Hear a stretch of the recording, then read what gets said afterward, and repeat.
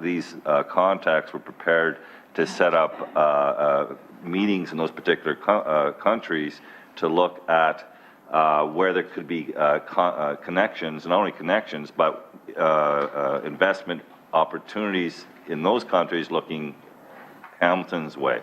So it was like a joint venture. We never completed that process because there was a number of geopolitical things that were taking off at the time. Those have since settled down.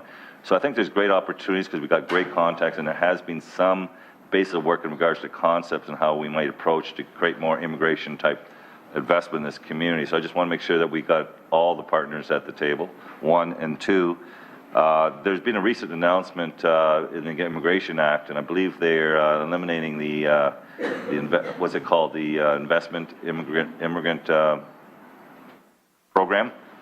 And of course, that was something we were building around as well. So I don't know if this council has taken a position. Are we going to see a paper come forward and say it was a right decision by the federal government or it was a wrong decision on the federal government? I don't know because I don't have all the facts. But it is an interesting, dramatic change from years of that particular practice. I don't know what the benefits were in the community, if there were net benefits from that particular program. If they were, then we should be standing up and being heard at the federal government. In fact, our data shows that, in fact, there weren't not net benefits, and I can see us not speaking up, but I don't have that information. I would hope through this process that those interfaces with other levels of government on immigration policies that impact potential immigration investment is part of the kind of information that this council could be informed on, so we can take informed positions to those levels of government. So I just wanted to pass those comments on. All right, thank you. And last speaker on this 510 is Councillor Farr, please. Just on page 3 of 6, through you to Chris Murray for a comment on the results of I guess this survey, where third paragraph, Hamilton's challenges. There's a number of concerning comments. Some are familiar to many of us. Others, I think it's clear we're working on, and we've done a pretty good job in putting a dent on with respect to the work we've done in this term of council. But if Chris could just speak to page 3 of 6, third paragraph down, on what we're reading here from the outside perspective as it relates to this report. Through you. Chris, please. Through you, Chairman. Certainly we have benefited from sitting down with the various groups over the last several months to hear from them directly, what it's like to do business with the City of Hamilton. So, I mean, that's really, if you want to get better at anything, you need to understand what your challenges are. And in some cases, the individuals that are, speaking to us are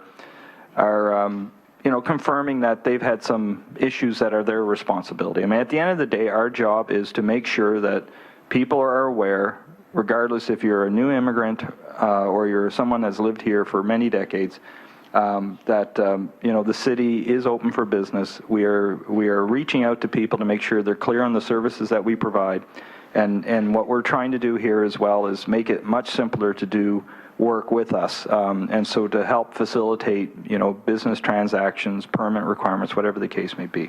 That's really what we're trying to do, and in the course of communicating and educating people on that, as we are through the immigrant program, we are hearing some of the difficulties that they are experiencing, some of which, as I say, are things that maybe we can do better. Our goal here, though, aside from listening to what the challenges are that people face, we're not going to create a separate line for immigrants to do business with the City of Hamilton.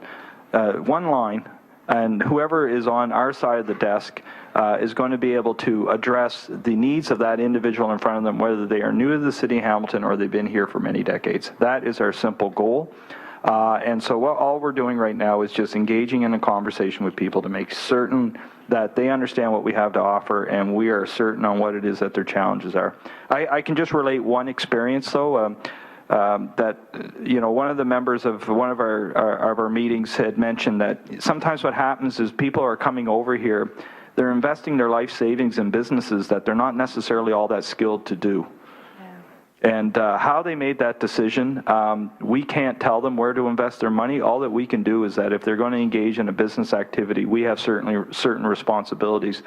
And so this individual was commenting that, you know, maybe one of the things that we should look at, you know, is a mentorship program, something to help people before they put their life savings into a business to think through what that means, what their expertise needs to be, and how best to kind of implement that. So, I mean, that's a good bit of information for us to learn.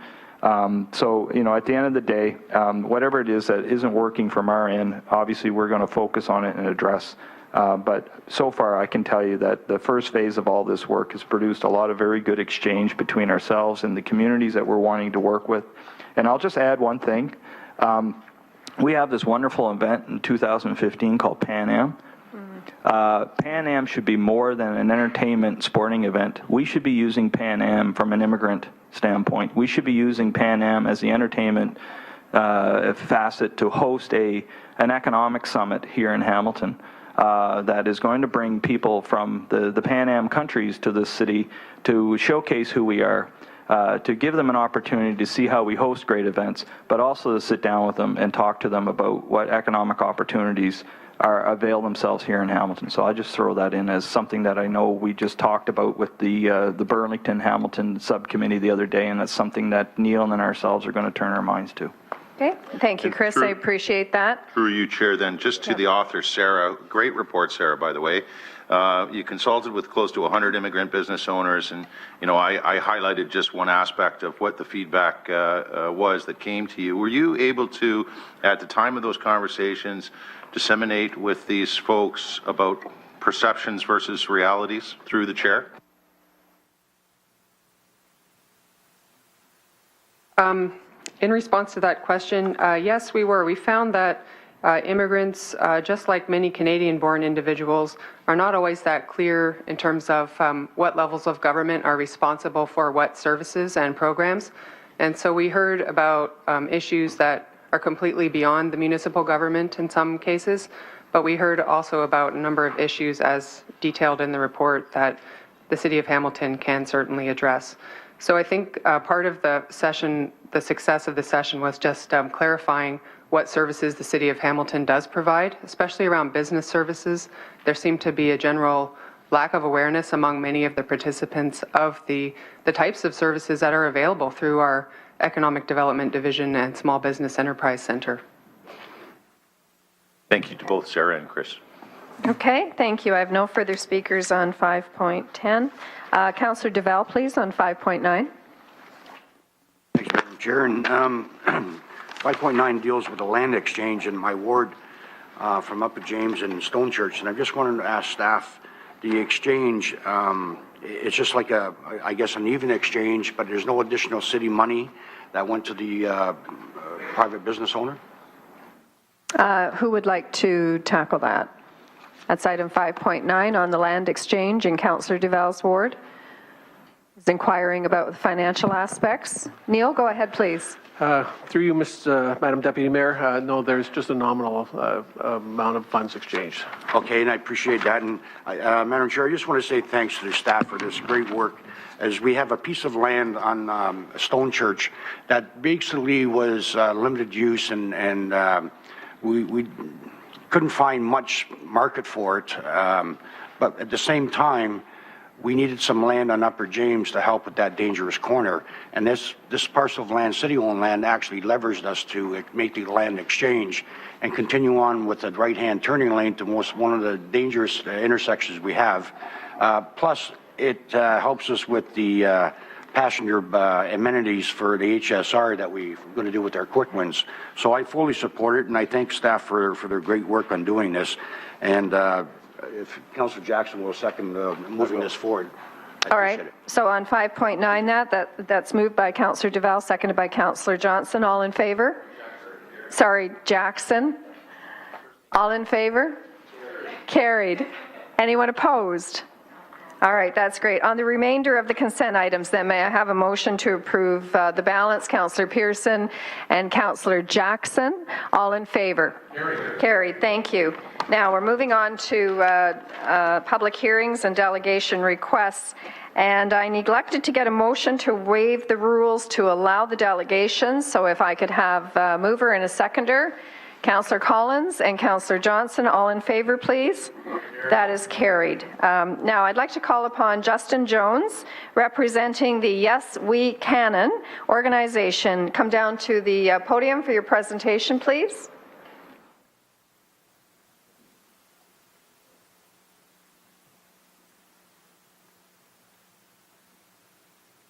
Welcome, Justin. Thank you. Oh, it's a lot louder than I thought. Well, our supporters wear our shirts. I respect the profession of the chamber, so I'm still wearing orange. Still wearing the colors. So good morning, committee members. Thank you, Madam Chair, for the opportunity to speak before you here today. I'm here today on behalf of more than 2,500 Hamilton residents that signed the Yes We Canon petition once again to offer my support for the Cannon Street Cycle Track project as it's being presented today. First off, I'd like to thank city staff. They have really been wonderful, keeping us involved in the process in really what I would say is an absolutely unprecedented level of participation in a project of this scope and scale. So thank you to city staff, particularly Al Kirkpatrick and his team. They've been really great. The last time I was here talking to you about Cannon Street, I brought spades of statistics, data, evidence, all sorts of things to show you how and why that project would work and how, in fact, Cannon Street would work better with the cycle track. Today, I'm going to leave the stats, the figures, the numbers. I'm going to leave that all to the very competent city staff because I think that they know this stuff inside out. So I'm going to be here to remind you guys with a couple of stories why this is so important to our city. So I don't know if a lot of you guys know this about me, but I'm not a born and bred Ontarian. I was actually born and raised in a town called Carstairs, Alberta. It's about 40 minutes north of Calgary, and it's the kind of place where if you can't see your destination from out your front door, you're getting in your car and driving there, and that's the kind of world that I grew up in. I remember when I turned 16, the first thing I did was take my driver's test, run out and buy a 1984 Chrysler Fifth Avenue. It was basically a couch on wheels. I relied on a car very heavily. I didn't come from, I didn't move here from Amsterdam. I didn't come from a cycling family. In fact, most of my family actually thinks I'm crazy that I actually get around the city on bike, surprisingly. They're all back in Alberta still. So I went through my teens relying on a car. I moved to Edmonton when I did my undergraduate degree and I started walking a bit more, but I still relied on a car to get through most of the things I needed. It wasn't until I moved to Toronto at the age of 23 years old that I got so tired of waiting for the Toronto Transit Commission streetcars that I decided that it was time to get on a bike and get to my destination quicker. So that's the reason I'm telling you guys this story is because I think it's indicative of hundreds of comments that we received during the Yes We Canon campaign. We heard a lot of people that said, I want to ride my bike more, but I don't feel safe. I was fortunate enough when I was living in Toronto to have a bike lane literally right in front of my apartment building. So every trip that I made during that first year while I was building the confidence on my bike after not being on one for 10 years was in a place where I felt safe. And that's unfortunately not the reality for over 50,000 residents in downtown Hamilton that are in the area that's surrounded that's bordered by Victoria, all the way over to Kenilworth, where there's no safe cycling infrastructure. So those people aren't allowed to do the kind of thing that I did. The Cannon Street cycle track would make cycling much more accessible to many people, and the experience from all around North America has shown that this type of infrastructure, the physically separated, bi-directional, high-visibility cycling infrastructure, gets more people on their bikes. And it moves cycling out of the realm of people that look like me, the 18 to 34-year-olds, and it also moves it out of the realm of what I like to call mammals, middle-aged men in Lycra. I'm sure we've all seen several of those on the road. So it gets more women, children, seniors, people that aren't experienced cyclists. It gives them an opportunity to ride and feel safe. The way I look at this, Council, is I don't want to force anyone to get out of their car. That's not my objective. But I want to know when I choose to get out of mine that I feel safe. And more importantly, I want to know that when my wife goes for a ride, when my friends go for a ride that haven't been on their bikes for a decade, that they feel safe too. And that's what the Cannon Street Cycle Track project is all about. All over North America, consensus on the importance of cycling infrastructure is building. Last year, at the United States Conference of Mayors, civic leaders from all over America released a resolution, and it read, and I'm going to read this verbatim because I think this is important. Communities that have invested in pedestrian and bicycle projects have benefited from improved quality of life, healthier population, greater local real estate values, more local travel choices, and reduced air pollution. That's from the United States Conference of Mayors 2012. That sounds pretty good, doesn't it? Cycling infrastructure, it attracts young talent. It makes our communities more vibrant, safer, better connected. It increases physical activity levels. It gets kids performing better in schools. It increases local retail spend. It creates more jobs per dollar than any other investment in infrastructure by a ratio of almost 2 to 1. These are benefits that have proven true in hundreds of municipalities all across North America. And it can do all of this, Council, without causing significant delays in travel times for vehicles on Cannon Street.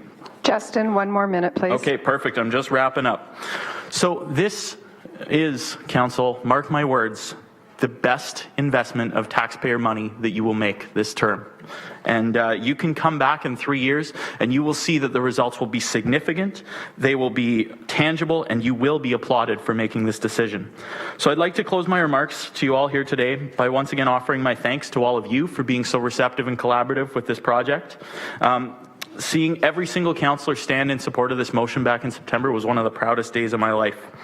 I'll close by recalling something that the late, great Bernie Morelli said at that meeting, and it really stuck with me, and it continues to stick with me as I push forward for active transportation infrastructure. He said, "You're doing the right thing." His words were true then, just as they are now. This is the right thing to do, and I sincerely hope that this enjoys the same support today as it did back in September. Thank you very much. Thank you, Justin. And just stay put for a moment. I have Councillor McHattie, please. Thanks, Madam Deputy Mayor. Excuse me, Justin, thanks very much for all your work on this, going back to the early days of Yes We Can, and you know, I think we were all incredibly impressed by the grassroots initiative that spawned out of that, and assisting us as we thought through this decision. As you mentioned, the unanimous vote several months ago, and the leadership of the late Bernie Morelli in Ward 3, where Cannon's a key part of the geography in Ward 3. You touched on this, and I was going to ask the question, but you've maybe just to flesh out just a little bit, Madam Deputy Mayor. And I know you, Justin, you attend a lot of conferences on cycling and active transportation, and learn a lot, you know, across the U.S. and that sort of thing. So just a bit more on the economic development benefits that are associated with this. I mean, this is about transportation. It's about moving people on bicycles as providing a transportation option for people. Mm-hmm. But it seems to me that this is much more about the raising of property values along Cannon Street, making that business, or that neighborhood rather, more livable, more attractive to folks that live there now and that may live there in the future. And that's something I hope we can measure through this project to actually prove that. But your experience elsewhere, based on the conferences, the work that you've done on that aspect of this investment. Justin, through the chair. Thank you. Yeah, so through you, Madam Chair, an organization in the United States of America, they're called People for Bikes, and they are essentially a research organization that does tons of work crunching the numbers on active transportation infrastructure, and they have what's called the Green Lane Project. And the Green Lane Project has been going on for a number of years now, and what it is they go around and they install exactly the same kind of infrastructure that we're going to be installing on Cannon Street if this is approved, which is a cycle track. It's really kind of seen as, you know, the best of the best as far as urban cycling infrastructure, and they've been tracking the way that this impacts retail spend, and they've found that along those corridors, you're seeing an increase in property values of about 35%. You're seeing retail spends go up about 49%, and you're seeing a value to the dollar spent on infrastructure, a return on investment of $3.50 to $5 for every dollar spent on infrastructure. This is the best return on investment of any infrastructure investment that a city can make. Thanks very much, Okay, Justin. I wouldn't mind a quick email from you when you get time after that maybe summarizes what you just said and the references. Because absolutely. And Madam Chair, I'm hoping that looking at city staff, that we actually do some monitoring of this if we move ahead today, looking at some of those benefits in the Hamilton case. along Cannon and the surrounding area. Maybe working with the McMaster Institute for Transportation Logistics, who do this kind of work as a research initiative. So I think we do need to measure the investment and what it does to the surrounding neighborhoods. It's important for us here in Hamilton. Justin, just thanks very much again for your great work. Thanks, Madam Chair. Okay, thank you, Councillor McCaddy. I have Councillor Jackson, Councillor Morrow, and Councillor Whitehead, please. Councillor Jackson, go ahead. Thanks, Madam Deputy Mayor. Good to see you again, Justin. And we had a chat the other day, and appreciate all the education you've provided for me on the benefits of this project, which I supported last fall. I won't ask you anything about the financials. I'll wait till city staff do their formal presentation on the numbers, both capital and operationally. Justin, you know, if this continues and goes ahead and gets ratified today and next week at council, whoever's here on council in the next term, Madam Deputy Mayor, there'll be people both within City Hall, within City Council, within the community who aren't necessarily sold on this kind of cycling infrastructure to the degree and the amount that we are going to hear about today, and who are going to say that it could have been used in other areas of more traditional type of infrastructure, roads, sidewalks, water main replacements, etc. You know, the onus, I would suggest, Justin, is going to be upon you and the cycling community to ensure this infrastructure is well used. Madam Deputy Mayor, through to Justin, maybe for a comment, please. Sure. Justin? So I find I'm 100% with you, Councillor Jackson. I think that we need to be making sure that this is based on evidence, and you know, evidence from hundreds of North American cities, everywhere from Charleston, I can't remember if it's North or South Carolina, I always get the two confused, to places like Indianapolis, to places like Pittsburgh, where they have no grid and an incredibly hilly geography. When they've installed these kinds of infrastructure, they have seen ridership absolutely spike. And so, you know, if Hamilton happens to be the one example of over 400 cities where we're seeing huge increases in ridership across North America, then I'm happy to come up here and eat my words in 3 years, but I really don't think it's going to happen. Thank you, Justin. Councillor? Appreciate the sincerity of that response, Madam Deputy Mayor. Thanks, Justin. Okay, thank you. Councillor Morrow, please. Thank you, Madam Chair.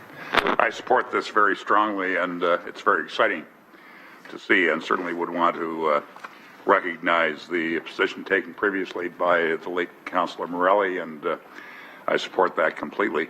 I made a motion at City Council in, I believe, 1971 that the city should install bike paths, and there was a concerted and successful effort to disregard that motion for several decades.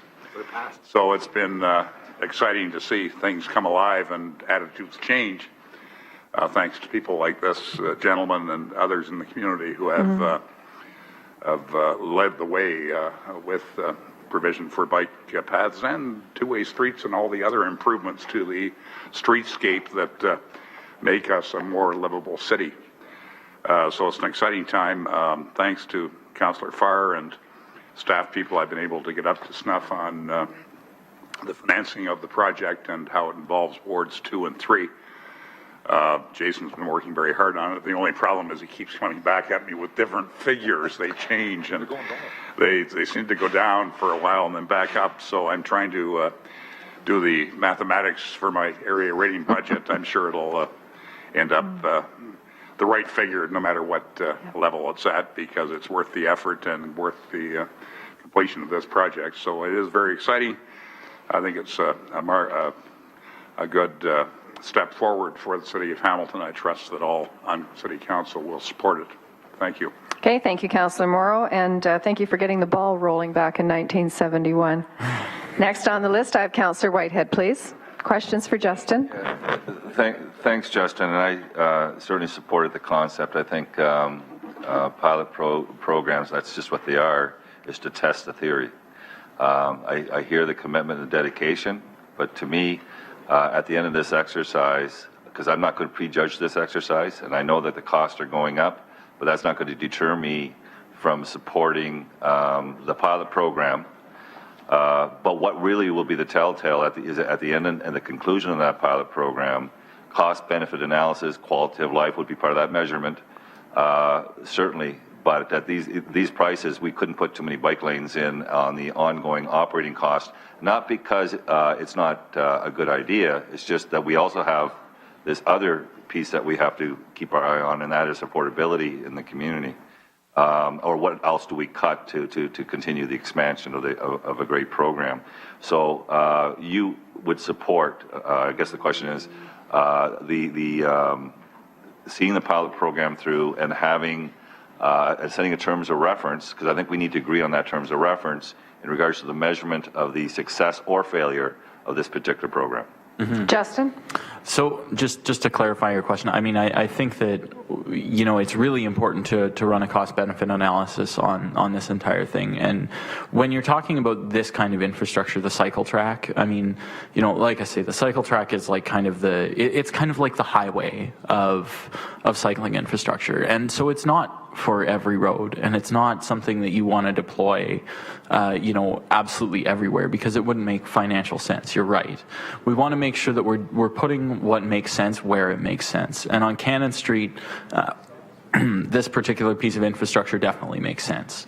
You know, on somewhere on side streets, you know, where it's quiet residential streets where you can get north-south feeders through to Cannon Street, that obviously doesn't make a lot of sense to put a cycle track there because you're not competing with the same volumes and speeds of traffic. So, you know, it does have to make financial sense as well. You know, I'm a pragmatist about these things as well, so we've got to move forward at a pace that makes sense. But I think that what you're going to see coming out of this is you're going to see a significant benefit. But that's just my opinion. Thank you, Justin. Councillor? And my question is, and then maybe I'll have to ask the staff as well, would you be prepared to sit on a panel that help derive that terms of reference in regards to what those measures would be, so that you're comfortable that it's an objective process, so we can assess it at the end of the pilot program? Justin? Yeah, I'm happy to sit on that as an advisor. I think that there's significant capacity to organize a project like that through the McMaster Institute of Transportation and Logistics, and with city staff. I think that it's great to build that kind of capacity and really start looking at our infrastructure from a cost-benefit case study. Thank you, Councillor. Councillor Clark, please. Thank you, Madam Chair. Good morning. Good to see you back here. I do want to thank you for all the work that you've done on this, especially from a grassroots perspective. Been there, not easy to do sometimes. I just have the one question for you, and it's great to have the feasibility assessment and the functional design in front of us. When I'm reading the recommendations for implementations, it talks about a communications plan, and it's basically indicating that the recommendation is to educate all road users on how the track would work, pedestrians and motorists are reminded work, and all of that makes complete sense. Informing residents and businesses of the change to street operations, including parking, solid waste, recycling collection, loading, uploading, potential economic health, and all of that. Are you comfortable with us proceeding with this and simply going out and informing the residents and businesses? Here we go, we passed this without ever asking them their opinion? Justin? So it's funny that that was in there, because, you know, we engaged in a pretty consultative process where we talked to every business along Cannon Street, where we met with every neighborhood association that lies along Cannon Street. So, you know, there was, to my mind, there's a lot of knowledge that this is happening already out there. I mean, I'm sure that there's likely residents that still haven't heard of it that live on Cannon Street, because, quite frankly, we didn't go knocking on every door. That would have been just beyond our capacity. But, you know, I think it is important to go out there and educate people on how to use it. And I think, I'm not sure what is involved in the communications plan, but I think that having that remain in there is very important. Councillor? And I agree. The question is more about, we now have this study that no one had before. Mm-hmm. And it doesn't belong to the council, it belongs to the public. We're going to make a decision on this and simply inform the residences and businesses of the impacts on street operations, parking, solid waste, recycling, loading and unloading, potential economic health, and down the road. I know you're working in the grassroots sector. Wouldn't you expect at least that there's some opportunity for them to comment, whether in writing or not, before we finalize the decision? Justin? I would assume that, since the notice of motion went back in August and we've seen this come forward with the report, which is essentially, there's not a whole lot different from what the original suggestion was, which was a south curb lane bidirectional cycle track.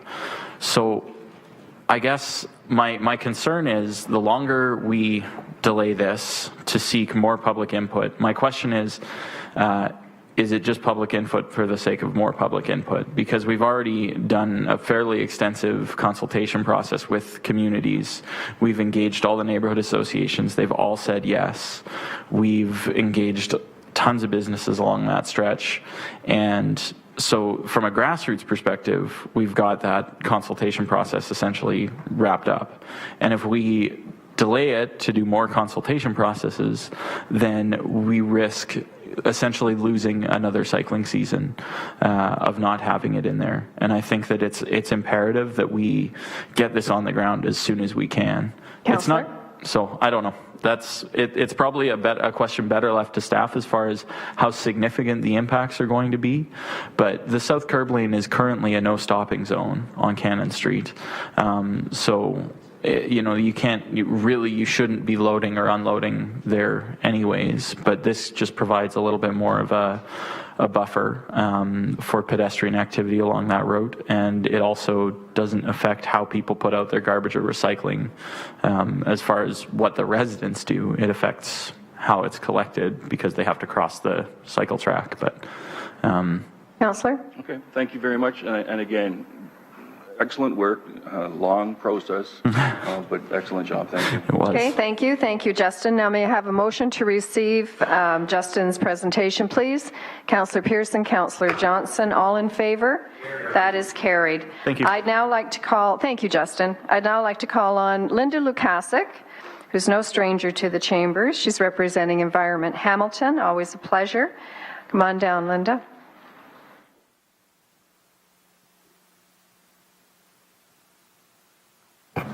Good morning, Madam Deputy Mayor and members of committee. Good morning, Linda. Thanks for the opportunity to speak to this issue today. And I want to start by saying Environment Hamilton really wanted to be here today to voice our support for the fantastic work that the Yes We Can and folks have done. It's been an incredible grassroots campaign and pretty exciting outcome in bringing us to this point.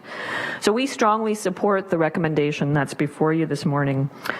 We see the great need to improve east-west routes for cycling in the city. And I can speak to this personally as a cyclist. Moving east-west, I cycle in from the Far East when the weather is good. Have to admit, haven't been doing that much this winter. But I can tell you it's a real struggle finding continuous east-west routes that cyclists feel comfortable on. So I have the luxury of choosing a route that's south of Main that gets me on quiet back streets. But for a lot of people who are north of Main Street, there really aren't a lot of viable choices. So from that point of view, there's really a critical need if this community is committed to active transportation to providing that route. And we would argue, too, that this isn't only beneficial from an environmental point of view, this is an environmental justice, social justice issue as well. So I think anyone who cycles in this city will know that there are a lot of folks in this community who are cycling because they don't have another option. So for us, this is really important for that reason, too, to provide those viable routes for people who are getting back and forth to work or school by bike. And they're doing it on Cannon Street now in ways that aren't ideal. So I think as a community, we've got an obligation to make improvements and provide safer options for people.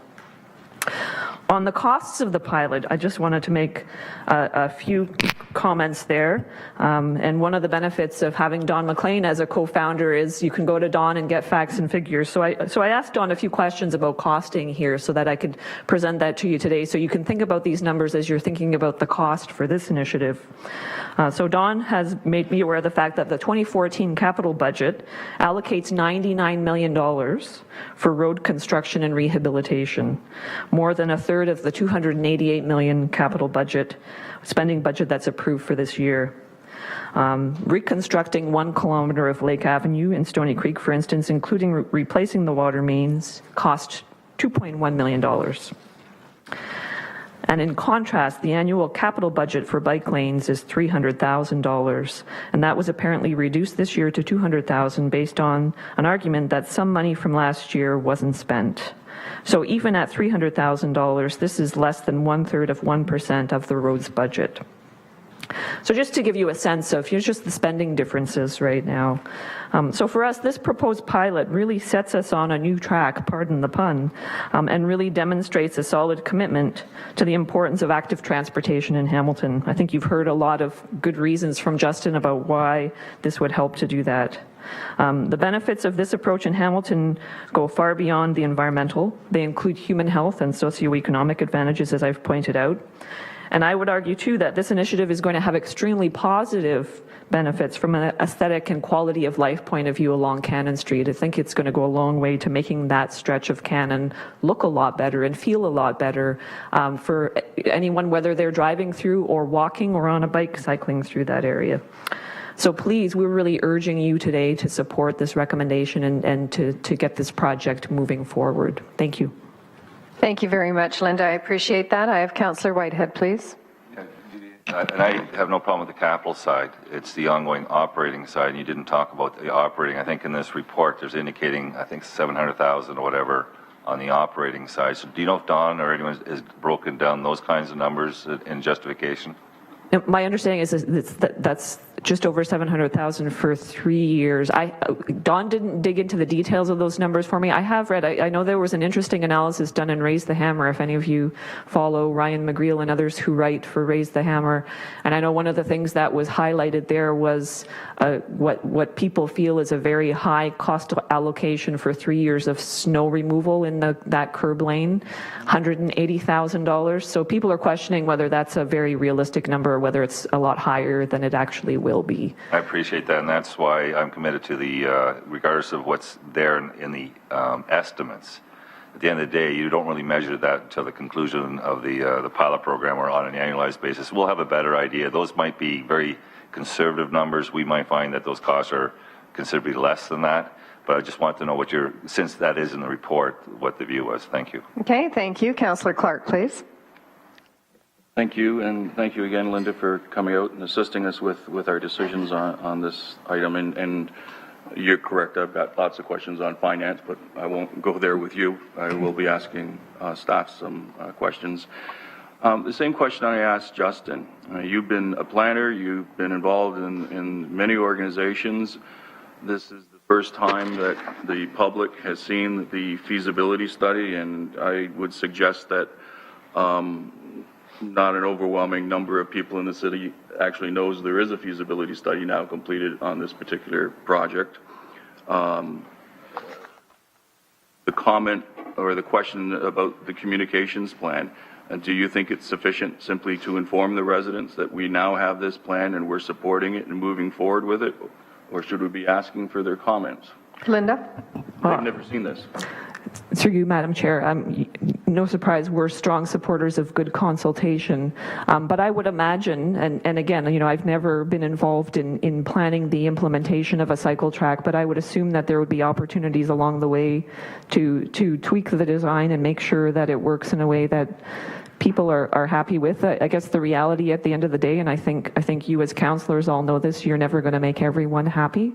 And I think sometimes there are improvements that we need to be bold as a community and move ahead with for the common good. And I think this initiative is a good example of that there are benefits that'll be realized for the community, for the environment, for the feel of that street and improvements along that street that I'm pretty comfortable in saying will outweigh any of the concerns people may raise.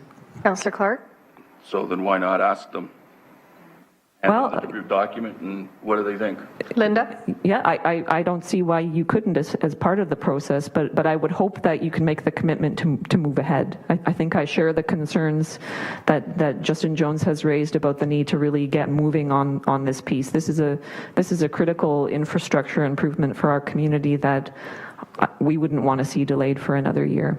Councillor? Okay, thank you. And a motion, please, to receive Linda's presentation. Councillor Johnson and Councillor Pearson, all in favor? Thank you.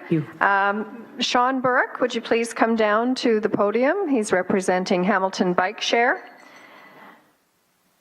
And just a reminder, Sean, you have 5 minutes, please. Thank you, Madam Chair. I have a PowerPoint. Is it possible to, it's just a short PowerPoint? Carolyn, can you assist with that, please? I gotcha. You want to speak before the presentation? This final presentation, is it okay to move 7.3 up in the agenda, which deals with this issue? I will appeal to your good nature, Madam Chair. That would be seconded by, You're assuming good nature here, Councillor. We'll have a discussion about that once we get the presentation up and running. Go ahead, Sean, please. Thank you, Madam Chair, and thank you for the opportunity to speak today. I'm speaking on behalf of Sobe Hamilton, otherwise known as Hamilton Bike Share. As you know, we're getting 750 public bike share bikes deployed in the city this summer. I have been helping the parent company get things rolling on the ground, and will hopefully be moving into an operational capacity there once things launch. So that's why I'm here. And I'm here to speak in support of the Cannon Cycle Track. Oh, thank you. So the city's words, I just did some quick research this morning on the city's website. The City of Hamilton provides a combination of off-road multi-use paths, on-street dedicated bike lanes, and on-street signed bike routes to serve recreational and commuter cyclist needs. Cycling as a means of transportation helps address environmental issues such as pollution and climate change, and it also improves your personal health through increased physical activity. 1/3 of all Hamilton commuter trips are within 5 kilometers of work, not even including school trips. That's a travel time of 25 minutes cycling at an easy pace. So this is on the city's website, is the stance about our support of cycling and why we should support it. As was mentioned earlier, our roads budget, the number I got from maybe it was a preliminary, was $97 million. I'm focusing on Lower Hamilton right now because that's what's going to be most affected by the Cannon Street cycle lanes, and it's also where the bike share system is going to be launched. So, and for space and time, it's hard for me to fit the entire city on one. So these are our current bike lanes. There's a few nice long continuous stretches, but it's very broken up. The city cycling map includes a lot of routes that are suggested riding, mostly in mixed traffic, fine for people who are very confident already on their bikes, but not so great for getting new people out on their bikes. This was also in the budget, was already mentioned. We're reducing it by $100,000. So we're spending $200,000 on a network that looks like this. Getting rid of the roads, you can see that it's really broken up. This adds the Cannon Cycle Track, a very necessary east-west link. The majority of traffic in this city moves east-west. We need a link for people no matter what mode of transportation they choose. HSR has very good east-west links. The road system offers very good east-west links for car drivers, but for cyclists, the picture is not so great. And here it is overlaid again. The Cannon Street Cycle Track capital investment is less than 1% of the entire roads budget, but it will increase the Lower Hamilton number of kilometers of bike lanes by 33%. It's a pretty good bargain. This is just a quick note about where the money is coming from. I'm sure you all know that already. And these are just some notes. A small increase in the number of cyclists helps to recoup the investment in bike lanes. It's all about safety. People will go out of their way to use the bike lanes, so I believe that the concerns about them not being used will prove to be unfounded. People will use these lanes. As part of the bike share project, we did an electronic and in-person public feedback period. This is one example of feedback we got from one citizen. As an avid year-round cyclist, my main concern for the bike sharing program is about infrastructure, as it seems the program is putting the cart before the horse. We received a ton of very positive feedback, and we received a few constructive comments. I won't call them negative. The most common constructive comments were along the lines of this, where we need more infrastructure, and also people who wanted the bike share system to be more extensive. They wanted it in more neighborhoods, reaching greater parts of the city.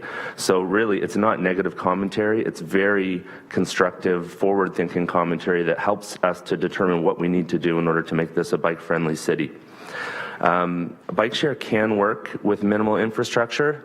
I am confident that it will succeed here, even with the current network, because we have a very tight city grid, but it will be much more successful if we have the infrastructure to support it.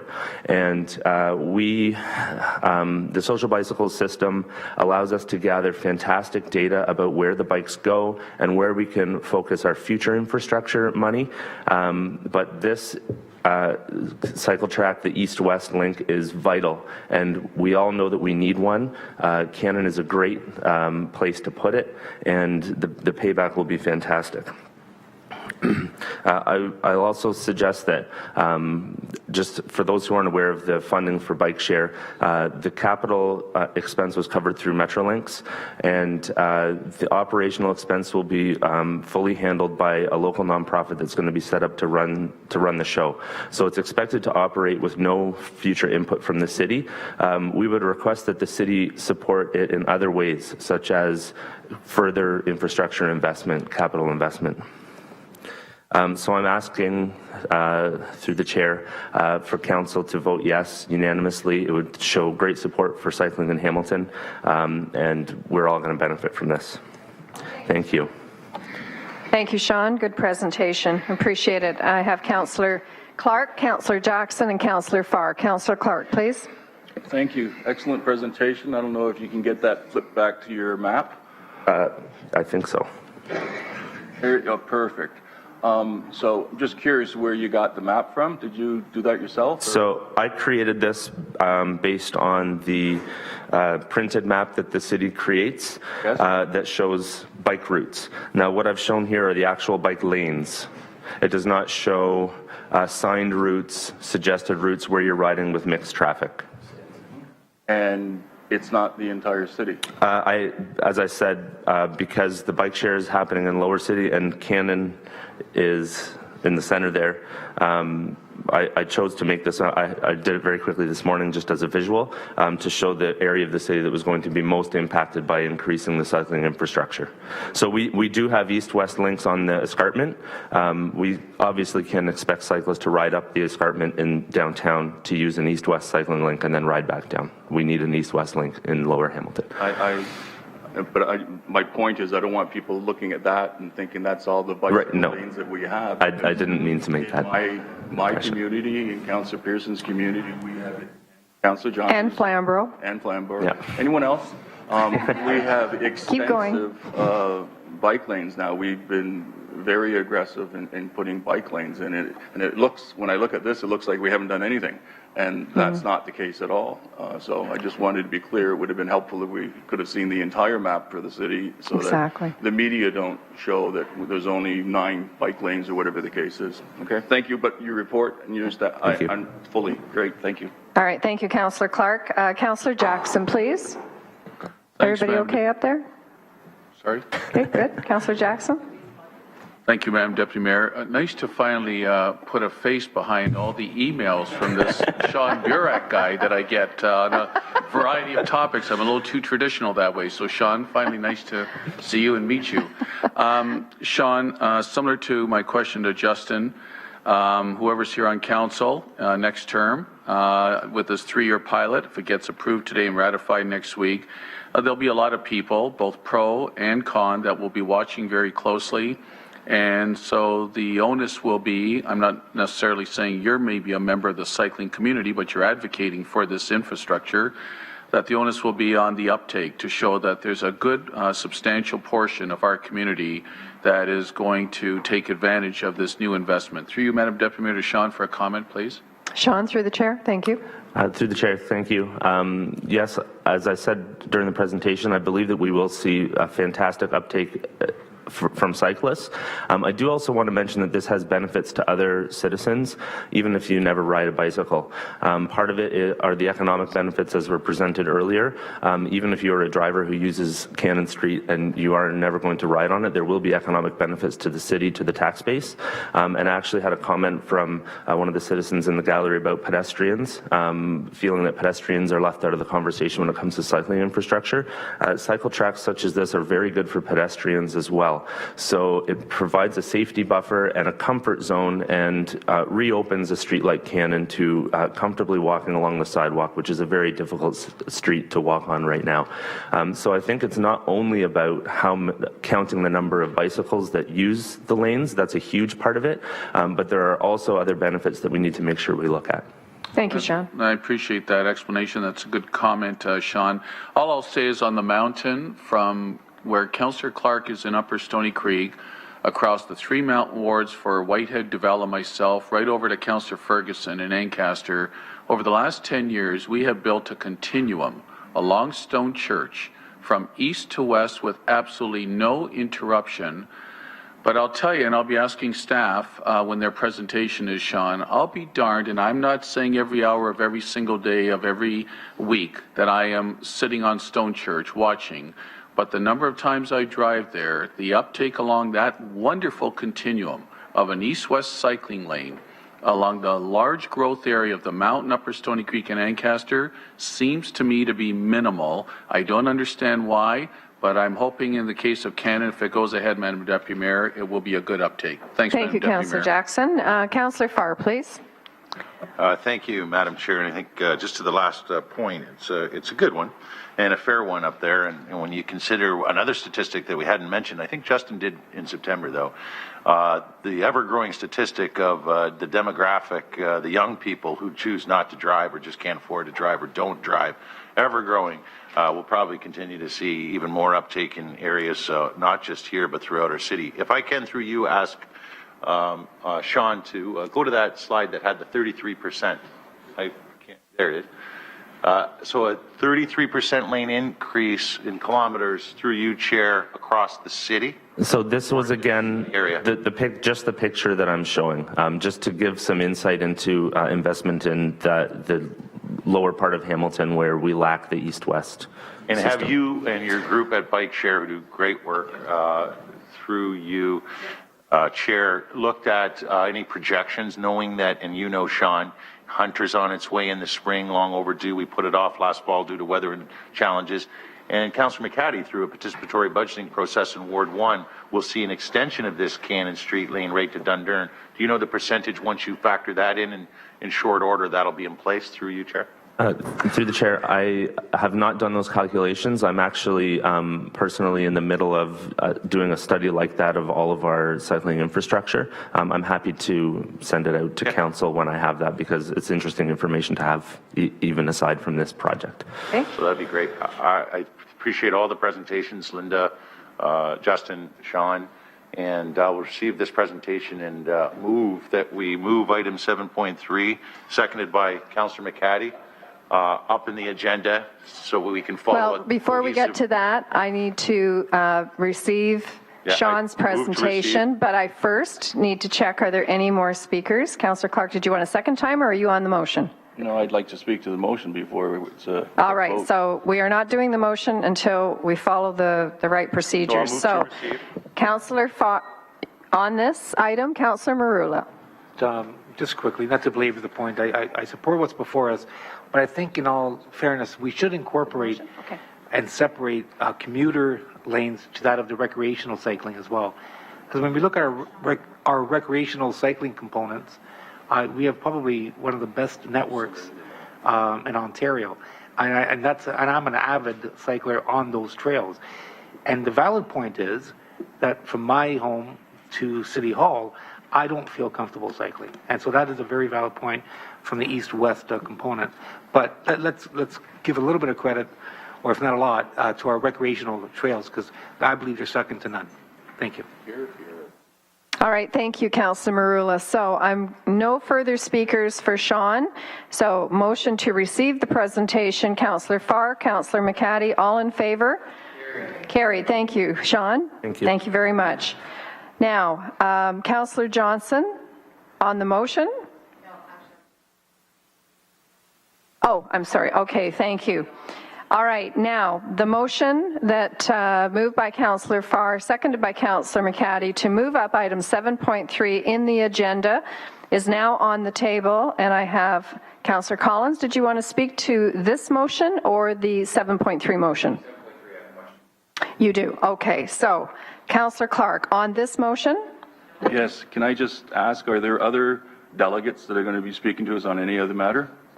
Yes, and I don't have any in my, and I'm seeing no from the clerks, there are not, but thank you for asking the question. No problem, I'll support the motion. All right, so all in favor of the motion? Carried. Anyone opposed? Thank you. So we will move up item 7.3. If I could call on Don Hall. Come down to the podium, please. And do a presentation on 7.3, which is the Cannon Street Bidirectional Cycle Track Pilot Project. Now or on the list? Okay, thank you. Oh, hi.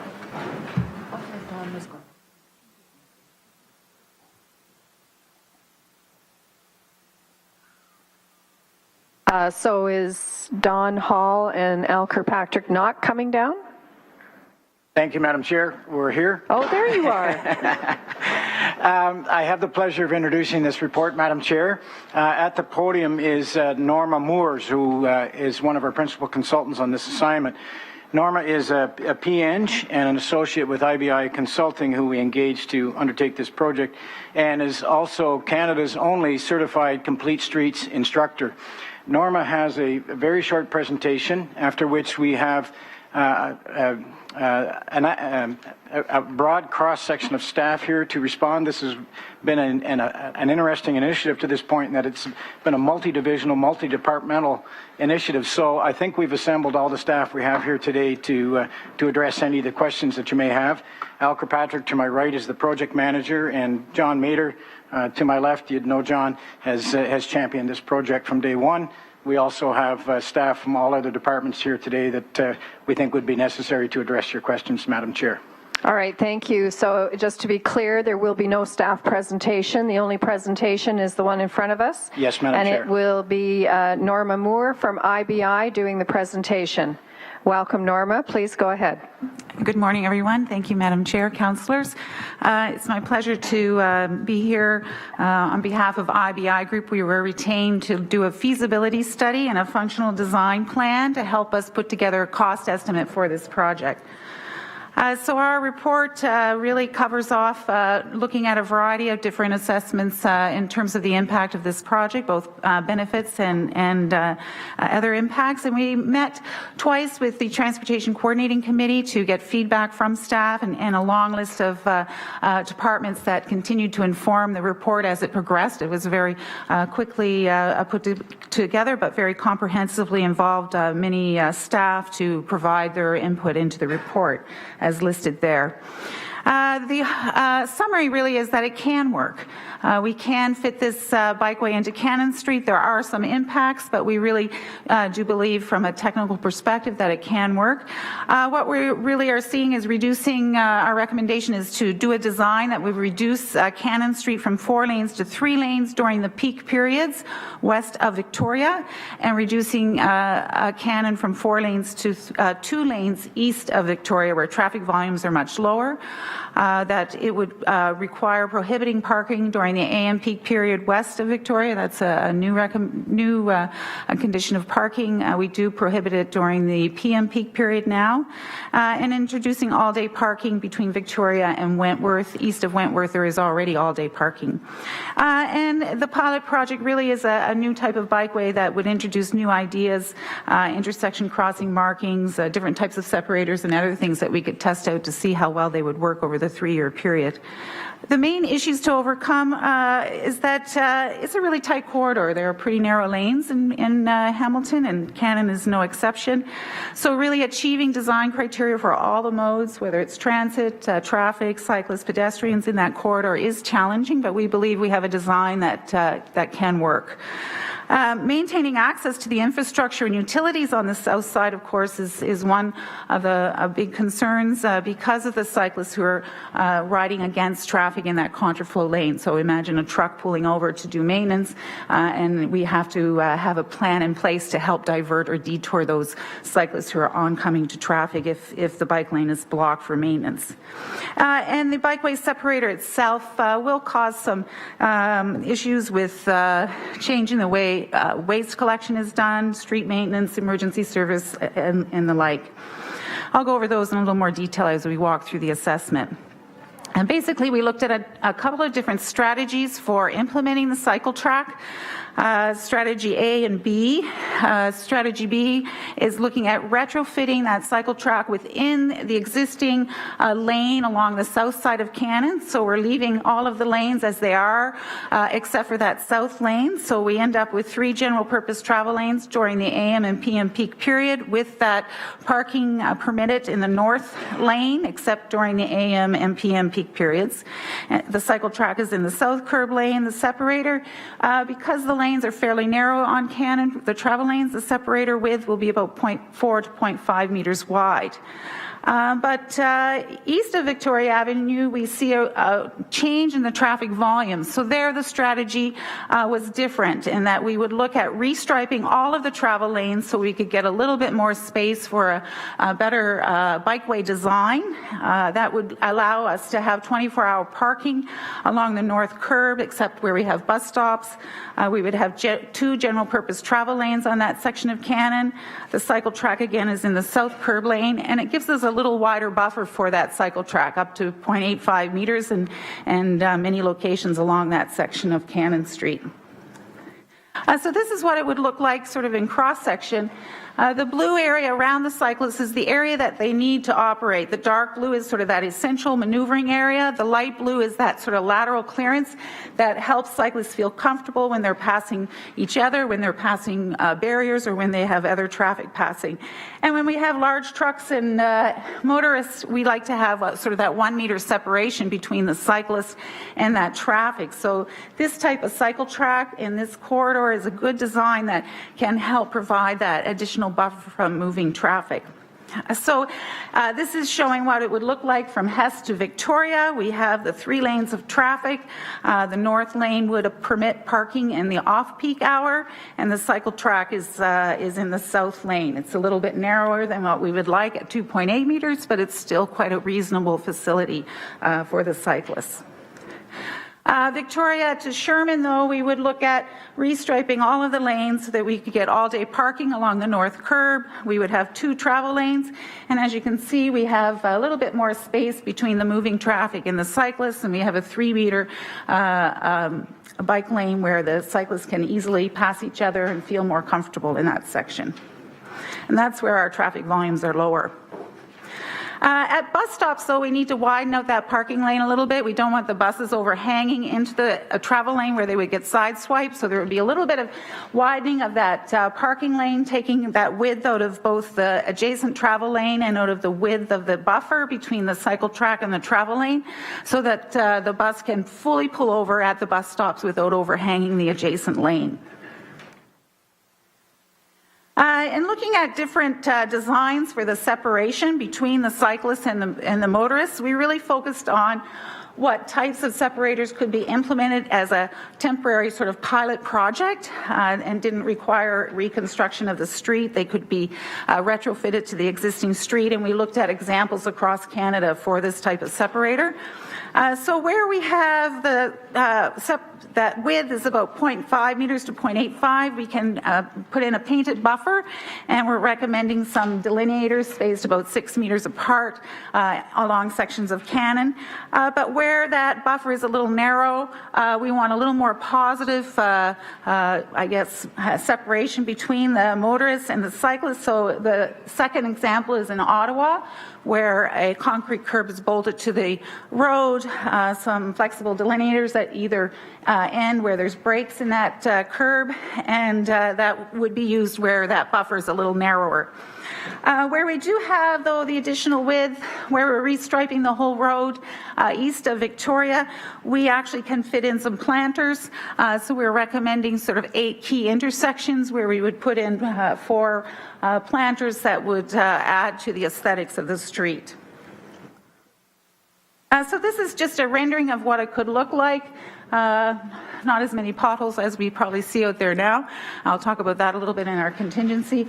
But basically we have cyclists traveling in both directions on one side of the street with that painted buffer. We're recommending a green line that would highlight that this is not a conventional bike lane and give it a little bit of distinction from that. Now to go over the assessment in terms of the feasibility of this from a policy level down to an operations level. So at a policy level, we see the cycle track align with a number of city initiatives, including the Cycling Master Plan, a number of initiatives at the community level regarding complete streets. It aligns with the Pan Am Precinct Multimodal Link, the Urban Hamilton Official Plan, the Transportation Master Plan, and also with the Hamilton Bike Share being within the Bike Share service area. In terms of cycling, I'm afraid I don't have a map of the whole city, but it does show the bikeway map from the city of Hamilton, and there is really a lack of a strong corridor that connects into the downtown, that connects to Ferguson and to the Bayfront Trail.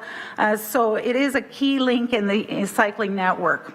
We have included in the report a number of summary reports from other sources, including the one that Mr. Jones recommended that you take a look at from the People for Bikes about economic benefit of cycling. It is in the appendix, and it talks about the various indicators for the economic value of these types of cycling infrastructure projects. But there's also a great benefit to individual and public health, to air quality, to tourism, to local businesses.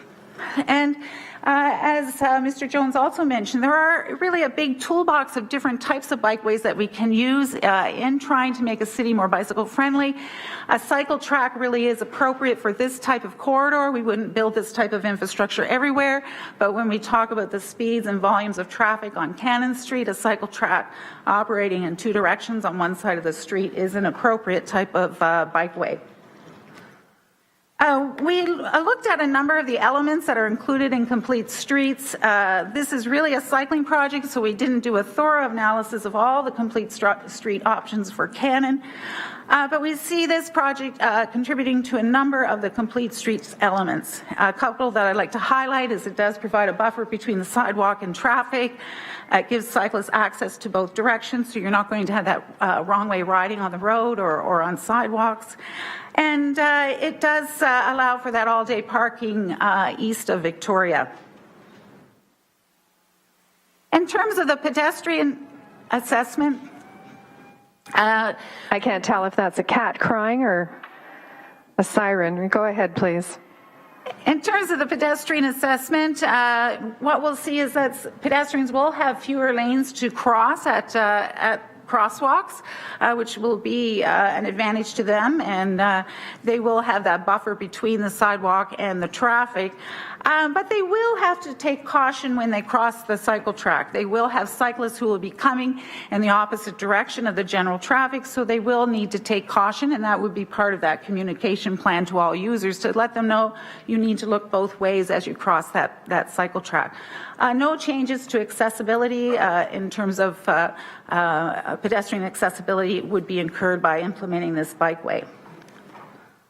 In terms of transit assessment, we looked at Route 3 and got information from HSR on how well that route is operating, and there's very little recovery time right now with that Route 3, so if there's any increase in travel time, there could be concerns over how well that Route 3 could accommodate it. So as the pilot project unrolls and you may monitor it, there could be a need for additional bus service, another bus on that route. East of Victoria too, where we're restriping the entire road and putting in the permanent parking, we're looking at slightly different design at each bus stop. So if you want to move a bus stop, then you have to go in and shift some pavement markings to change where a bus stop is.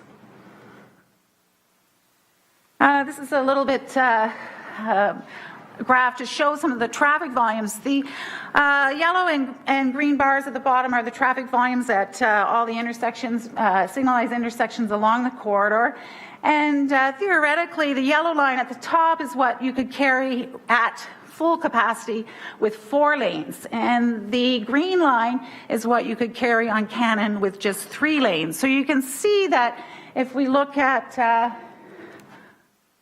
from the west of Victoria, the traffic volumes are just below operating at a 3-lane capacity. So we do have spare capacity now. We're going to take up some of that with the bikeway and come a little bit closer to that theoretical capacity for a 3-lane road. But as you can see, volumes do drop off east of Victoria, so where we would be reducing it to 2 lanes, again, during the peak periods, when traffic is the heaviest, we would be just below that capacity for 2 lanes. Oh, and there's the increased travel times that we've modeled with our traffic models. So a 4% increase in the AM and 9% in the PM, so 20 to 35 seconds. And we are concerned about whether traffic will divert to other corridors. When we looked at the city's model, it looks like about 100 vehicles will probably divert to other parallel streets. In terms of parking, there would be no changes to the snow route regulations along Cannon. We see that parking in the evenings west of Wellington is not used very much. We see that we really need to add that AM peak period prohibition for parking at this time to address having 3 full traffic lanes during the heavier AM travel period. But we would be introducing that all-day parking between Victoria and Wentworth. So we have basically 84 spaces that would now have an AM restriction, and we'd have another 46 spaces that would be all-day parking. Loading and unloading is can be a concern, especially if you're adjacent to a cycle track. The loading and delivery zones are signed on the north side of Cannon Street. So any loading or unloading would be in the no parking zone on the south side. It's generally signed as no parking. It does allow people to load and unload quickly. And we see that might occur during off-peak traffic periods, and people will just have to be careful crossing the cycle track if they are doing that. But it's something that should be monitored during the pilot project. Maintenance and operations was a big concern because if you look at Cannon Street and what is along the south side, we've got a water main, we have a gas main, hydro, telecommunications cable, traffic signals, we have the sidewalk that will have to have repairs, catch basins that need to be cleaned out.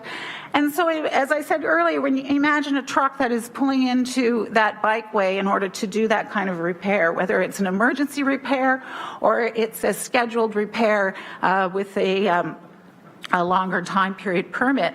Now the people who are doing that work have to be conscious of the contraflow cyclists and set up a detour plan for those cyclists. So the cyclists can either be diverted into the adjacent travel lane that's coned off for them, or they can be diverted around onto other streets around the work zone. There was also concern expressed by different groups about the trucks damaging the delineators, and we have included a replacement cost during the period of the pilot project to handle some of that potential damage. And again, there's a need to monitor the costs of that traffic management during the project because it is a very difficult thing to get a handle on exactly what that additional requirement will be. And maintenance and operations will continue in terms of looking at the garbage pickup. It's not going to be any different from residents and businesses along there that have their garbage picked up curbside. They will have to be notified, don't put your bins in the bikeway, don't put your garbage in the bikeway, it has to be where you're putting it now. But the crew will have to cross the travel lane in order to pick up that recyclables and the waste. So that will cause a little bit longer time in order to do the curbside pickup. And we have to be concerned, of course, that they're informed to be careful as they're crossing the cycle track. Snow removal and street sweeping, of course, is more difficult whenever you narrow up the lane and you've put kind of a separator along that lane. So getting the plows and the street sweepers into the cycle track and keeping it clean is just more complex because of trying to provide that separation to traffic. All the fire hydrants are on the south side. We don't really see that emergency response times will change in the corridor, but there could be concerns with how that fire apparatus works in and around the separator.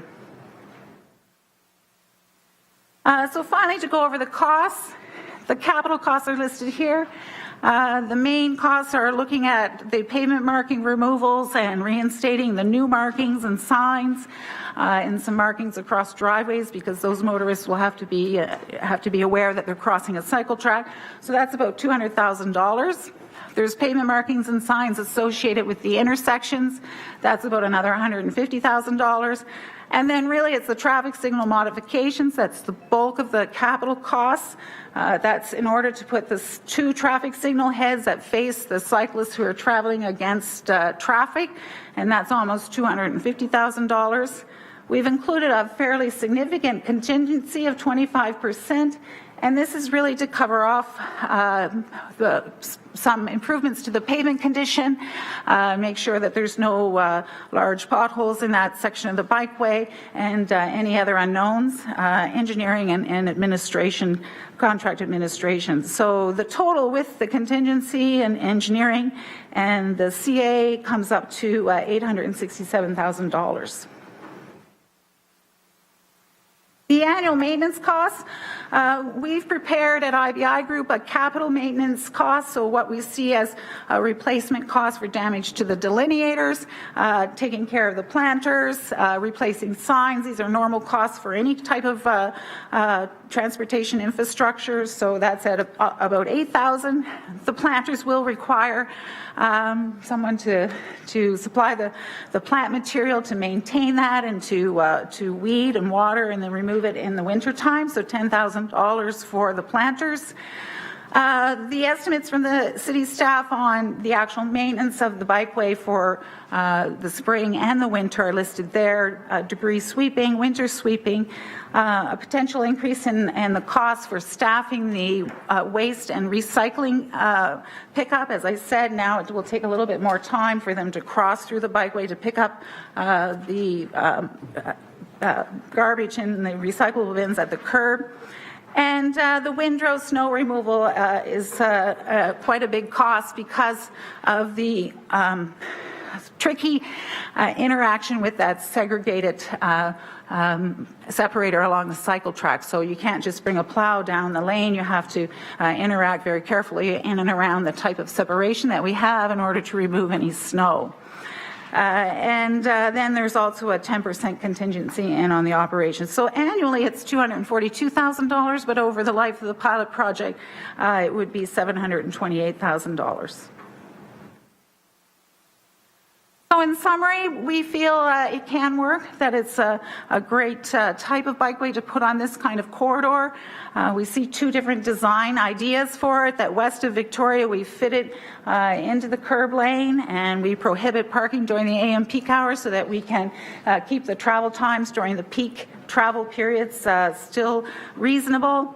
East of Victoria, we restripe the whole roadway, put in all-day parking, and so we're down to 2 travel lanes, but we get a slightly wider bikeway, a little better design and geometry in that area. The complications are the activity along the south curb line, where we have the need for maintenance of different types of infrastructure and the waste collection.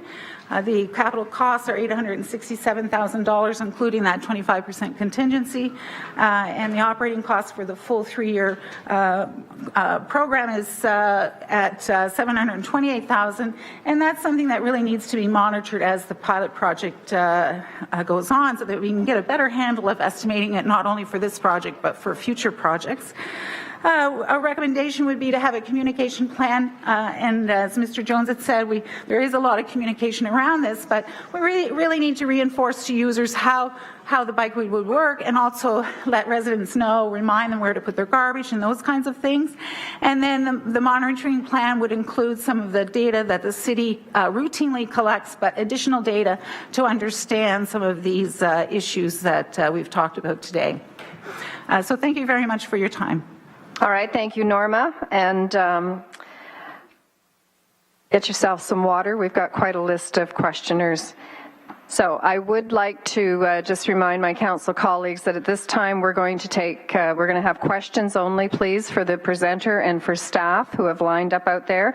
If you do want to get on the comment list, please let me know when you finish asking your questions, and then I will put you on that list. So I have Councillor Collins, Councillor Clark, Councillor McHattie, Councillor Johnson, Whitehead, Jackson, and Pearson at this point. If I've missed anyone, please let me know. And we'll start with Councillor Collins, please. Questions for the presenters? Yes, thank you, Madam Chairman. And Norma, terrific presentation, very detailed, and a good summary of what's contained not only in the report, but the, I guess, the added booklet that we received as well. Number of questions. First and foremost, I think you spoke to the issue of EMS, and it says not likely to interfere with EMS times. Can I understand what the comments were specifically from our EMS staff in that regard? Norma, go ahead, please. If I may, through you, Madam Chair.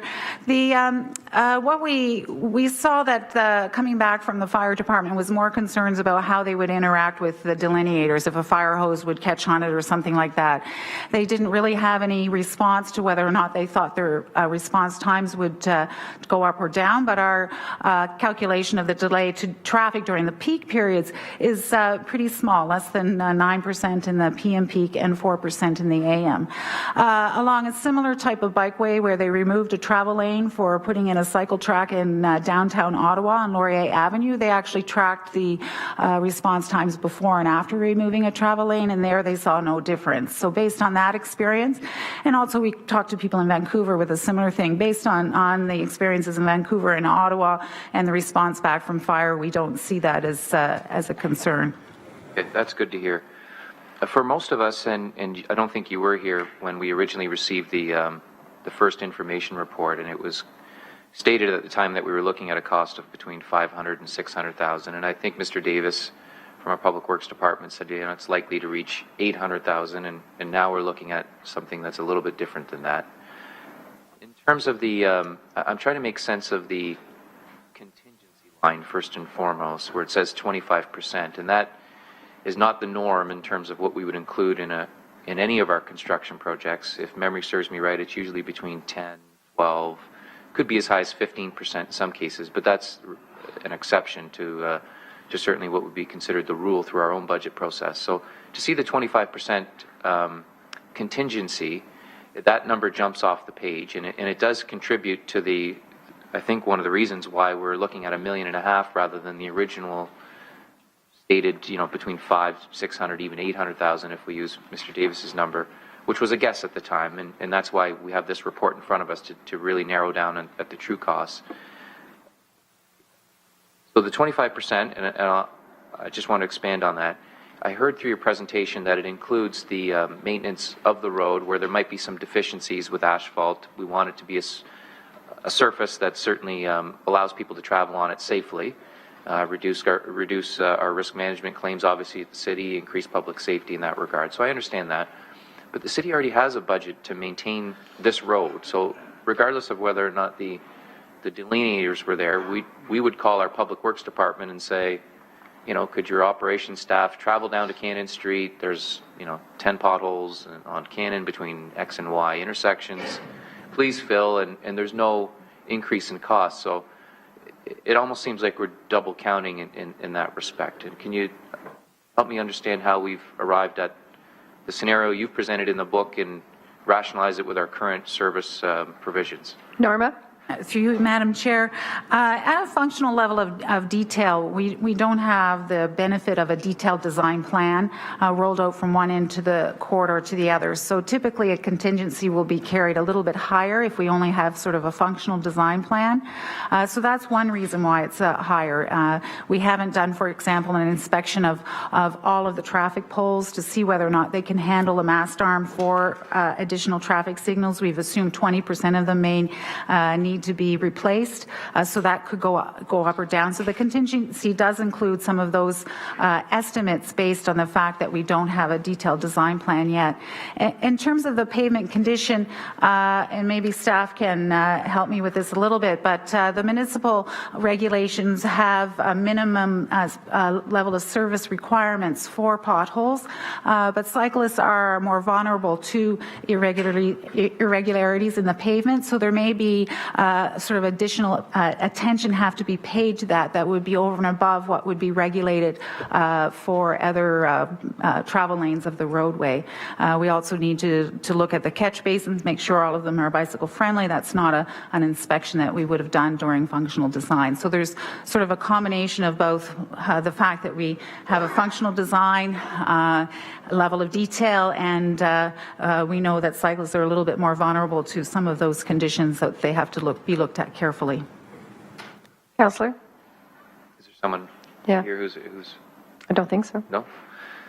So in terms of the, most people who read this report would consider this almost the detailed design of the project. When do we reach that stage? If this is sort of the functional, we'll narrow it down to certainly understand what the true cost is. When do we reach that stage? Through you, Madam Chair. Norma? Through you, Chair. The detailed design would be the next step after Council makes a decision today, and some of that design, I understand, would be done in-house in terms of the traffic signals, and some might have to be sent out for outside consultants to prepare because of the timeline for implementation being this year. So at that time, those would be settled out. But we're confident at IBI Group that the costs aren't going to go beyond what is there now. We're very comfortable with the unit prices that we've used, with the quantities that we've developed, and that contingency of 25% is normal for this level of detail. So we feel that when the detailed design comes back, it will be at or below this cost. Councillor? Okay. The street sweeping and snow removal service, almost along the same lines as my previous question related to the pavement repairs. We already have a budget for Cannon in that regard, and I understand the need then. Certainly a snowplow is not going to make its way. The snowplow that's currently servicing Cannon would not be able to make its way down that small, narrow corridor there. So we would need almost essentially two passes, I'm assuming, and I understand the need then for the budget to increase in that regard. But I'm looking at the windrow removal, and it didn't outright say it in the report, but the street sweeping activity, is it the same frequency for the bike lane as it would be for the residents? Same level they would have received in 213, or are we looking at an enhanced level of street sweeping because the bike lane is here? Through you, Madam. Norma? Through you, Chair. There's a need to do a winter street sweeping. You see the amount of grit that is accumulated, particularly during this winter, and that's normal for any roadway, but being a narrower lane that you have to be careful as you move down through there, that would be an additional cost. And then also, as you say, the cyclists are more vulnerable to grit and dirt and other debris in the cycle tracks, so we typically recommend that you may need street sweeping once a month in order to make sure that that's in good condition, but it would be on an as-need basis. And so we've accounted what cost, because to the best of my knowledge, we're currently we do not sweep during the winter. We don't have the curbs right now to utilize for the street sweepers. They usually hug the curb, obviously, and so if there's snow on the ground and there are piles on the side, that doesn't happen. So would this be considered an enhancement? And that's one of the reasons why we're looking at a little bit higher maintenance activity compared to what we'd see. Again, if I use 213 as a benchmark, are we looking at providing more resources because we're providing street sweeping during the winter? Through you, Madam Chairman. Norma? That might be a question for our own staff. I was going to say, I was just going to suggest that Brian Scheinel might want to answer that. You, Madam Chair, yes, the estimate does reflect, in essence, a street sweeping enhancement to address the very factors that the consultant has identified vis-a-vis winter use, and also a small contingency. We're assuming that we will be able to use our existing street sweeping equipment through the constrained delineated lane. If that's not the case, we may have to use alternate equipment. So that estimate provides some flexibility for making those adjustments. And do we know what that figure represents? Because I'm trying to understand how the maintenance costs have ballooned with this one versus the regular maintenance that we would provide every residential street in the city. So I've heard obviously an enhancement for snow removal, and that there's just no way around that. That has to happen. Street sweeping, are there other enhancements, service level enhancements that would be included here that a traditional residential street might not receive based on current service levels across the municipality? Through you, Madam Chairman. Brian? Through you, Madam Chair, other than sweeping, no. And this mentioned windrow removal. Councillor? Okay. Thank you for that. In terms of the HSR, it hints in the report that there may be additional costs and there may be a need to add an additional bus onto the route because they may not keep their time, their scheduling, which kind of surprises me because the bus is on the other side of the street. And so I'm having some trouble understanding how the bus schedule could be affected by the lanes, which, I mean, there's tremendous capacity, as you've pointed out in your presentation, and that makes Cannon, I think, a good fit for, if we were ever going to choose a street in the city, this is the ideal one because there's just so many lanes and there's really not a lot of vehicular traffic that's congesting or utilizing those, the amount of room that we have there. So to hear that the buses might be delayed was a little bit of threw me for a little bit of a curve there. So can you elaborate on that and why we have that as a footnote in the report?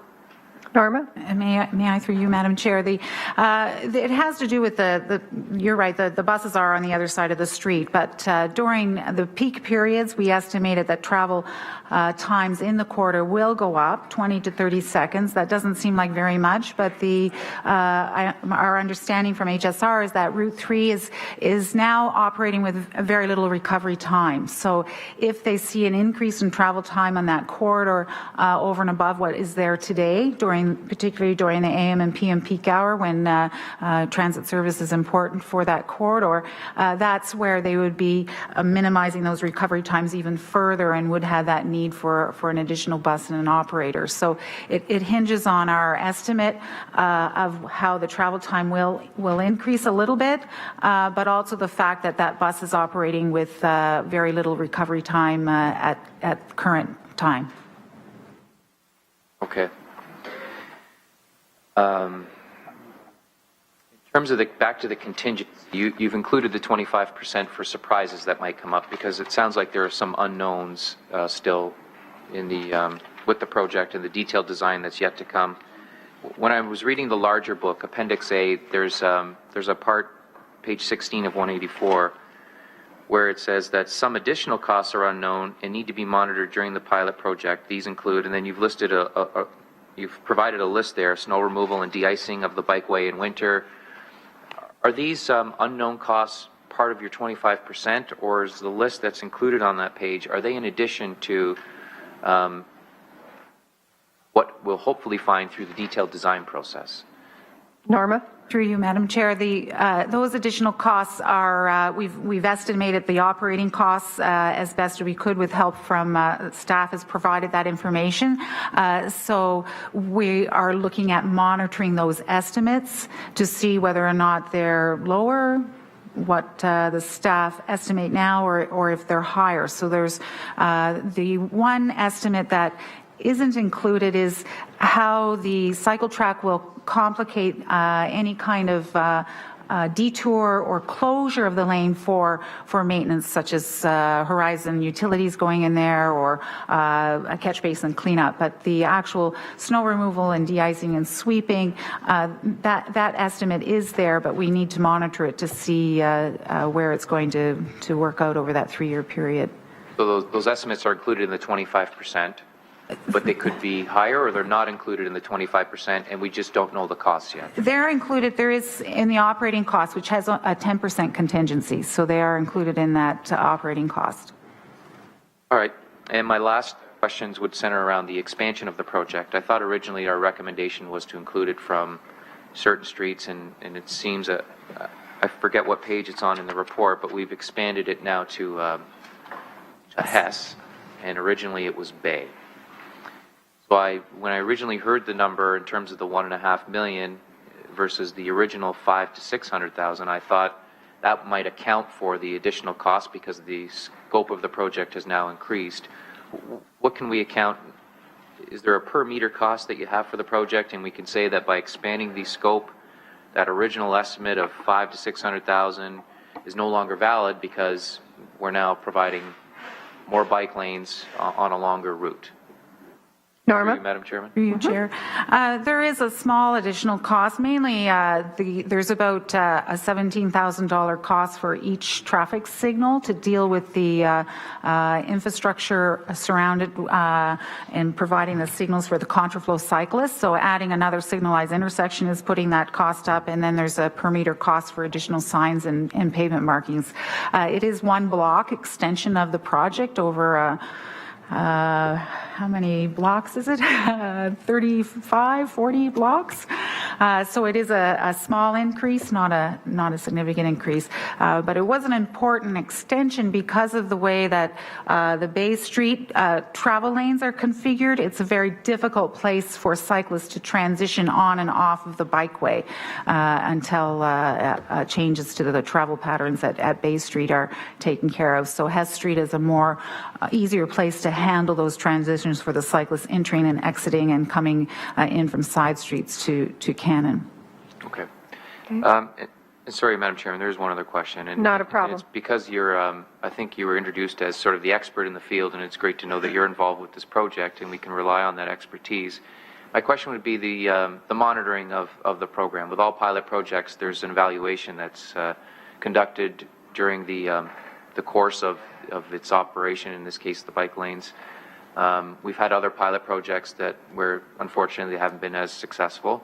We're going through one right now downtown with the BRT, and I'm certain we'll have a very vigorous and healthy, spirited debate when that one's presented to us.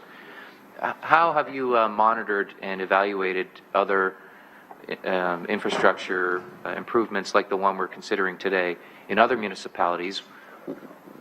What do you come back with in terms of the scorecard or report card in terms of whether it's been a success or not? What are we to look for in that regard? I know Councillor Jackson made some great points earlier in terms of the usage. We obviously want people to use it. But what's considered, what's the litmus test in terms of considering it a success or not? Through you, Madam Chairman. Norma? Through you, Chair. Obviously, we're coming at it from a technical perspective. We'd like to be able to say, yes, the travel times are similar to what we predicted or less, so we'd like to be able to confirm some of those technical elements.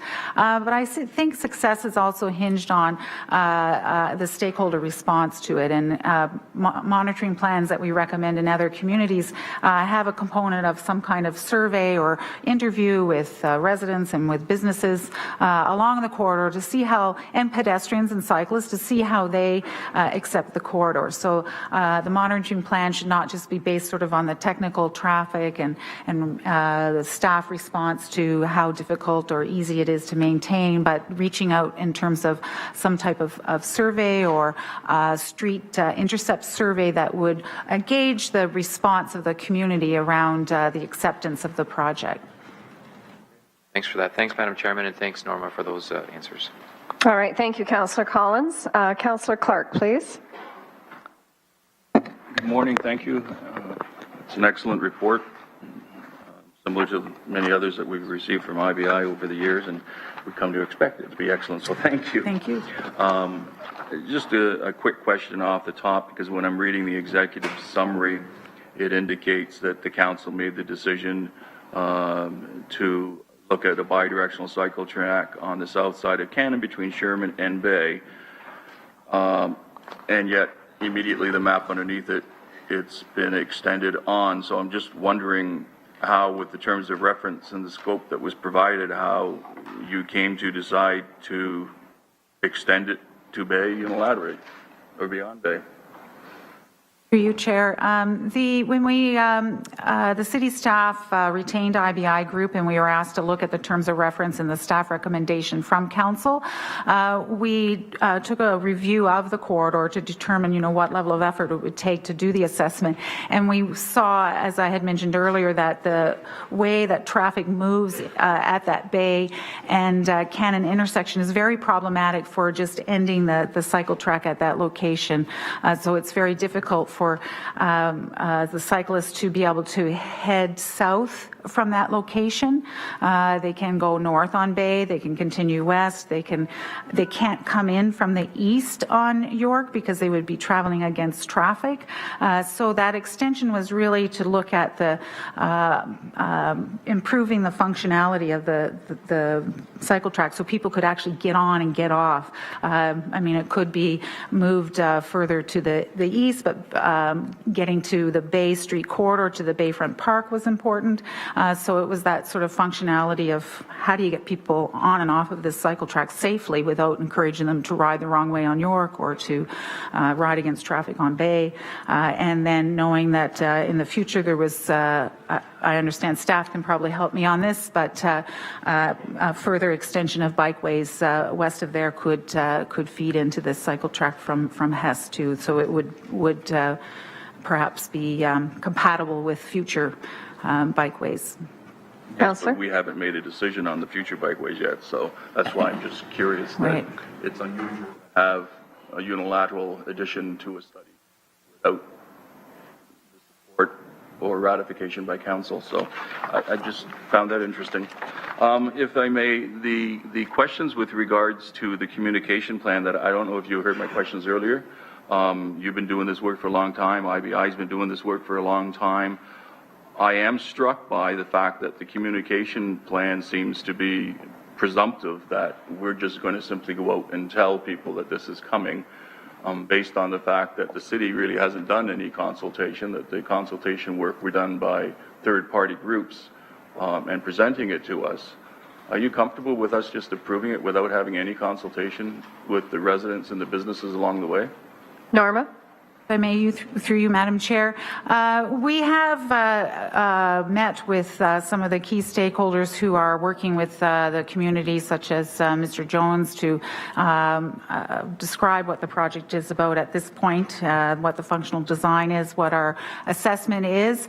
I'm familiar with doing lots of consultation for a variety of different projects, but I think I would have to defer to council and staff if they felt that the history of this project has seen a good dialogue with the community today. Through our process, we were asked to make sure that we had some meetings with stakeholders to involve them in looking at how our project was progressing. But there was no reach out to the businesses and residents along the street.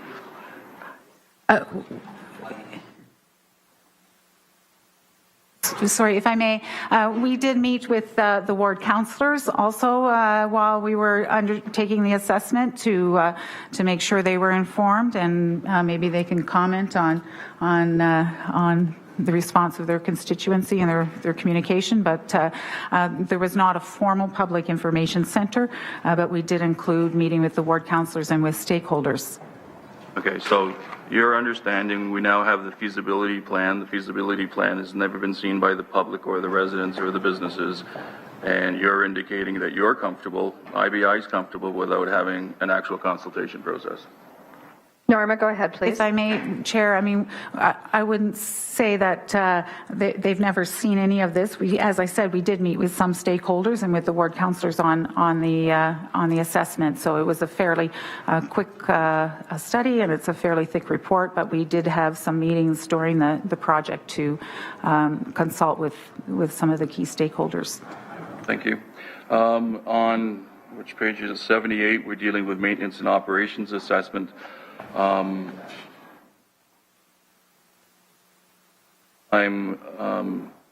trying to get a better understanding, and I'm one of these visual guys, but we're talking about maintenance and operations on the street, and perhaps when utilities are coming in and how we're going to utilize Book 7 to make sure that workers are safe and vehicles are safe.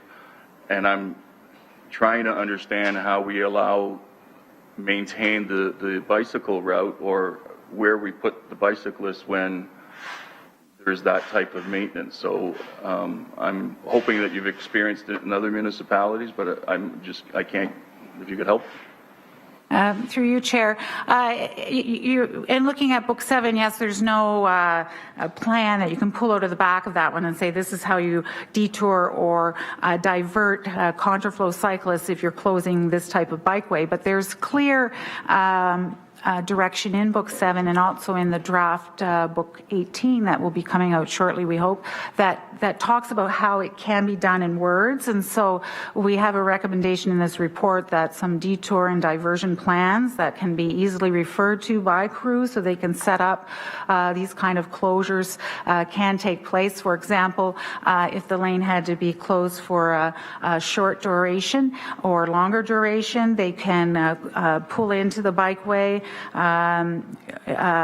look at closing the travel lane beside it so that the cyclists would actually use the closed travel lane next to that work zone to travel around those crews and those vehicles.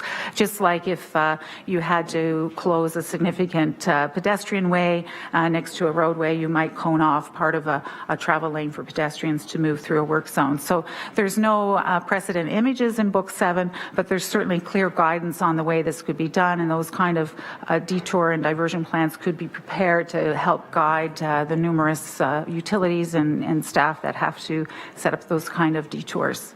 Councillor? So, given that we don't know what Book 18 is going to, and who knows, we've been waiting a long time,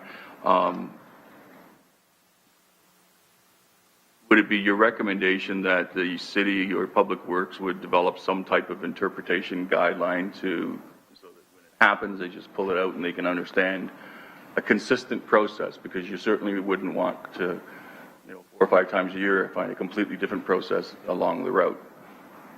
Norma? Through you. Yes, that is the recommendation in the report, and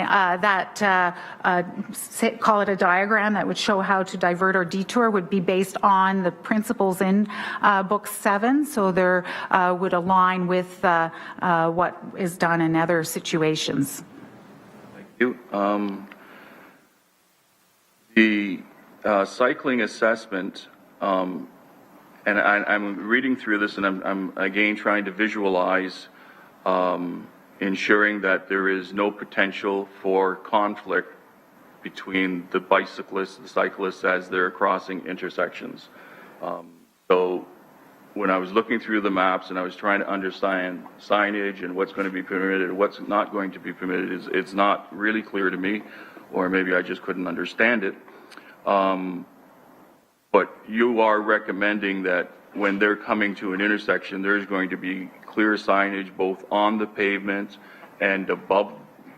I'm talking just the cyclist route, not over on the roadway, directing the cyclists how to proceed through an intersection. Norma? Yes, there is. There will be signage, pavement markings, and traffic signals facing the cyclists who are in the contraflow and facing the cyclists who are traveling with traffic, so they know what rules of the road will cover them when they pass through an intersection. And likewise, I would expect the same for the vehicles. Staff. On page 81, I need new glasses. The disabled and aged regional transport, we're talking about DARTs. I'm trying to understand how we deal with the private vehicles who have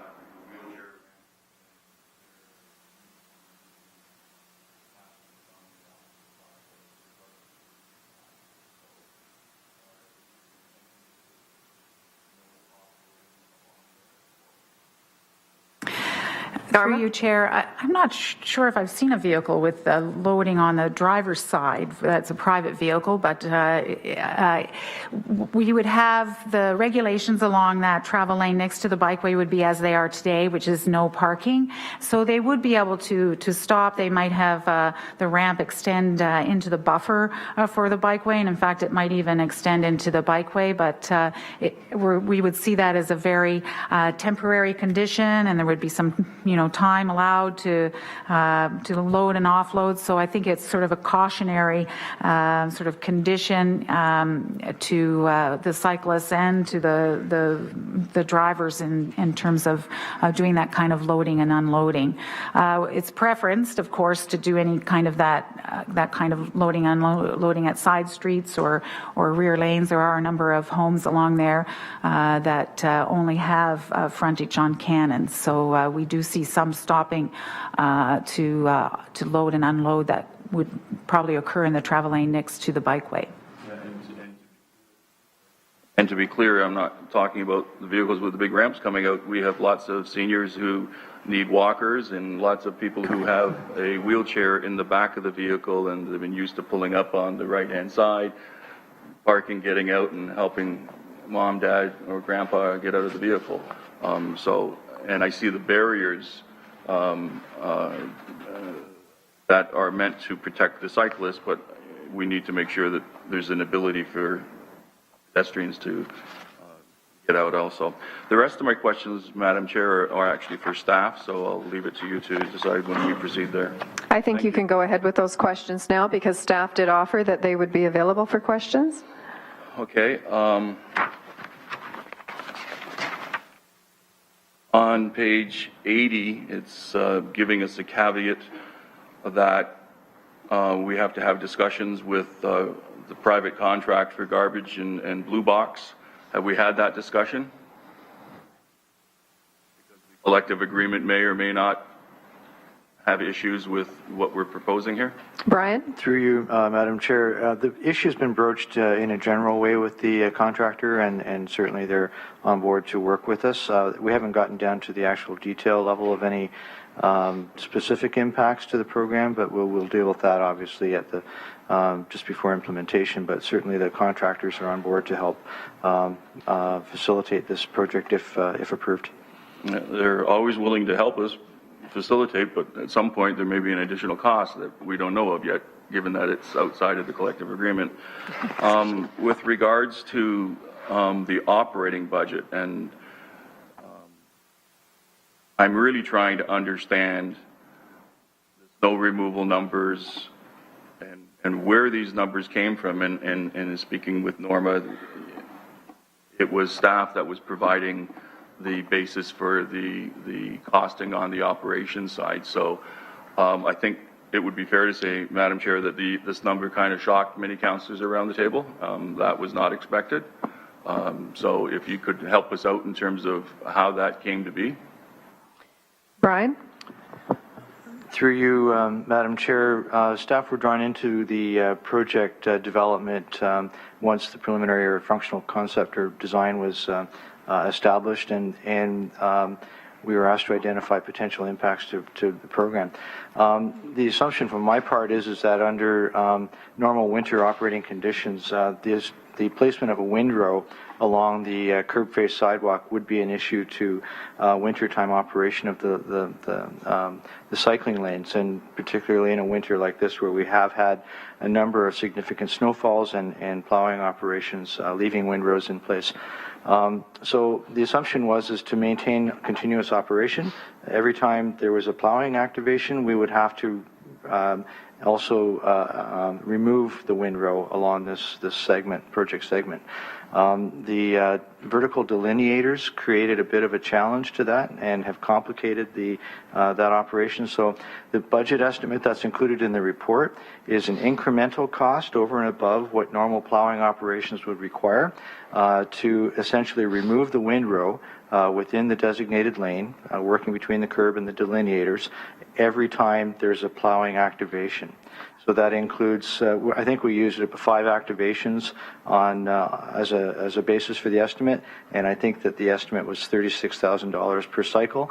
A lot of that cost is in trucking material to the dump site, and the use of smaller scale material to work within the confines of the lane. So that's where the price comes from. I think if the delineators could be substituted with something less vertical, we may be able to reduce that cost using larger scale equipment, but that's we're simply responding to the proposal as it's been designed. Councillor? I'm going to cross over if I can. Yeah, oh no, absolutely.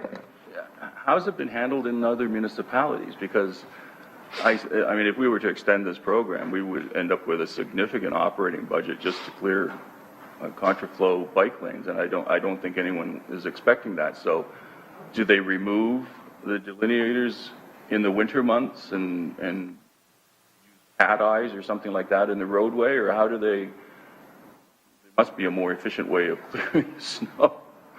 Through you, Madam Chair. Different communities have different strategies. In Montreal, for example, they actually removed the cycle tracks in the winter when they first created these types of cycle tracks in the late 80s and early 90s. Now they're seeing the demand for cycling is high, so they've established a white network of priority cycle tracks that they keep clear. City of Toronto has made a commitment to the cycle tracks that they're implementing to make sure they're the right width that can handle the equipment they have now, and they are determined to maintain them. That was part of a larger winter cycling strategy, so they don't really see the cycle tracks as an additional cost, and they do probably more snow removal in the downtown where their cycle tracks are, perhaps in Hamilton. And similar to Ottawa, they do a lot of snow removal in their downtown area, so the cycle tracks along Laurier Avenue, where they did actually estimate an increase in cost to maintain those, they saw that it was the same as maintaining a 4-lane street compared to a 2-lane street with cycle tracks, because they are doing that snow removal already, and so they didn't see it was a wash, the increased cost. So here, where we have a street where that windrow isn't necessarily removed, I can see why staff are concerned and have put together this estimate. So there are different cities have different conditions. So it would be possible for us to look at some policy where the delineators could be removed in the winter to make it more efficient and effective. I'm assuming cycling, for the most part, is down in the winter. There are a few steadfast folks out there with very warm clothing, and perhaps cat eyes or something could be put into the one lane that's the delineator, so that traffic can still see it as they're coming down the road, that there's that delineation. Can I just get agreement or disagreement? Councillor? Okay. Councillor Don Hall would like to answer that, please. The simple answer is yes. In fact, those are alternatives we want to explore over the course of the pilot. And that might help us at least with some of the operating costs that is giving so much of us around here a little bit of indigestion. Pepto-Bismol has been flying out of my office.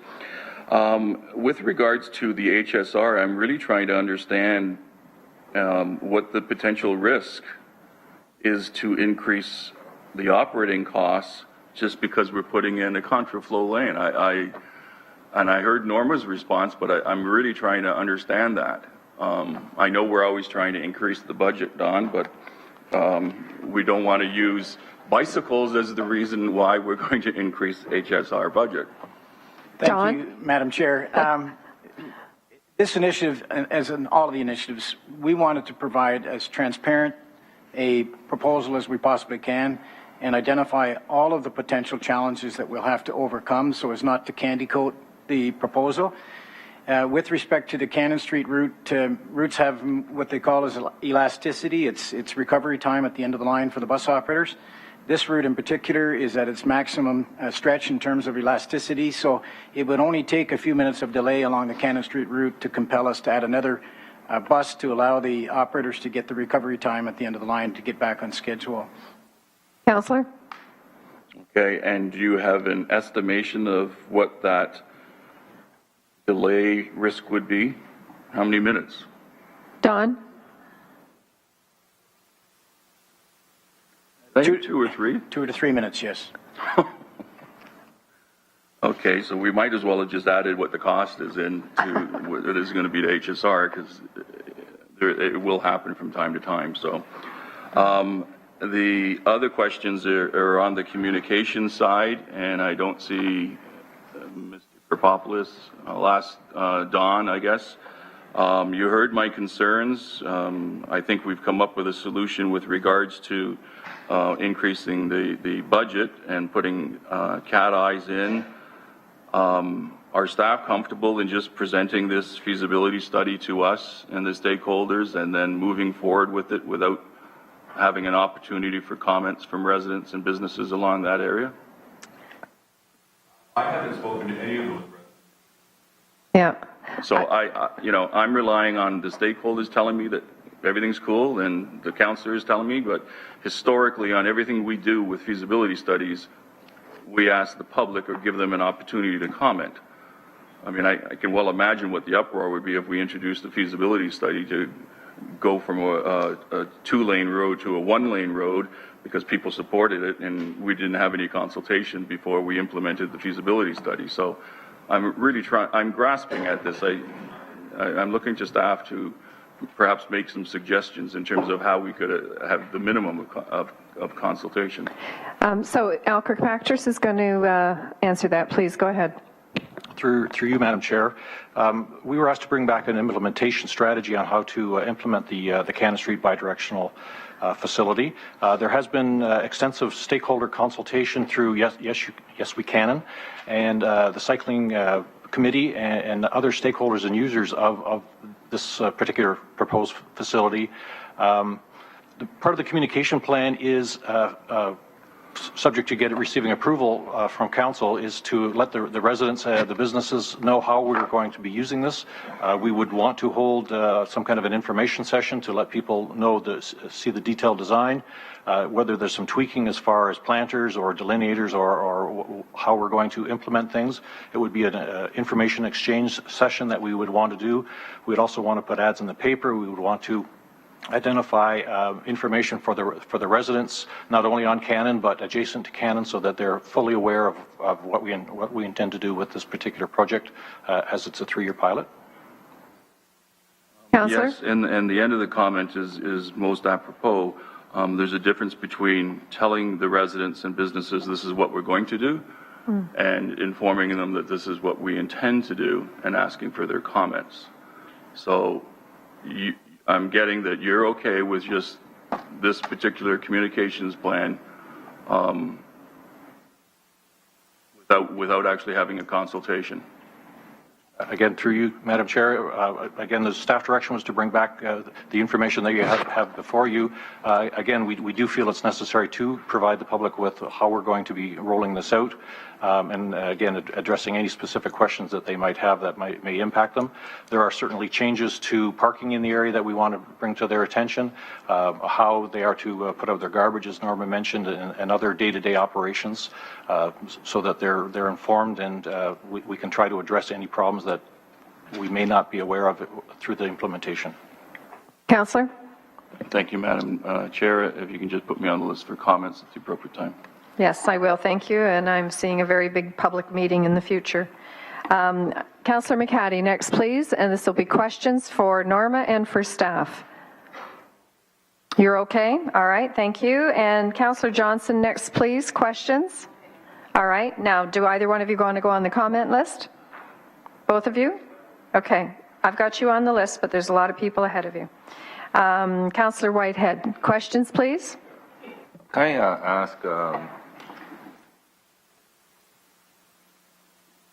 it was interesting when they're asking how you measure, because the measurement of the success of this program you're suggesting is a pretty subjective process.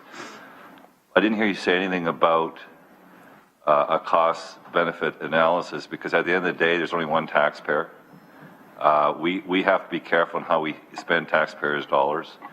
So we really need to measure both dynamics before we come to an informed decision.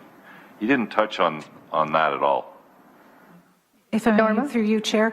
I didn't mean to, perhaps I overlooked that element of it, but I think there is both the objective, looking at that cost-benefit element to it, and the subjective, how the community reacts and responds to it. So communities are putting together different types of cost-benefit analysis. It's not a traditional area where we've done cost-benefit on bikeways. So, they often work with institutions to come up with a methodology for doing that, but it would certainly be part of the monitoring plan to look at the various elements of the benefits versus the costs along the corridor. I guess my point is, if you're paying or spending $100,000 per person for a bike lane, then obviously that's not feasible.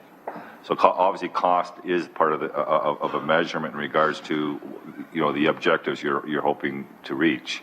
So it is an important element because, again, we have an affordability issue in this community, and that is an overarching issue on any investment that we make relative to what the goals, values, objectives, and cost. And I just want to make sure that we understand that all those things intertwine. But more importantly, I think, and I asked Jason, this question. Justin. Justin. I thought it might be, at this stage, as we move forward with this project, it might be interesting to have a panel. I think it'd be not just the cycle activist, but I think we need a resident representative that's not necessarily a cyclist, business person, not necessarily a cyclist, a staff to work on as a panel to help derive. I mean, to go to a stakeholder that is a very strong advocate of bike lanes is not necessarily an objective process in regards to defining in terms of reference.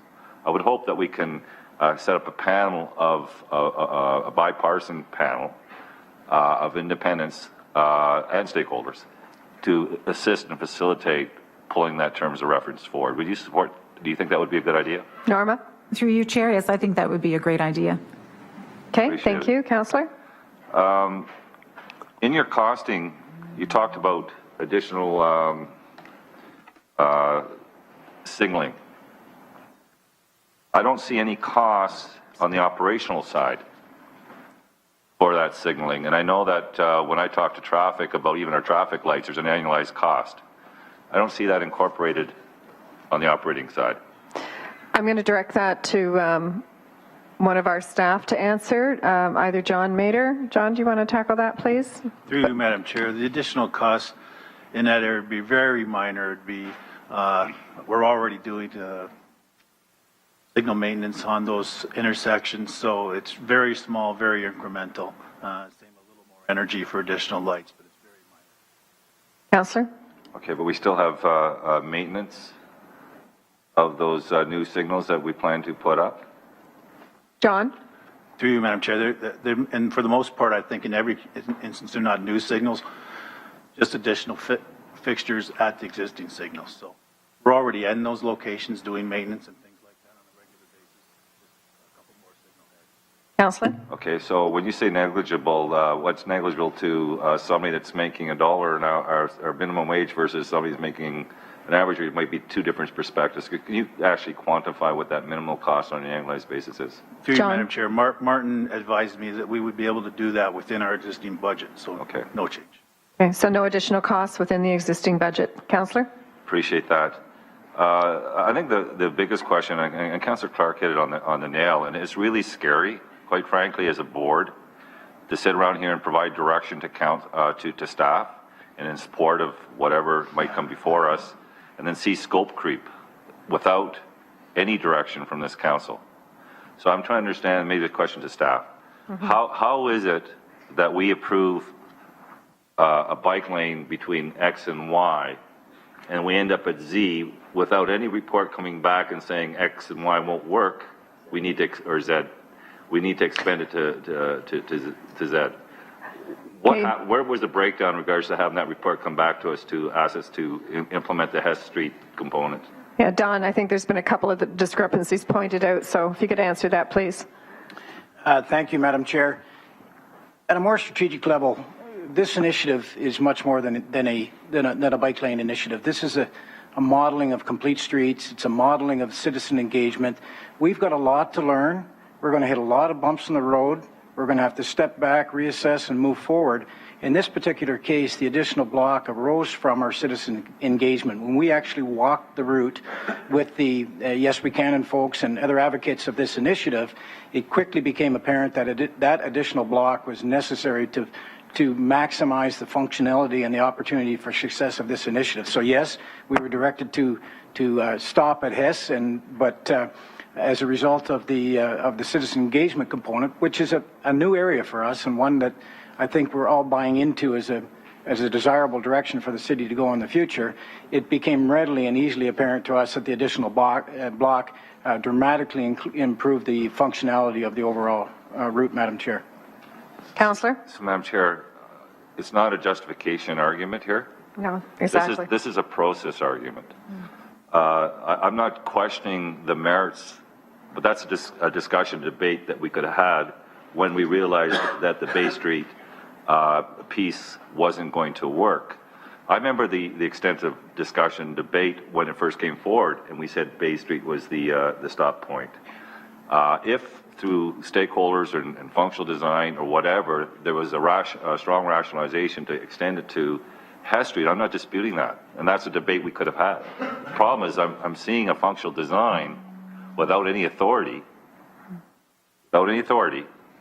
extending the scope of this project to Hess Street without direction from this council. Actually, Don, before you answer, Jerry Davis would like to make a comment, please. Thank you. Through the chair, understand completely the the discussion with moving it. Again, this came in I guess August, September, and we were giving a very tight timeline. And the discussion was at that time Sherman to Bay, and we looked at it. But when we actually got into it, we realized from a professional point of view, moving cyclists and that, we had to go to Hess again. So we brought that here. Council can take it away, but what we've done is based on the consultant and our professional opinions. It was the right thing to bring to you. It's not being implemented. It's the feasibility, and we can discuss the additional block. I think it's been explained, but that was a decision we made at a staff level to bring to council. So we're not doing something that's outside of the process because it's truly just a feasibility study at this time for council to approve. So we made that decision moving forward, again, because we were on a tight timeline and they wanted it back as soon as possible in order to implement it. So it was a staff decision to bring it to council. Councillor? Madam Chair, I understand and appreciate that. We've had how many GICs in the time that we had originally had this discussion that simply we had an information report and saying, look, Bay Street's not going to work. Can we extend it to Hess Street? So I understand the tight timelines, but there was no rationale or reason for that not coming back to any of the GICs in the last number of weeks and months to give us that update information so that we can provide the authority based on the good arguments that are being put forward to extend it to Hess Village. And the reason, Madam Chair, I'm raising it is because we shouldn't be doing business this way. And if this is the slippery slope that we can incur cost without direction, then we got a governance issue. So I understand maybe this was one of those mistakes that were made. I'm just hoping we get a commitment that there won't be any scope creep without getting the authority from and direction from council first. So I guess that's what I'm looking for at this time, because the milk's already being spilt here. It's already done, so I'm not going to dwell on it. I just want to make sure that we got a commitment on the governance perspective. The staff do not have the authority to expand the scope without getting direction from council. And I'll take that as a question to staff. To the city manager, or who's the acting? Absolutely, Madam Chair, and we take that direction very seriously. We do have an alternative. The route could end at Bay as originally directed by council, and the cyclists could simply have to dismount for the block between Bay and Hess. So we're absolutely not obligating to council or committee or anything beyond the original direction given to staff.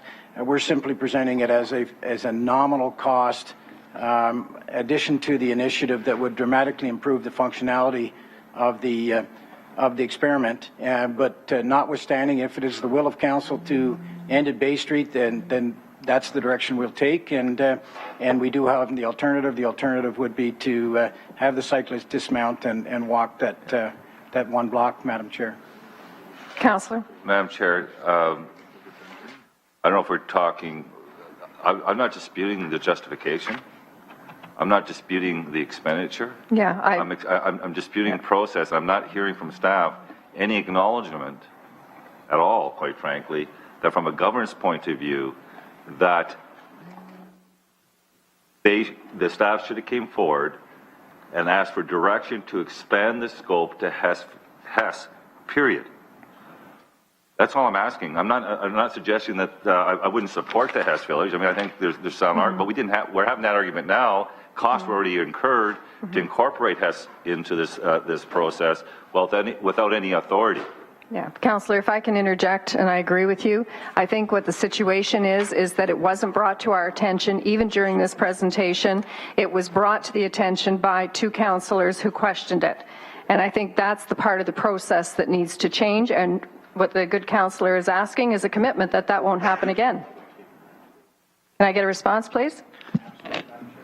Okay, thank you. Councillor? Thank you. I didn't want to dwell on it because I think it's a good idea relative to the arguments I've heard. It's a process issue. The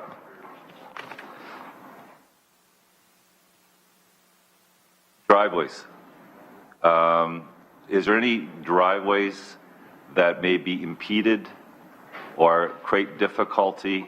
I know there's not many on that side in the where the 3-lane is, but have we defined some, and is there any concerns with their ability to egress and egress as a result of the delineation? Norma? And through you, Madam Chair. No, the driveways would have an opening in the cycle track, and just as if pedestrians or a cyclist was riding on Cannon, they would yield as they do now. So we don't see any impedance to people accessing it from the driveways. Councillor? So there's no concern. And risk management will tell you, we have people that back out, and if you got a small pole that's very difficult to see, you can easily turn into that pole. Are these collapsible pieces that we have here? Through you, Chair. Yes, they are, and we would make an opening in that separator wide enough, certainly, to allow them to turn onto Cannon Street. When we did the conversion on James Street South, accident rates went up. Have we built in, because it's the nature of a pilot program, people need to get accustomed to the changes. Have we built in anything in this report relative to perhaps risk and cost over the first year or two of this function? Norma's looking to staff. Is there someone on staff who can answer that question, please? Regarding the increased accident rates potential? Al? Through you, Madam Chairman, not specifically that any monetary value has been included with regard to risk. We will include it as part of our ongoing evaluation of the pilot to identify if there are situations. Again, the driveways have been addressed. The intersections will be addressed from a traffic operational point of view for awareness. We believe that the pavement markings and all the additional amenities will, again, make people aware of the situation and that they will take appropriate action. We're not anticipating that there would be any significant increase to any collisions or incidents as a result of this. Councillor? So that means we have no contingency for any risk as a result of these changes? Al? Through you, Madam Chair, I guess the short answer is no. We have not put anything in there, but it would be part of our monitoring program. And if something did come to our attention that we would identify mitigating measures, bring it forward to committee and council to consider. Councillor? And have we done a legal assessment in regards to whether the city would be exposed on any liability or risk as a result of these changes? Al? Through you, Madam Chairman, again, this is a new facility on Cannon Street. We already have a facility on King Street in the Westdale area. We're going to be implementing a bidirectional lane on Hunter Street. So legal department is aware of the way that things will be changing in the city, and they have not identified any particular issues to us. Councillor? So we're not, what I'm hearing, and do we have legal here? We're not any greater, there's no greater exposure to the taxpayer of this community as a result of these changes. That's what I'm hearing. Through you, Madam Chair, that's correct. Yeah. Okay, Councillor, anything else? And the last question, Madam Chair, is I heard this is the functional. We haven't got to the details, so there may be greater costs or less costs, and we won't know that until the detailed plan is done. I heard that because the timelines, we're going to go out to a consultant for the detailed design. Is that reflected in this budget too? Al? Through you, Madam Chairman, yes, the capital costs do reflect the engineering, contract administration, and the implementation. So that was considered to be the next step once council approves the feasibility, the report before you to go on to that detailed design. Perfect. Thank you. Thank you, Councillor Whitehead. And do you want to go on the comment list? Yes. All right. Thank you. And Councillor Jackson next, please. Thanks, Madam Deputy Mayor. Norma, nice to meet you. Thank you for the presentation. If you could go back to slide 4, and I'll try to quickly work through in numerical order, Norma, your presentation. And I'll try not to ask the same questions, but I might need to ask similar ones in my own words, if you don't mind. So, Norma, just a basic question, Madam Deputy Mayor, through you, because in order for me to support this here today, I know what I'm going to have to possibly sell up in my community. Will this plan overall, in your opinion, revitalize to some degree Cannon Street? Madam Deputy Mayor, through you to Norma. Norma? Through you, Chair, our opinion is that it will be one of many things that can help revitalize. We've seen cycle tracks that are implemented in other communities be part of that revitalization of the community. So we see it as an asset to the neighborhood. So the answer is yes. Yes. Okay. Now, on this slide, so that I'm clear, so from Victoria to Sherman, you're proposing a 2-lane. From Victoria to Hess, and I still have some problems with the Bay Hess thing, from Victoria to Hess, it's 3-lane. Can you just describe, so 2 lanes of bidirectional from Victoria to Sherman, 3 lanes of bidirectional from Victoria to Hess, Madam Deputy Mayor? Norma? If I may clarify through you, Chair, it's 2 travel lanes for motorists. The bidirectional bikeway has 1 lane in one direction, 1 lane in the other direction for the cyclists, but it's 2 travel lanes for motorists going to 3 travel lanes for motorists. In your opinion and experience elsewhere, some confusion, some adjustments for motorists initially, Madam Deputy Mayor, through to Norma? Norma? If I may, through you, Chair, the parking is more utilized we have a small amount of data west or east of Victoria. The parking is more utilized. We're returning what's already all-day parking in a portion of the corridor to all-day parking through to Victoria. So there will be a small change, but we feel that the motorists are already adapted to some all-day parking in this corridor, and that will be extended through to Victoria. Councillor? Thank you. Slide 8, please, Norma. So, Norma, are you proposing a combination of all these different barriers? Are we going to go with one for consistency and continuity's sake, or are we going to do a hodgepodge of all 3 through you, Madam Deputy Mayor? Norma? Through you, Chair. Well, I don't like to call it a hodgepodge, but there are 3 variety of separators recommended, and this is very typical of types of cycle tracks. For example, the 2 photographs from Ottawa Street are from the same corridor.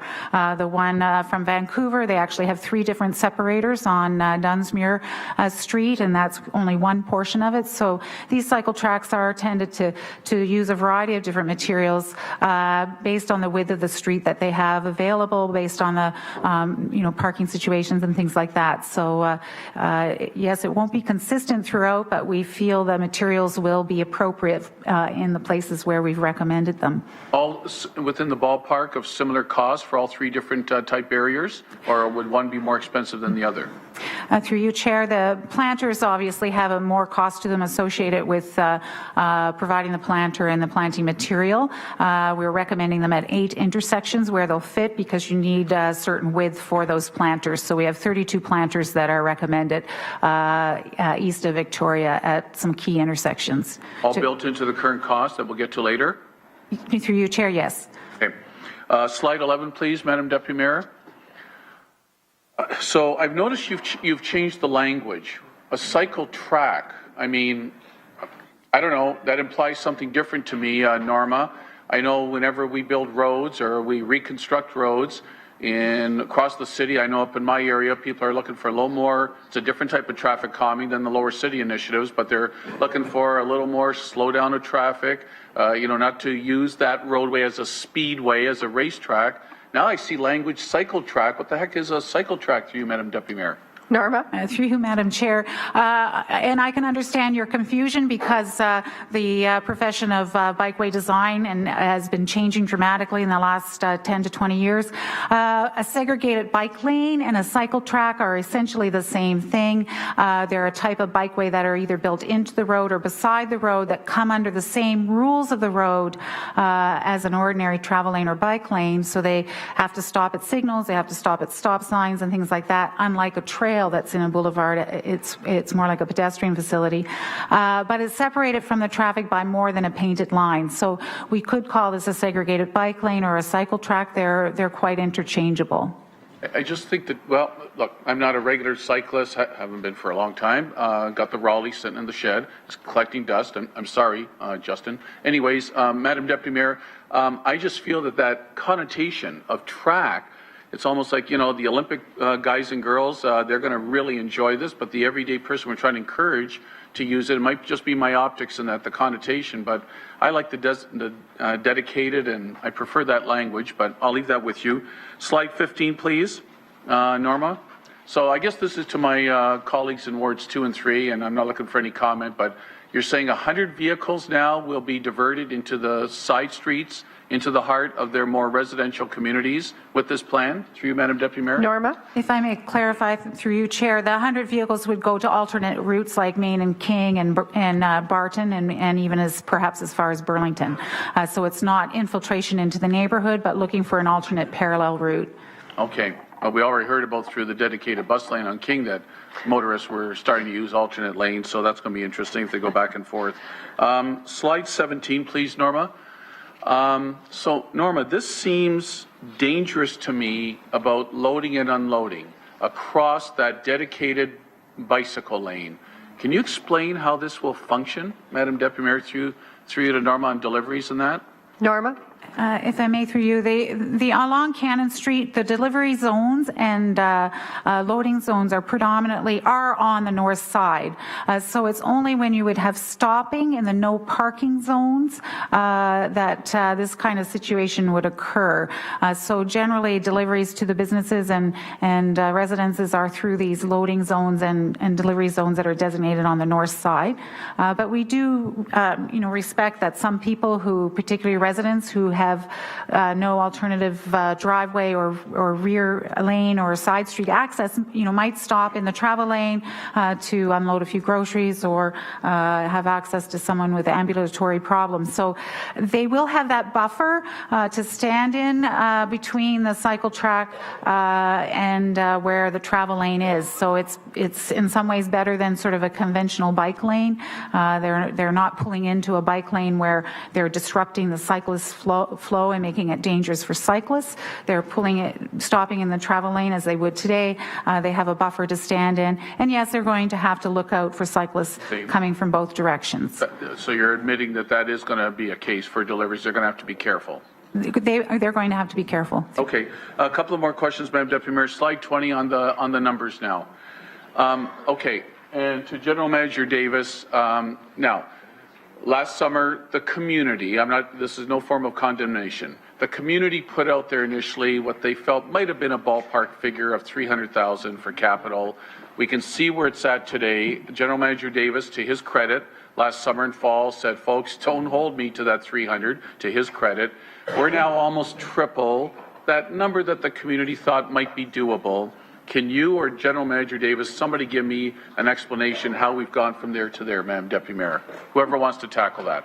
Jerry, would you please? So through the chair, last year when the numbers came out, we did say it would be, 500, 600, 700,000. At that time, we were just talking about the capital cost. We didn't have any idea on the operating.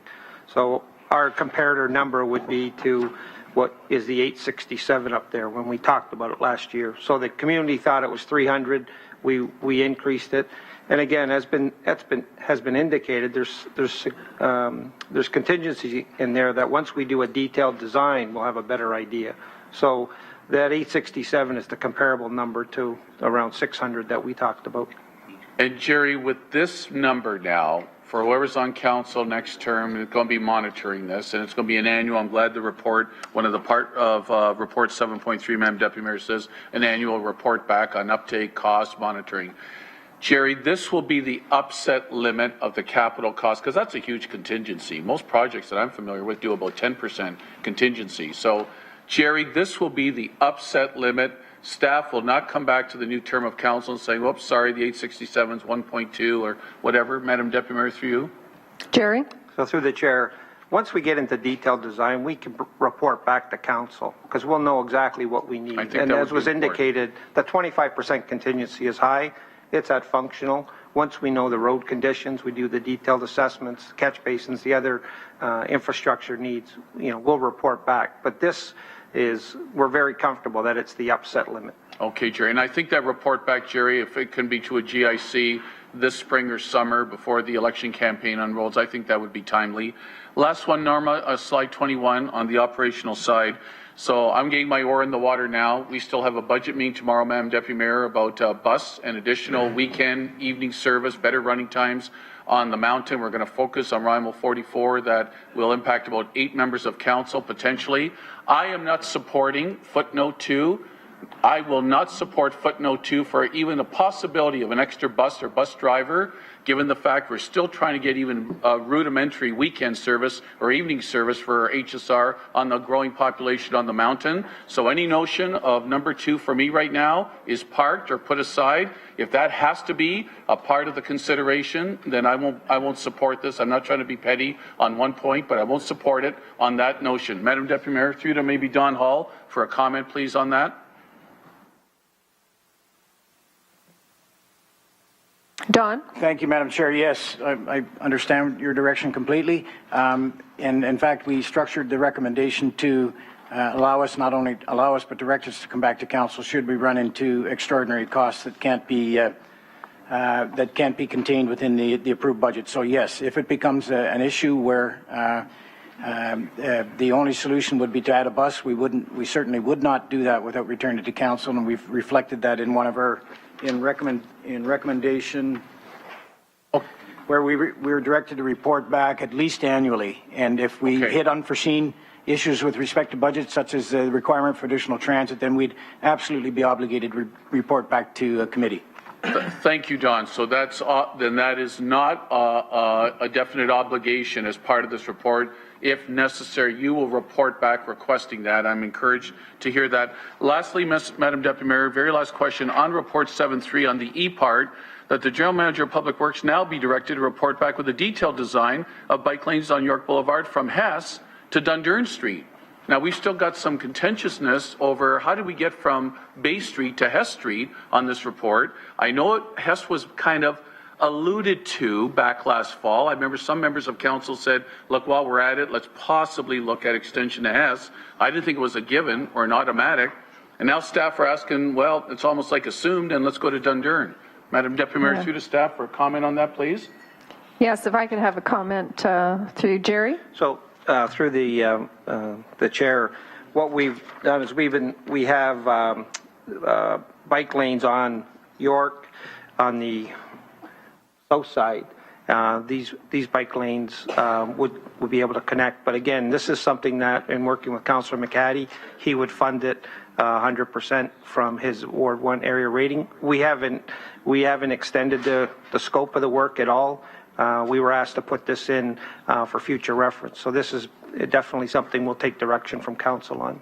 Okay, so again, Jerry, this is not an assumed E part is like almost like, because once it says detailed design and implementation, that for me means it's over, it's going to be going ahead. So if, I don't even know if we're still doing Hess today, but if we are, then to go to Dundurn, there's got to be some language of the feasibility of and reporting back.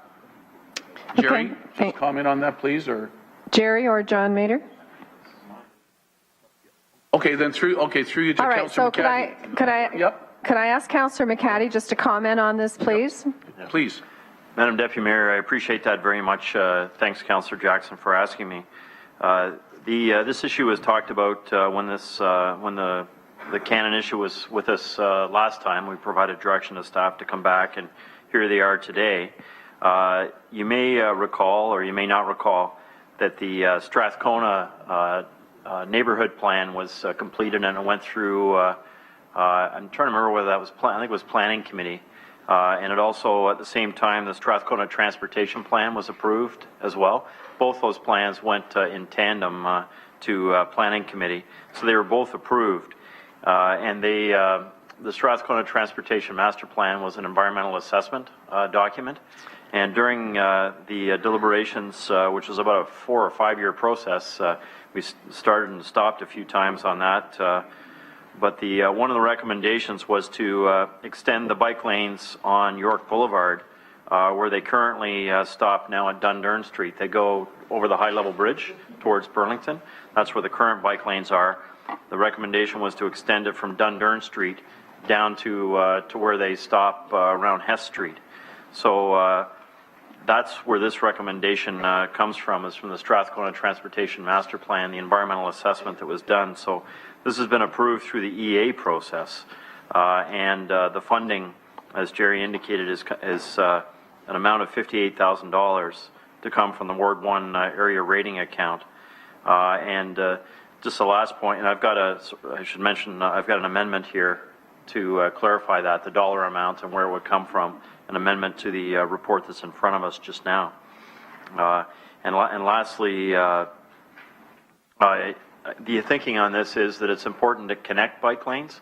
We've been accused, and I guess sometimes rightfully so, that we install bike lanes, but they don't connect to each other. They only go so far, and then they stop, and then the cyclist doesn't have anywhere to go. So in this case, we're connecting all along York Boulevard to the Cannon Street bidirectional bike lane we're talking about today. All right, and thank you, Councillor McCaddy, and I think we can continue that conversation once we get the motion on the floor and we get into comments. So I'll come back to Councillor Jackson now, please. Thank you, Madam Deputy Mayor. I've heard from the councillor for Ward 1 that if we were to do that and support EE, that it's coming entirely from his Ward 1 area rated budget. Thank you for all the information, Madam Deputy Mayor. All right, thank you, Councillor Jackson. Now, I have Councillor Pearson, Councillor Marula, Councillor Pasuta, and then once we've exhausted that, we will go to Councillor Farr as the last speaker. Then I want to put the motion on the floor, and then we'll go to comments if that's good for everybody, okay? So let's move along. Councillor Pearson, please. Thank you, Madam Chairman. Thank you very much. And a number of my questions have been answered several times as other colleagues have raised issues. And one of them was the Victoria Avenue issue and reading over that again. I guess just a couple of questions for you, Madam Chair. First off is with regards to the street lighting, and I think John Mader touched on it. But I'm just looking at it here. We're saying, sorry, you switched slides. There was the other slide that had the budget right. We have to change 20% of the poles, and I'm assuming we have to change the fixtures. Is that correct, or we have to add fixtures? Through you, Madam Chair, to Mr. Mader.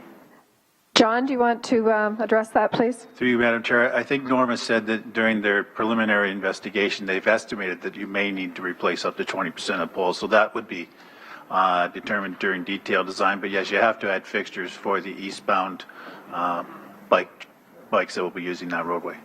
Because we have to put lights on the other side. That's correct. Then thank you, Madam Chair. Through you, Norma. How would that be? Thank you. If I may clarify through you, Chair, those are for traffic signals. The street lighting is sufficient for the bikeway. It's the traffic signal poles. So are we looking at, going forward, would we be looking at systems that have one light fixture that is visible on both sides? Norma or John? John, do you want to start? Through you, Madam Chair, I think we would have to use what is approved in the Manual of Uniform Traffic Control Devices that are prescribed to us in terms of design. But we would be looking at as many sort of innovative ways as we can to minimize the number of heads that we need, things like that. Good. Okay, thank you. Okay, thank you. My next question was with regards to the snow clearing, and I guess that would be the slide that you just left. Right, okay. So we're suggesting up there that we can reduce the budget if we use a different type of separator.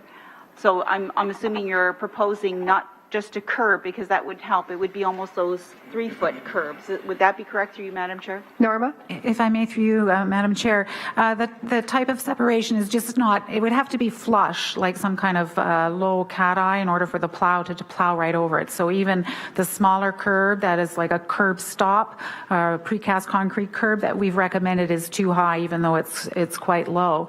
But given the traffic volumes and speeds on Cannon, just having a painted line with a reflector in it, we don't really see as sufficient for this type of bikeway. Lastly, Madam Chair, just as the question is the photograph you had there at the Cannon Street with the sidewalk, the example.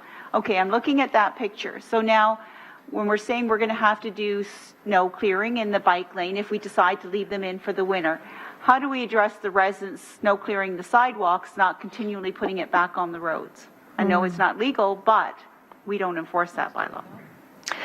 So, Brian, would you like to answer that, please? Through you, Madam Chair, yes, that'll be an issue in terms of how we deliver the service. There maybe have to be an iteration between us and sidewalk snow clearing activities, so there's more plowing cycles or return cycles to address that, but definitely it's an issue we'd have to address. Or we may end up taking a position that we'd have to provide snow clearing on all the sidewalks that abut this bike track. Brian? Through you, Madam Chair, I'm thinking at this point in time it wouldn't be a change to the responsibility for the property owners to address the sidewalk snow clearing, but it would be a change to our normal plowing, and that we may have to recycle back a few times after the event to make sure that we've taken the material off the road that's been plowed. Councillor? And I guess it's unfortunate this has been a worst case scenario year, so we're all anticipating the worst. Thank you for that answer. And the other question I had is, with regards to the bike lane, and we had the report on Monday at Public Works with regards to governing mobility devices. So we're going to be very stringent on advising that mobility devices are not to use these bike lanes. Is that correct? And that's under the Highway Traffic Act. Is that not regulation? So scooters, there's a lady there walking with a walker that, I mean, in the wintertime, you could see this potentially, there's still snow there, but that would be clear. So we would have to have upgraded enforcement. Through you, Madam Chair, yes, that would be part of the communications plan that I was referring to let people know who can use that, but we would be consistent with what we talked about at Public Works. Thank you. And when we do that communication plan, it hopefully is not just for here, but throughout the whole city. Excellent. Thank you.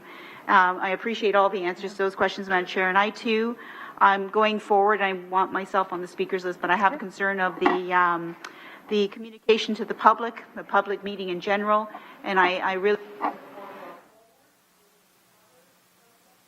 Before we go forward with any other processes here, that this should be the next step in this process. Question? Thank you, Madam Chair. Thank you, Councillor Pearson. Appreciate that. And so, just a reminder that we are doing questions for Norma and for staff. Next, I have Councillor Marula, please. Thank you, Madam Chair. Just if you could elaborate, a couple of comments were made that I think needs to be expanded upon. One, the fact of the issue surrounding why it was extended to Hess versus Bay. My understanding is, through you, Madam Chair, that it was a necessity from a safety perspective. Could you just elaborate on that, please? Through you, Madam Chair, yes, it was really a safety concern because, as you know, Bay Street is northbound into Cannon, and then it's two-way on the other side of Cannon. And Cannon Street, of course, is westbound. So a cyclist who is traveling westbound along York, they can continue along York. They could continue down Bay, but they have no way of connecting in the southerly direction at that intersection. So they might be traveling along and pass a minor side streets. There's a couple minor side streets and not realize, oh, I need to get off this bikeway in advance and end up at the Bay Street intersection and saying, how do I go towards Cops Coliseum, that kind of thing. And we do see cyclists even today riding, at that intersection, confused by facing that traffic coming onto Bay. Then to think about a westbound or an eastbound cyclist trying to gain access to the bikeway at that location, If they're coming in from Hess Street, for example, they would have to ride against traffic on York to get into it. They could come around and use York through Bay Street. It's somewhat indirect. So there is just that complication of how to move cyclists at the very end and beginning of that bikeway as a safety concern. By extending it to Hess Street sort of becomes a feeder into the bikeway.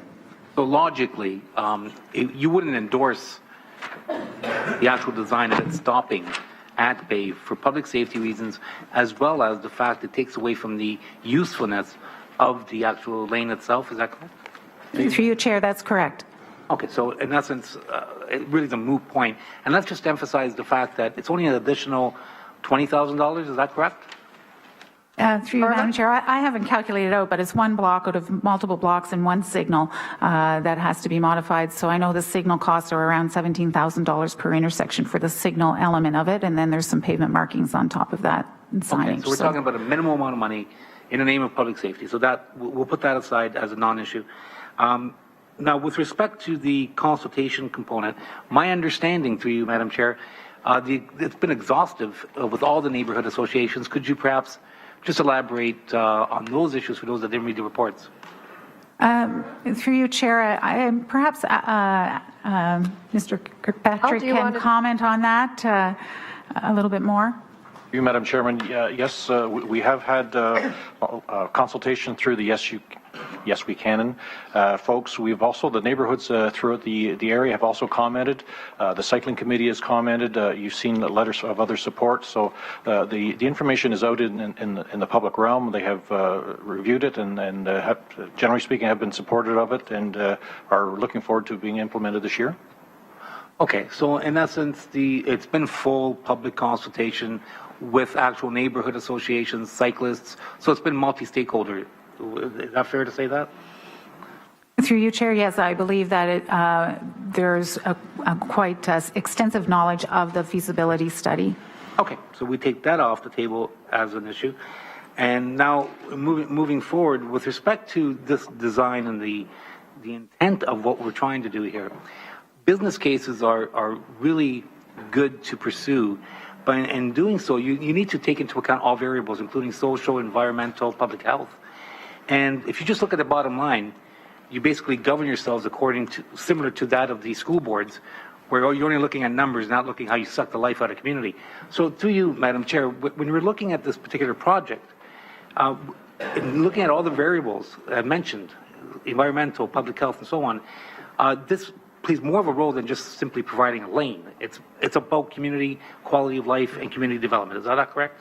Norma? Through you, Madam Chair, yes, and we've listed a number of documents that are provided in the report. For example, the economic benefits of sustainable streets, which directly talks about cycle tracks or segregated bike lanes. So there is a body of knowledge out there that supports the additional benefits to the livability of the community, public health, economic benefit to the neighborhood.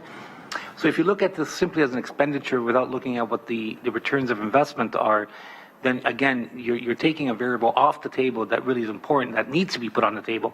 So anyone that's just looking at the numbers and without incorporating all those other things are actually in a position where they should take that off the table as well. So at this point, I'll just discontinue my questions, and if you could put me on the list for comments, that would be greatly appreciated. I will put you on the list. And I appreciate your time. Thank you. Can I have a motion to put Marula on the list? No, never mind. Okay. Councillor Pasuta, please. Thank you, Deputy Mayor Partridge, and I'll be fairly quick. Just going to pick up on a few things that my fellow colleagues had commented on. Councillor Clark talked about the snow and activations. I think Brian had mentioned through you, Deputy Mayor, that Brian had mentioned there's usually 5 activations in the wintertime. Any idea how many so far this year? Brian? This season. Through you, Madam Chair, I should know offhand. It's probably about 8 or 9 as an unusually high demand winter. Councillor? And if I'm reading this right, each activation looks like it would be about $36,000. So that would be, we might even be double that then, I mean, as far as our total cost. Brian? Possibly. That's true. In a winter like this, it could be significantly higher than the estimate, but we base the estimate on an average. Okay. A point Councillor Pearson picked up, and I was looking at that slide down there, and I was going to bring this up, and Councillor Pearson got ahead of me. But once again, the sidewalks, in particular a year like this year, and if Don McLean is right in his predictions about global warming and where we're heading back to the old days, it looks like. So individuals clean their sidewalks at different times, and there's nowhere to put the snow, particularly this year, it goes on the bike lane, so we would have to keep going out and cleaning it and de-icing it. So that would increase costs too. Brian? The de-icing component was not a factor in our estimate, but yes, it would be certainly something we'd have to monitor and respond to. It is something we presently apply to the existing roadway, so I'm not sure that it would be a significant incremental cost, but we'd have to monitor that. Councillor? Okay, thank you for that. One of the things I picked up on here, and I don't even know why it's in this report, it's page 11 of 16, and it's about solid waste and recycling collection. And it gets into here in the second bullet point on page 11. The residence frontages are wider than the collection crews ride with the truck, cross the cycle track, and cross between parked cars if present. Pick up the bins, I haven't got my glasses, sorry, but pick up the bins, cross the cycle track and empty the bins. They then either toss the bins across the cycle track and over the parked cars if present to the curb or across the cycle track. Why would anybody even be considering tossing any kinds of bins across a cycling track and over cars? Why would that comment even be included in this report? Brian? Liability, once again. Through you, Deputy Mayor. Yeah, absolutely. Through you, Madam Chair, I would defer to the consultant on how that appeared in the report. Norma, do you want to comment on that, please? Through you, Madam Chair. We did interview a number of municipalities to understand curbside collection with these type of cycle tracks, and an earlier version of the report was commenting on how this type of collection is observed in Montreal. So it wasn't a suggestion that this type of behavior take place along this corridor, but it was an observed behavior of this type of collection in Montreal. Councillor? Well, Deputy Mayor, it's in our report and it's inappropriate to be in here, and I'm not going to be responsible for any liability. Thank you very much. Yes, thank you, Councillor. And I will tell you, my office gets a lot of calls from residents complaining about exactly that, bins being thrown. So next I have Councillor Farr and then Councillor Duval. Questions for the presenter and staff, please. Thank you, and I really appreciate all the great questions I've heard from my colleagues to this point. I actually, while I was listening to these questions and very informative answers on this project, which I don't need to elaborate on how much of a support I have for, I did a virtual tour. In addition to the tours, Madam Chair, I've taken with Al and John Mader and staff and all of the meetings that I've had, and Nora included. I did a virtual tour while I was listening, and I went from Wellington, so the main corridor of the downtown, to Hess. And I looked specifically on the north side. So I went from the Wellington Tavern, and then next door, Electric Motor Service, Professional Cleaners, where I get this done.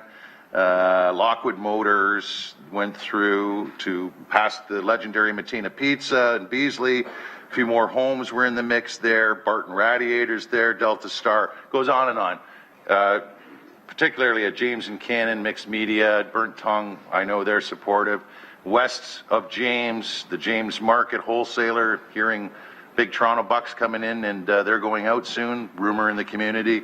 Some more residential, massive municipal parking lots leading us to McDonald High School and ultimately the York Boulevard there. So not really an over influx of businesses through you to Norma. Each that I've mentioned, every one I put a little circle P around, they have parking. So they have ingress and egress to get to that parking, because as we've learned, for those who didn't know, there's never been loading or parking or any of that on the north side where we're intending to put these contraflow bike lanes anyway. We are not going to, with this design that's before us today, take away any of that ingress and egress to those businesses, each and every one from Wellington to Hess, mostly residential after that as we head east. We're not taking anything away in terms of how their businesses can operate and our customers can get in and out, right? Norma? For you, Madam Chair, that's correct. We're not changing any egress or ingress for businesses or residents along the corridor. Counselor? And on the residential side, so east of Wellington, they've never had those opportunities to park. Once again, to reiterate through you, Chair, to park where we're contemplating putting this progressive bike lane path. Madam Chair, that's no parking along the south side of Cannon Street. And that picture right there, really, if I'm living in one of the homes there and I now have that buffer to anybody who regularly, and I know Councillor Pearson drives it, so we probably all have had some occasion, literally sometimes vehicles, and you've been on this section for some time, are actually moving faster in the outside lane, the lane closest to the sidewalk, than they are in the inside lanes. And if I'm living there, knowing that the contraflow bike lane is now going to be in front of my house, a major buffer is now going to be in front of my house, I don't have to worry so much about my senior parents or my kids who also live in that house with respect to that flow of traffic. And through you, Chair, you have seen how quickly those cars can move right next to that sidewalk. Norma? Yes, through you, Madam Chair. Yes, we have seen how quickly traffic moves in the curb lane, and we've done utilization studies on similar one-way streets that show that behavior. So would you say, Councillor? Norma, in your expertise, and the only person accredited complete street expert, and we appreciate all the work IBI has done for us in the past, as Councillor Clark had said, through you, Chair, would you suggest that is one great advantage to those homeowners? Forget their assessment growth. Their homes are going to be worth more. Their neighborhoods are going to be more appealing. All of that. The safety, though, would you suggest that that's an extremely good selling point when I and people like Dave Stevens and others who've already represent all the NAs along this stretch, right to Sherman, all consulted, neighborhood associations, when we go out and do further chats with the people living directly and mail-outs and so forth, they'll probably look at that as the number one incentive for this project? Through you, Madam Chair. Yes, I see that as a great benefit for them to have that buffer between the traffic lane and the sidewalk and the fronts of their homes. And Councillor Jackson asked some great questions, and you've already addressed, but we did hear from that one delegate who has some expertise, a great deal of expertise. With regards to cost, he said, for every dollar we spend, $3.50 to $5, for every dollar we invest, we'll get back to this city. Would you agree with the assessment from that delegate through you, Chair? Norma? Through you, Madam Chair, I've read the same documents that Mr. Jones has read, and their valid data that he's providing, and we expect that similar conditions will occur here. Would you suggest through the Chair that that would more than cover operating costs, if that would occur? Through you, Madam Chair, I guess that I see it as covering those, and of course this is something that needs to be monitored through a cost-benefit performance review of the pilot for those 3 years. And 3 years, I think, is important in order to understand that, because 1 year isn't really sufficient for that kind of change in the community fabric to really take hold in terms of increase in retail sales and the value of the homes. That 3-year pilot is a good period of time to monitor that. Great, and I know we will, and I appreciate that. We've had those conversations. So I tried to keep the questions to things that I haven't already debated or talked about with staff through working closely with others with respect to this important movement. But I have one more that I didn't vet One through more staff, question? through you, Chair, to staff. Absolutely. Given the debacle that is the paint we used for the dedicated bus lane, and it really has caused a great deal of discussion and debate and trouble for the ward councillor, particularly in downtown, as it's completely faded. And we know that that is because the application went on a rather wet series of days in the fall, but it's all but disappeared, particularly where you enter it. I want to be reassured that we begin this 3-year pilot with a paint application that is going to remain consistent visually from Sherman all the way to Hess and even beyond, the same paint for Ward 1. Through you to whomever on staff that can assure me we will not have faded lines within months and then have to confer with the public and try to explain ourselves like we have in the debacle that is the paint we used for the bus lanes, the dedicated bus lanes. Yes, and I think John would like to tackle that. Through you, Madam Chair, yes, the markings through this bike lane are contemplated to be durable markings, so not even paint, they're durable, like the new crosswalks. Great to hear. Like what we use, I assume, John, through the chair, for the zebra markings. It's the same sort of thing. They've remained durable. Thank you. John? Through the chair, that's correct. Thank you, John. And thank you, Chair. Please put me down for comments. Thanks. Now, Councillor Duval is on the list next for questions. However, Councillor Jackson, you would like to ask your question. Please do go ahead. Thank Are you. you a second time? Thanks, Madam Deputy Mayor. In light of Councillor Farr's question to John Mader, everyone around here knows about a month ago at this table, I asked about the faded markings along many of our roadways, our lanes, our markings that nobody can see. And I didn't get this kind of definitive answer that we will start painting durable markings that will last a long time. So, Madam Deputy Mayor, I'm looking to Manager Mader for the same consistency along our roadways, Madam Deputy Mayor, through you, if he's got a wonderful solution for the city. Please, John. Yes, John, go ahead, please. Through you, Madam Chair, the budget for this particular project contemplates durable markings. Our regular budget for paint markings in the city does not at this time. Notwithstanding that, we've asked staff to look at the business case for doing just that, particularly with the transverse markings at our intersections and things like that, and our arrow programs and things like that, so that they are more consistent and more permanent. John, I appreciate the sincerity of your answer, but Madam Deputy Mayor, through to General Manager Davis, we're not finished our 2014 budget. This is an important safety issue across the city. I'm sorry to digress from this presentation, but it was brought in by Councillor Farr. I'm not satisfied with hearing, our budget for the rest of the city and roadways and lanes markings that are faded isn't either important or we don't have the money to do those, but we do for this one. Through you to General Manager Davis for a comment, please. Jerry? Through the chair, the health and safety of the right-of-way for pedestrians and all modes of traveling is very important, and we take it serious. We have an issue with the markings that we use in that it doesn't have the, I believe it's oil-based anymore. So we're addressing it. We know it's a concern right across the city. This particular project, there is a cost associated with the markings. And if we were to change it to all of the rest of the city, there would be an increased cost. So what we want to look at is the key intersections that John referred to, and we're doing that analysis, because one of the things we're looking at is if it's going to last longer, is the business case for spending the money up front outweigh the continual replacement of when it fades. So that's the analysis we're doing. So by no means are we minimizing the rest of the city and the importance of the health and safety for traveling in the right of way, but we're definitely reviewing it.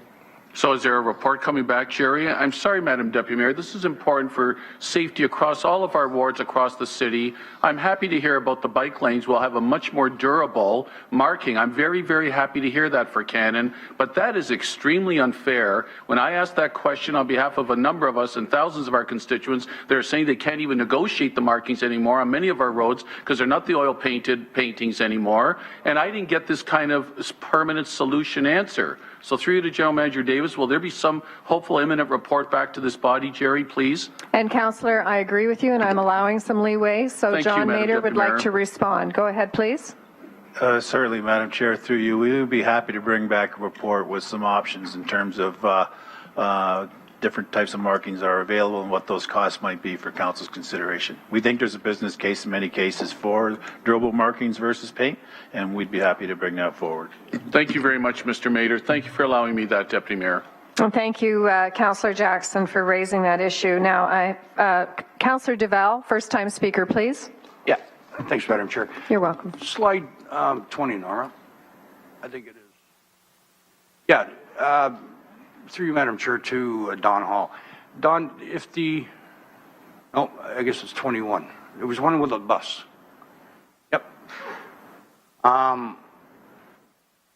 If there would needed to be an extra driver or a bus onto Cannon, I guess the reason would be because if it falls below an acceptable level, are you predicting more riders? Why would it fall below service? Don?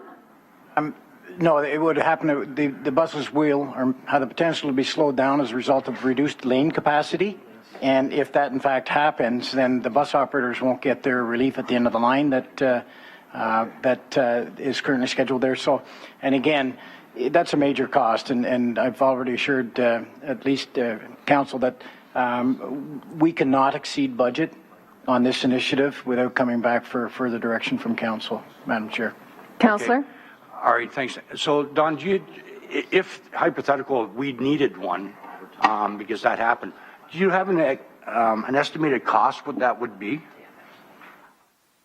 A peak period bus runs in the order of magnitude about $150,000, $175,000 a year, and we see the peaks as the primary challenge here.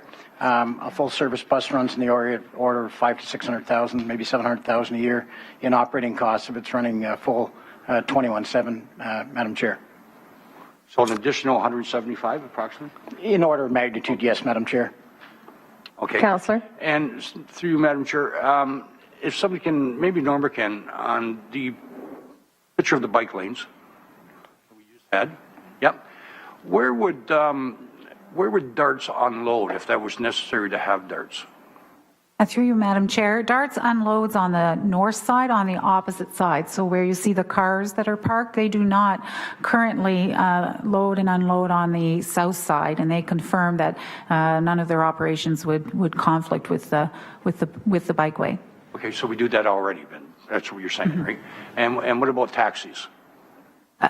Through you, Madam Chair, taxis can pick up on either side of the street. There's no parking permitted on the south side where the bikeway is, but that wouldn't stop them from, as we talked about, with loading, unloading, pulling into the travel lane and having someone get into the taxi. There is that little bit of a buffer so that pedestrians who are flagging down a taxi can walk from the sidewalk through the bikeway, stand in the buffer, and load into the taxi.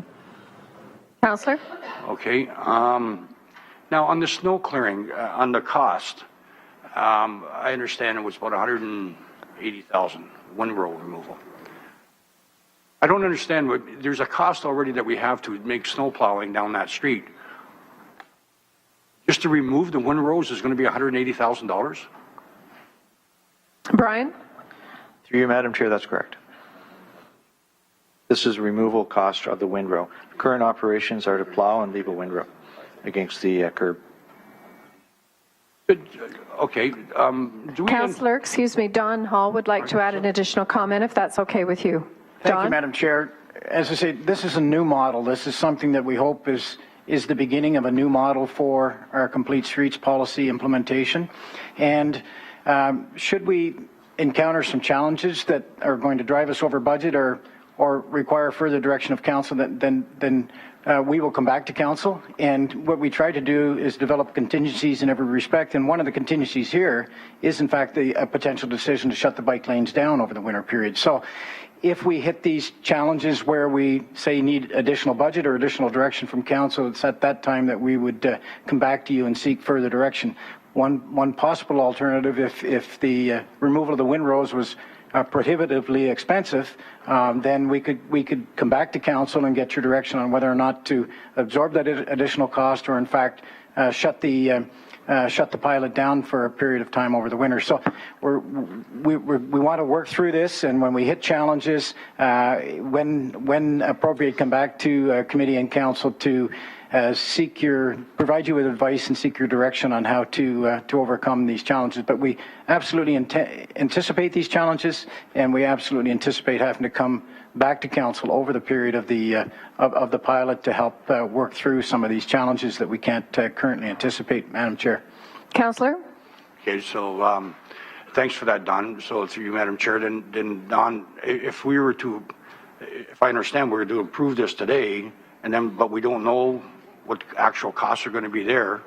It could be, if it's higher, is that what you're saying? If it's higher, you come back to us. If it's lower? Absolutely. A lot of the discussion has been around the financial equation, aside from the community benefits. And we've tried to structure what we see to be a conservative budget. In all cases, though, if we come up against obstacles that can only be resolved with additional budget, at that time, we'd take it as a council direction to report back with options for either increased budget or perhaps curtailing of some aspects of the initiative, Madam Chair. Okay, Councillor. So, Norma, can you go back to the picture, please? I'm kind of having a hard time. The $180,000 to take the windrow off, I guess, is it both sides that we're talking about? Yes. Brian? Through you, Madam Chair. No, it's just on the south side to provide access, clear access. Yes, but on between the lane. bike lane and then on the roadside. That's correct, yeah. Right? 180,000, that's, do we clear bike lanes at all throughout the city in the wintertime? Brian? Through you, Madam Chair. Yes, we do have a winter cycling infrastructure maintenance pilot that we've been running for 3 years now, and it essentially involves enhanced plowing and material application on designated routes to provide service through the winter.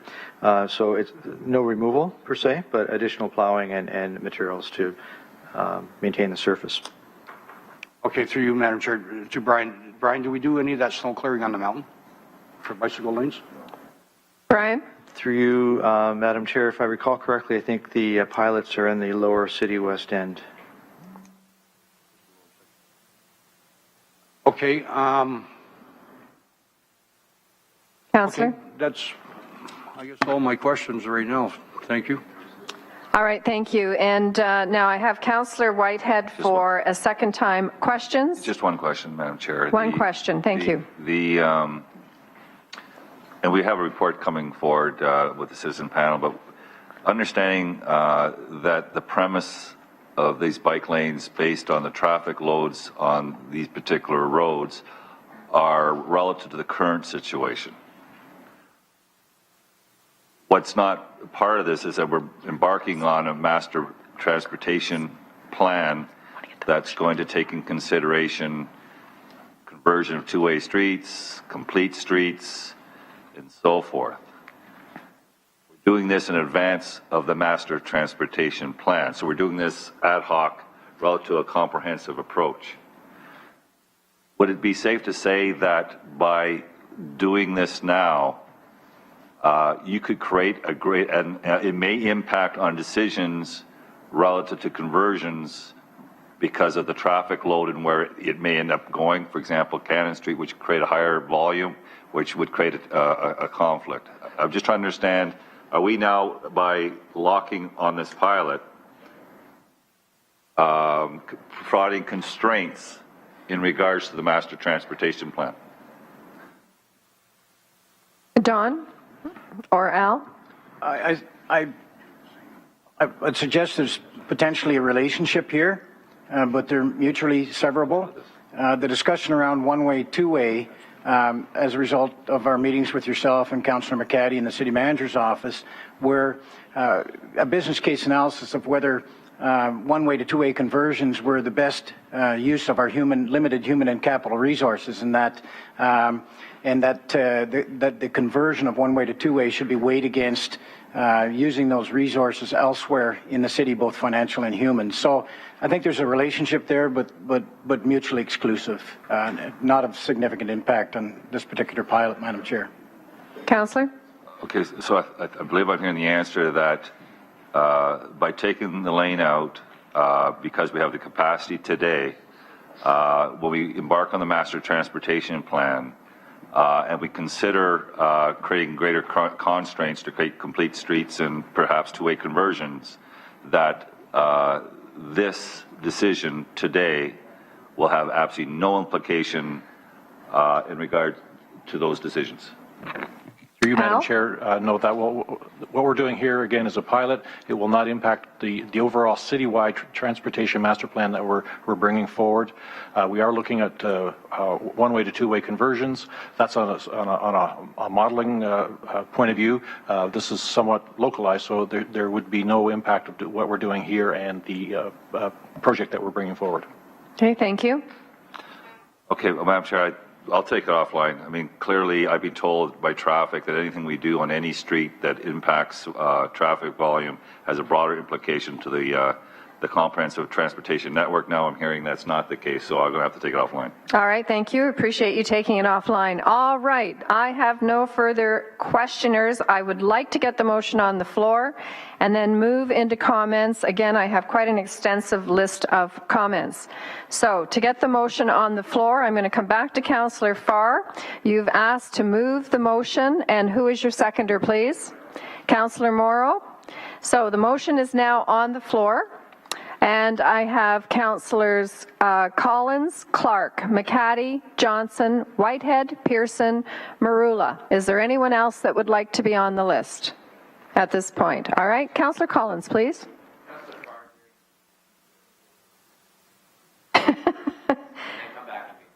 I will do that. Thank you. Councillor Farr. Yeah, briefly, it's just an honor to be able to sit here in this term of council as defined by one of our delegates, making a great decision and one that sees the greatest investment that we've made, a significant investment this term of council. In relation to what is before us, I really did appreciate hearing all the good discussion and debate and questions, and obviously one of the standouts was from our committee members, some of them, how we're interacting with the public and engagement. Obviously, it's most important. We recollect, I'm sure, not long ago, putting a Cannon Street study group together in addition to the Queen Street study group. Very open process, invited a lot of people here to this council chambers, broke down into groups, actually walked this portion of Cannon Street. Actually, we began at Victoria, but one of the outcomes of that study group, that public engagement process, very much talked about what's before us today. Consultation has gone on already with, I see Dave Stevens up there, and a very key player in the community process that is the Jamesville study, also past president of the North End Neighbors Association. We talked to Dave earlier today, more than willing to continue necessary outreach, more than willing myself to be part of that outreach. So that in conjunction with, the virtual tour that I shared, where a lot of the businesses, primarily in the heart of the downtown area, have available to them parking, where we have learned today as well that no ingress or egress functions at those existing businesses. So getting their deliveries in, getting their customers in and out, none of that will be affected with what is before us here today. And finally, with what is before us here today, I mean, quite obviously, a lot of us believe in the community, and I'm with them, that this is very significant as it relates to where we want to go with complete streets, where we want to go with mobility, where we want to go with offering solutions to our transportation demand management and all the people on staff that work toward those goals and ensuring that we do have these options in our city going forward. This is progressive. This is important. This is a connector to our Pan Am precinct, and it'll work well with all those who currently ride, with those who are on the fence and worried about safety issues and maybe don't ride. They possibly, I think many will now. I know I'll be one of them. And for those folks who are going to be taking advantage of bike share as well, which is coming in the spring, is unanimously, I believe, endorsed and accepted by this council. So I'm very pleased and privileged and honored to be working with a group of people who understand the value of what's before us, both around this table and in our community, and honored to be moving what's before us here today and utilizing, I think, quite importantly, $333,600 of the Ward 2 Area Rating Capital Reserve to make this so. Thank you for the time. And thank you to everybody who's here today in support. Okay, thank you, Councillor Farr and Councillor Collins. Oh, before we do that, could I have a motion, please, to receive the presentation? I forgot to do that. Councillor Collins, Councillor Morrow, all in favour? That is carried. Councillor Collins, please. Thanks, Madam Chairman, and my comments will be brief. I do want to thank all of those individuals, both with our staff, our consulting partners, as well as those people in the community who've worked very hard to get us to where we are today. And I'm really hoping for the best, because I had some severe reservations, especially with what we've been through with the BRT pilot project, which hasn't been without its problems. And good to hear today that we've dropped the use of the finger paints, and we're now gravitating to something that's going to work a lot better. And so that is good news. But I think what this discussion has done for me through just over the last year or so is that I'm not certain that this works on all streets. And I think that was part of Justin's presentation today. And it was a good point, because when I look at Cannon, I think we're all aware, for any of us who use this corridor, there really are a couple of lanes of capacity there that are are not used. And what it highlights for me is the opportunities that exist in other areas. And this, I'm not suggesting that we create congestion, because that's the last thing we want to do, and it's one of the reasons why I did not support the BRT pilot project. But I think what this project does is it highlights the fact that we have a road network system within the municipality that in some cases is outdated. Cannon's a great example. These roads were built at a time, I'm certain, when industry was at its peak in this city, and we had thousands and thousands of vehicles, more so than we do certainly today, utilizing this transportation corridor. And at one point in time, and I'm glad this photo is up there, I'm certain that the houses that are in the photo here on the screen, they actually had a front lawn, and they probably had no problem allowing their kids out onto the front to play, as many neighborhoods have the ability to do across the municipality. And so I'm hoping, and I will be coming back with a motion at some point in time to committee, to look at decommissioning in certain areas of the city, or reutilizing or repurposing some of these lanes. And a good example is what happened on the Claremont. I mean, we had that the spill, and the escarpment failed, and we took that one lane against the escarpment out of commission. And you can imagine now, and on most of our talk and discussion today is focused on the maintenance costs. You start to think about the costs that we've saved with that issue alone. Having that one lane out of commission, we're not salting it, we're not sanding it, we're not plowing it, we don't have the street sweepers on it. And so that starts to add up over the course of a year, and then over time, that we start expanding that. Apply that then to Burlington Street and the capacity that we have over 2 decks. And there will come a day, and I've had discussions, just brief discussions with Gary Moore, in terms of what we're doing with those decks and what we're doing with those bridges. And will this council, future councils, have the ability to pay for the replacement of that capacity? And so you could apply that to many streets. Wentworth and Wellington look a lot like Cannon does here, and there's no, I mean, we would all agree that the capacity falls far short of what we're providing in terms of lanes of traffic. I raise that issue to highlight the fact that for as much as this is a pilot project, and this is all about, making it more people-friendly, it's the complete streets theme, but we're making better use of our infrastructure, I think, at the end of the day.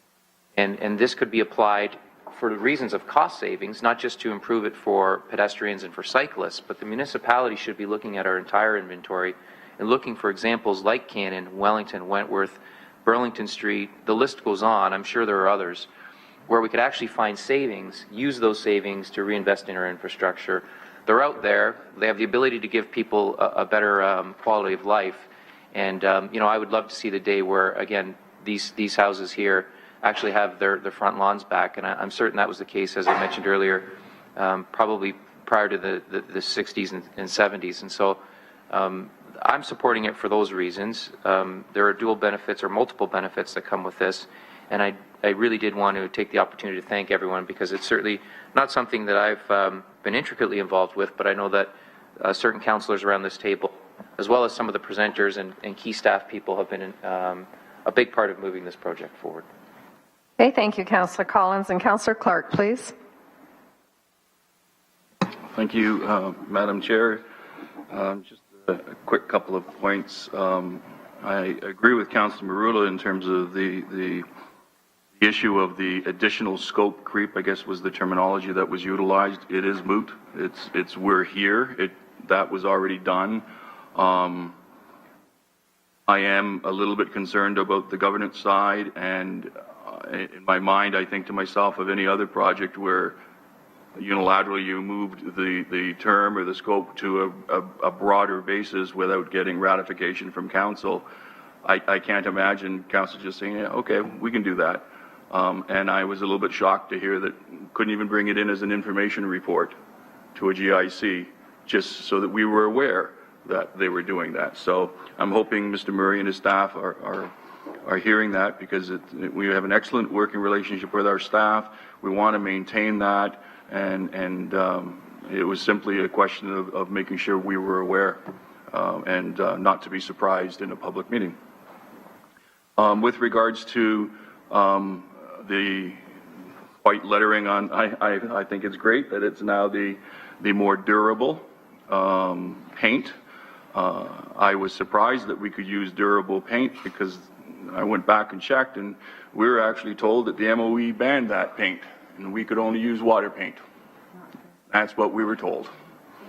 And we were not told that it's more expensive and we can't afford it, or we don't want you to think about it because it's more expensive. We were told you couldn't do it. And that's what I was telling my residents. And to hear today the opposite is disconcerting, because the residents don't always understand that there was a misunderstanding. Sometimes they just think, the councilor's not telling the truth. So we do need to clear that up promptly, and I hope we do. With regards to the overall project, if I may, Madam Chair, or Madam Deputy Mayor, we have bicycle lanes in Upper Stony Creek. They work incredibly well. Lower Stony Creek incredibly well. This particular project is unique in that the concentration of vehicles and the tightness of the road. So I understood clearly from the very beginning, and I supported from the very beginning, the idea of some type of separation. The creep on the cost really scares me. I'm still not convinced that the projections are accurate here. I expected this to be much lower. To hear from residents who some would argue are experts in this field, and they predict $300,000, and we went from $300,000 to $500,000 to $600,000, which was accurate because the projection came back at $600,000. However, you have $250,000 in contingency cost, and then we have annual operating costs, and even those I'm not sure about. So I'm really hoping, Mr. Murray, that if this is going to be passed today, that our staff really crunch those numbers, because I don't think anyone could justify this cost for this small amount of a bicycle path.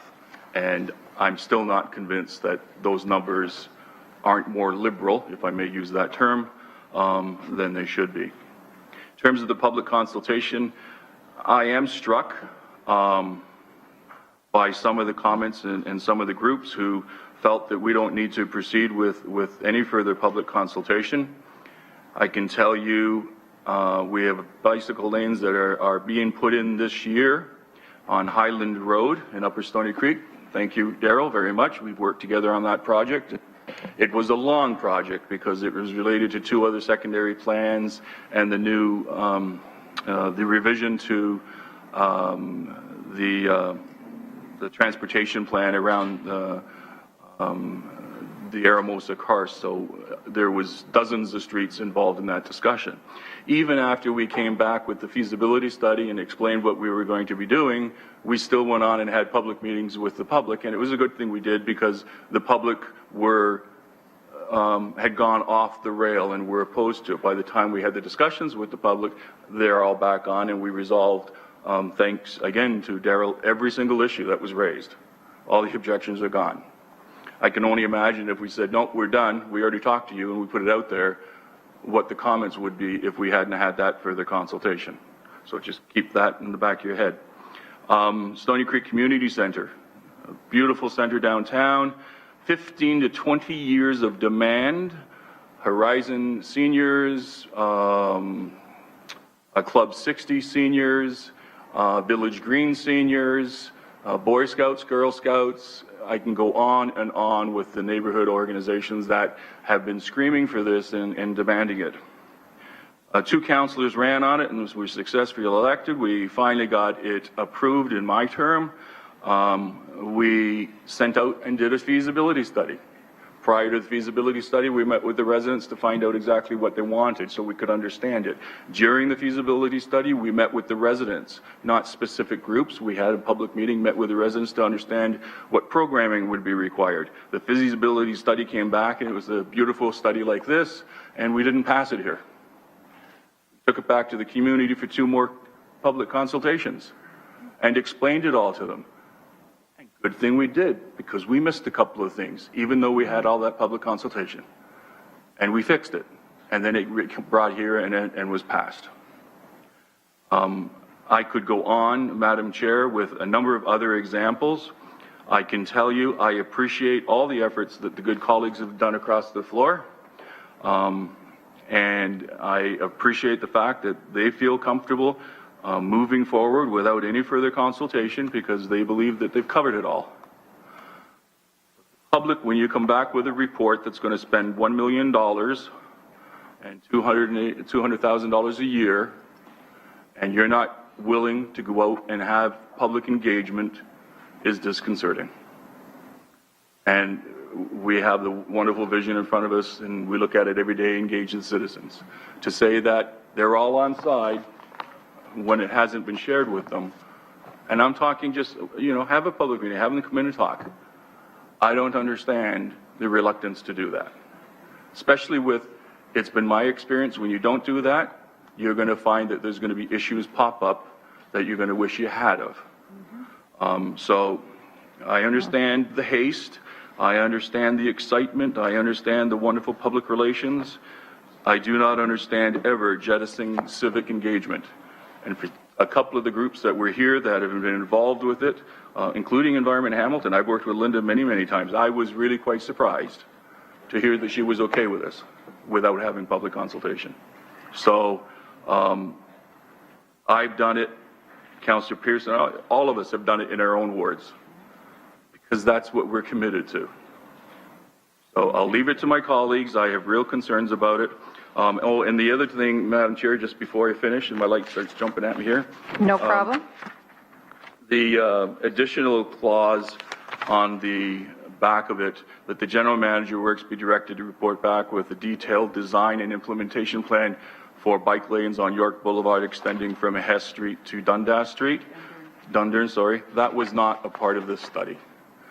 So that really should be a separate motion. We can deal with this and then have a separate motion and deal with that. I understand the desire very clearly, but it looks like it's scope creep again. And it'd be better to say, you know what, after we've done this study, here's the motion from the councillor and Mr. Davis has worked with you on it. Here's what we need to deal with and what do we need to do to move forward on that instead of kind of slipping it in. And again, my only concern is people somewhere may accuse us of just kind of shoving it under the carpet, and that's not what we're doing. It's a public process and it's a public consultation, and it's always open and transparent. So, and I don't have an issue with the consideration of that item. I just think the process should be slightly different. Thank you. All right, thank you, Councillor Clark. And if we are going to remove E from the recommendation, we may want to include something about associated costs because there's been a number of comments about wanting to see some more firm costs and have that come back to GIC. So I'll leave that up to the group. Councillor McHattie, please. Thanks, Madam Deputy Mayor. And I'd like to move an amendment to the report.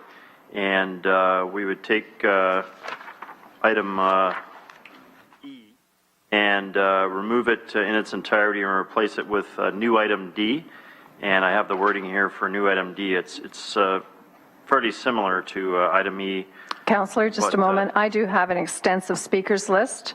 So do we want to deal with an amendment now? Do we want I would to? ask the clerk whether it's appropriate to move the amendment now. Madam Clerk? Yeah? Okay. Okay. All right, so go ahead. Okay, so item D is that the General Manager of Public Works be authorized to undertake the detailed design and implementation of bike lanes on York Boulevard from Hess Street to Dundurn Street in coordination with the implementation of the 3-year bidirectional cycle track pilot project on Cannon Street at an estimated cost of $58,000 funded from the Ward 1 area rating account. So I would move that, seconded by Councillor Farr. I could speak to that, Madam Chair. All right, go ahead. We did talk about this connection at our last meeting of this group where we dealt with the Cannon Street bidirectional bike lanes, and we voted on it, asking for the report that came back today. It's a simple matter of connecting where the Cannon Street bidirectional bike lane stops and connecting that to the bike lane which stops at on York Boulevard at Dundurn Street.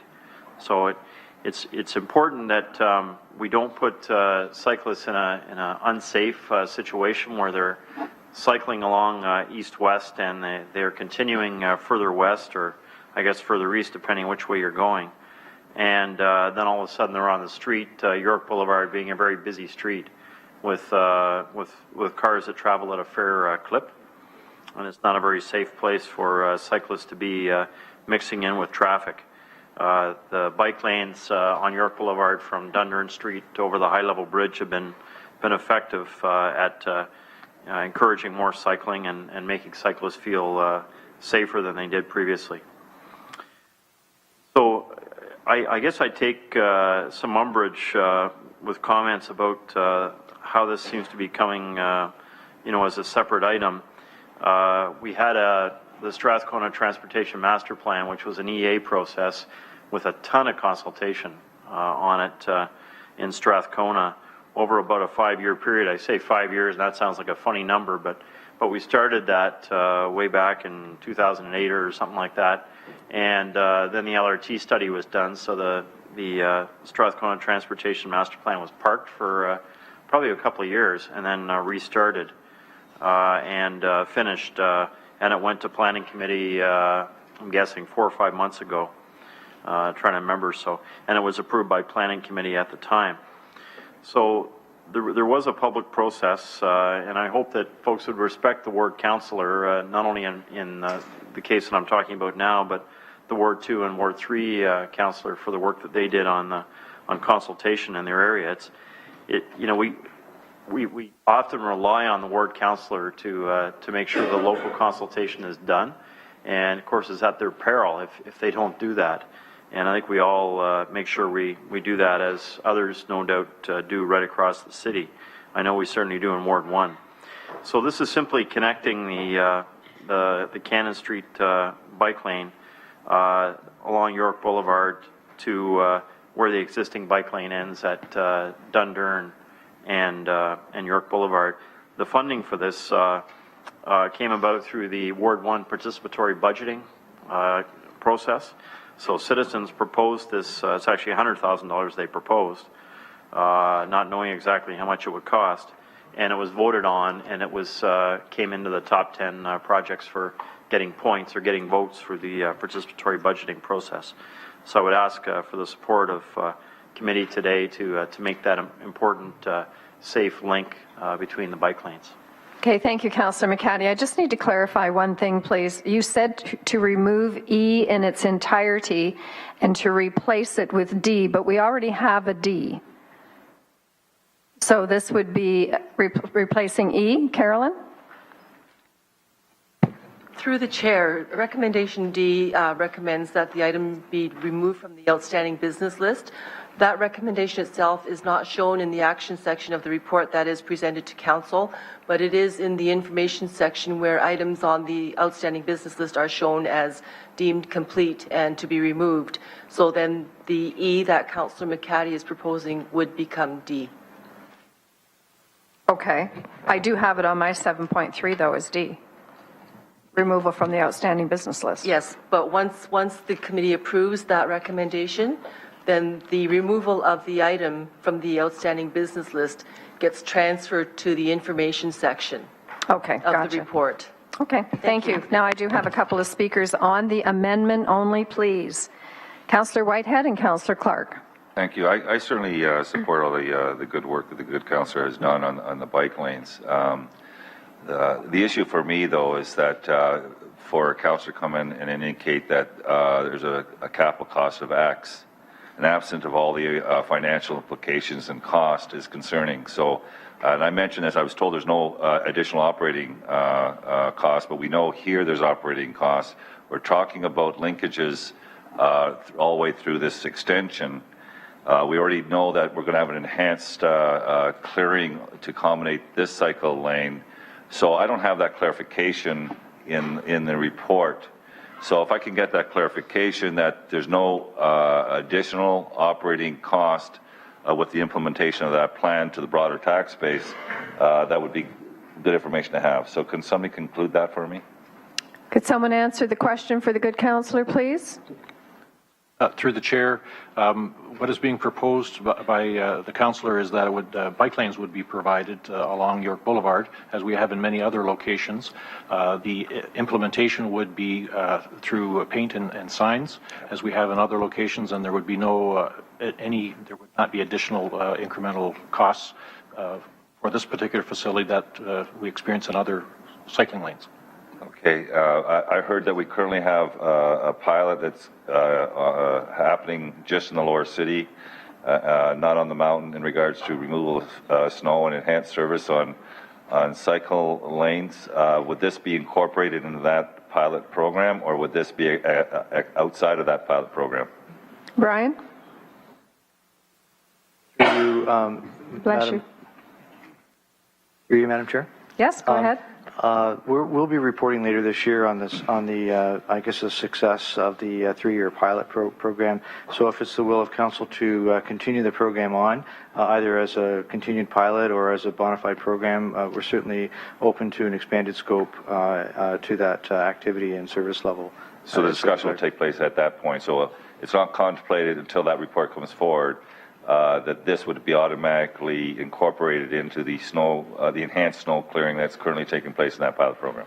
Okay, thank you.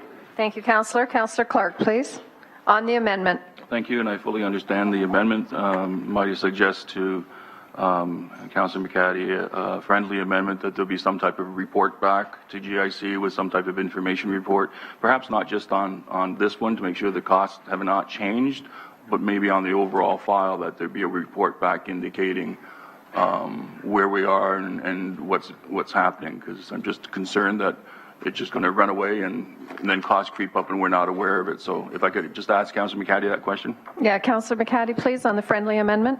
Thanks, Madam Deputy Mayor. Through you to Councillor Clark, that sounds appropriate. We might want to be a little more specific on what we want staff to report back on, so I'd appreciate if you could just expand on that or be a little more concise so staff understand and I understand as well. So, Madam Deputy Mayor, if I can just ask the clerk then, given that there's more to this than just the last motion, it would be appropriate then to have a separate clause that would indicate a report back to GIC on blah, blah, blah.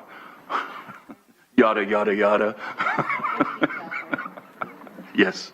I think that's what got us into this situation to begin with. Yeah, so we're having a tripartite talk here. Absolutely. Just ignore me. It's fine. Yes. So, ignore the woman behind the curtain. Thank you. Happy with that?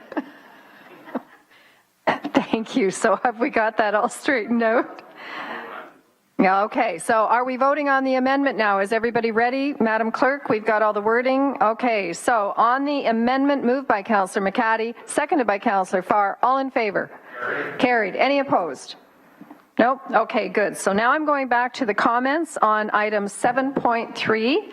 And next I have Councillor Whitehead, then Jackson, Pearson, Marula, Morrow, then Johnson. You want, okay. Councillor Whitehead, please. Thank you, Madam Chair. I certainly support before us. I said it is a pilot program. What I don't support, because of those additional operating costs and because of the, I think arguably, I don't even think it's arguable that certainly there'll be less people utilizing this bike lane in the midst of winter. And looking at those additional winter costs, it begs the question whether we should, like Montreal originally did, was to remove the delineation pieces so that we can lower the cost to the taxpayer, quite frankly, of the snow removal. So I think that is one component I would be moving for consideration by my committee colleagues. But the overall process, all the way to Hess Village, or Hess Street, I have no issue. I understand the safety component. I understand the congruence of the bike lanes and the importance to have that connection. And I think, quite frankly, when you look at where we're going, maybe 10 years ago, you probably wouldn't have received much support for this kind of investment. But clearly, times have changed. There's more interest and more activism when it comes to quality of life. And certainly we know we have obesity problems, so the more people we can encourage to safely cycle on bike lanes and have that connectivity across the city certainly does improve the quality of life. I do, however, want to recommend, because currently in regards to the measurement of this program, and I think Councillor Merle and I were on the same track, is that the terms of reference for that measurement needs to take in consideration quality or social, should take in environmental, and it should take in cost. You can't eliminate the cost issue out of the overall assessment of this particular program, and I'd be interested, and I'll work with staff, doesn't have to happen today, to get a panel of stakeholders, independent stakeholders, to participate in the development of those terms of reference in regards to the measurement of this pilot program, so that we have good information, informed this council on a go-forward basis, hopefully for the longevity of this particular pilot program. So the only request I would have, Madam Chair, is at the appropriate time, I will test the will of this council in regards to whether or not we need a year-round service at this point, understanding these annualized costs with the windrow, or if we can, when the snow drops, we pull out the separators and then plow that portion of the street like we plow any other street in the city of Hamilton. So, Councillor, do you want to do that as a separate motion? Do you want to wait until the pilot's over to when we have more information on that? What would you like to do? Madam Chair, at this point, I'm putting it out there as part of the discussion, because that's the only piece that I want to address in a motion.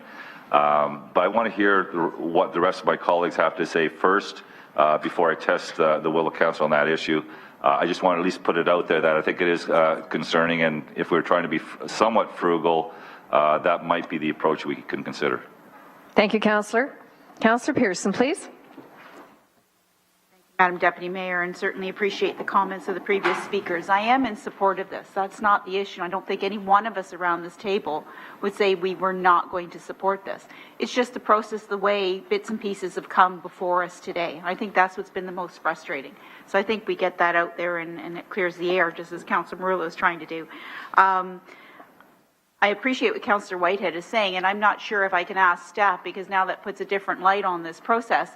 If we were to decide today that we're only going to implement this in 3 seasons as opposed to the winter season, and the costs, benefits, and negatives to removing all of this every year, because I just can't see removing this. I mean, we're going to be removing markings. We're going to be doing pavement improvements that now we will have put back in jeopardy over the winter.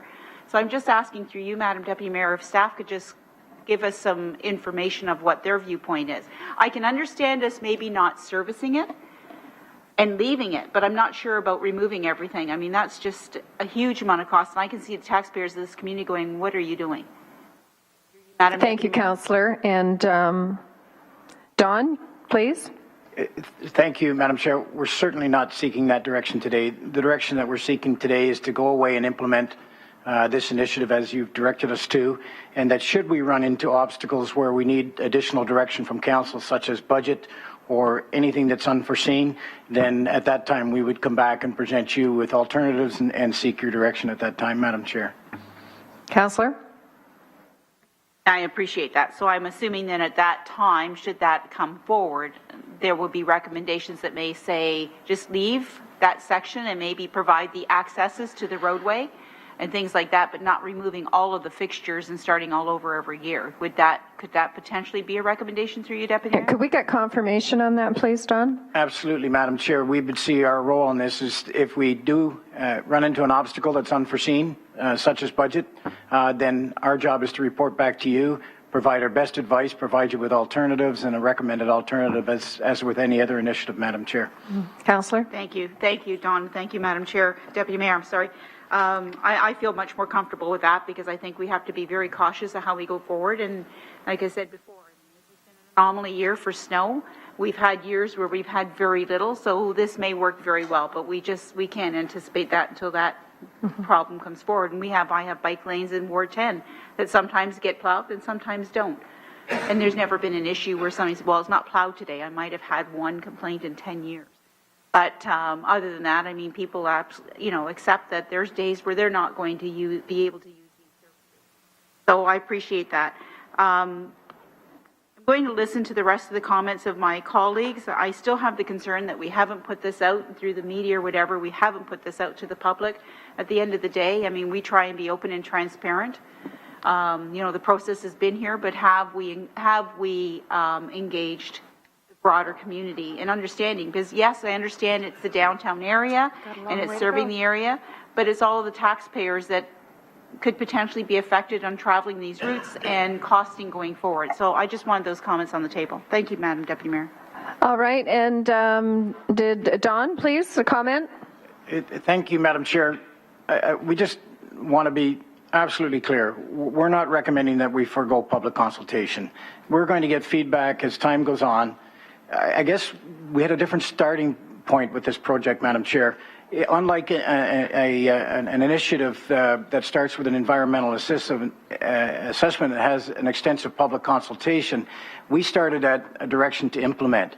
And clearly, we're going to take public feedback seriously. And if the public feedback causes us to step back, pause, and perhaps change direction, then we're absolutely committed to take that public feedback and bring it back before committee and council to seek further direction, Madam Chair. All right, thank you. But I think you can feel the angst around the table, and I would strongly urge everyone to keep this in mind, to bring it back. So next I have Councillor Marula, please. Thank you, Madam Chair. And I'm a little bit concerned, and I'll explain why. When we went through this process back in September of 2013, we did provide that direction to implement. And I'm glad that Mr. Hall did mention that. We've gone from strongly supporting the Yes We Can movement to somehow being in a situation where we're saying, yes, we cannot. And I'm not sure why we're creating obstacles to some degree, but I'm sensing that, and it's somewhat disconcerting. So what we've done is the motions before you, if you read the report or even the summary where it reads executive summary, we supported the implementation, so we're moving forward on that. The strategy that we all supported, unanimously I believe, led to the concept that's before us and the design. We're now at the build stage and then subsequent the operating stage. Complete streets have to reflect the surrounding of the area. Right now, I feel that Cannon Street is a public safety issue. I don't know if any of you have been down there, but the volume of traffic and the speed at which they're traveling, so the proximity to buildings is astronomically dangerous. It really is not an environment conducive to living in any way, nor is it a complete street. It is the epitome of an incomplete street. So we can throw out obstacles and we can create problems to try to minimize this project, but the reality of the issue is it's far too important from a public safety component to in any way jeopardize it. Let's continue on the path that we've set, that everyone has supported. I think that the neighborhood deserves it. It's being, and as everyone knows, it's being funded by Wards 2 and 3. And I'm not quite sure people don't understand it's a pilot project. Frankly, it should be expanded to include all of Cannon Street. Because if anybody actually recognizes the danger surrounding Cannon Street, they wouldn't, you're either willfully ignoring the danger, or, which I hope that's not the case, I would actually hope that you're unwillfully doing it, or not realizing that by slowing this process down or in any way jeopardizing it is not in the best interest of that area, but more importantly, the entire city. Things are changing. Streets are not just for trucks or cars anymore, and nor should they ever have been. But now we're at a point where what's old is new again. The urbanization that we're going through in the city is a direct result of these types of progressive initiatives. Because if you look at where the growth is, where the property values are increasing, it's all happening as a result of urbanization in the area. People are moving from Toronto here, not because we cannot do something, it's because we're doing these types of things. These types of projects is what's making us a destination spot and making us one of the best cities in the country to invest in. and why we have been so successful. So enough with the nonsense and the gamemanship and the politicking. Let's just do it. That's what we wanted to do. We're at the implementation stage. Let's get the job done, and let's commit to the fact that we can do it rather than finding ways why we cannot. Thank you, Councillor, but I have to be honest, all I've heard is everybody's been very supportive of it. So, Councillor Morrow, you're next, please. Go ahead. And, I'm not sure if you're in a position to editorialize as chair, but there's a lot of obstructionism Councillor Morrow, going on. please. Well, if you're going to abuse the chair, I'm going to call you on it. Thank you. He's the new councillor you have something who to say, Councillor Johnson? absolutely You can't deserves to have editorialize his as the chair. chance. That's what I'm basically saying. Councillor Morrow has absolute right to speak. He's next on the list.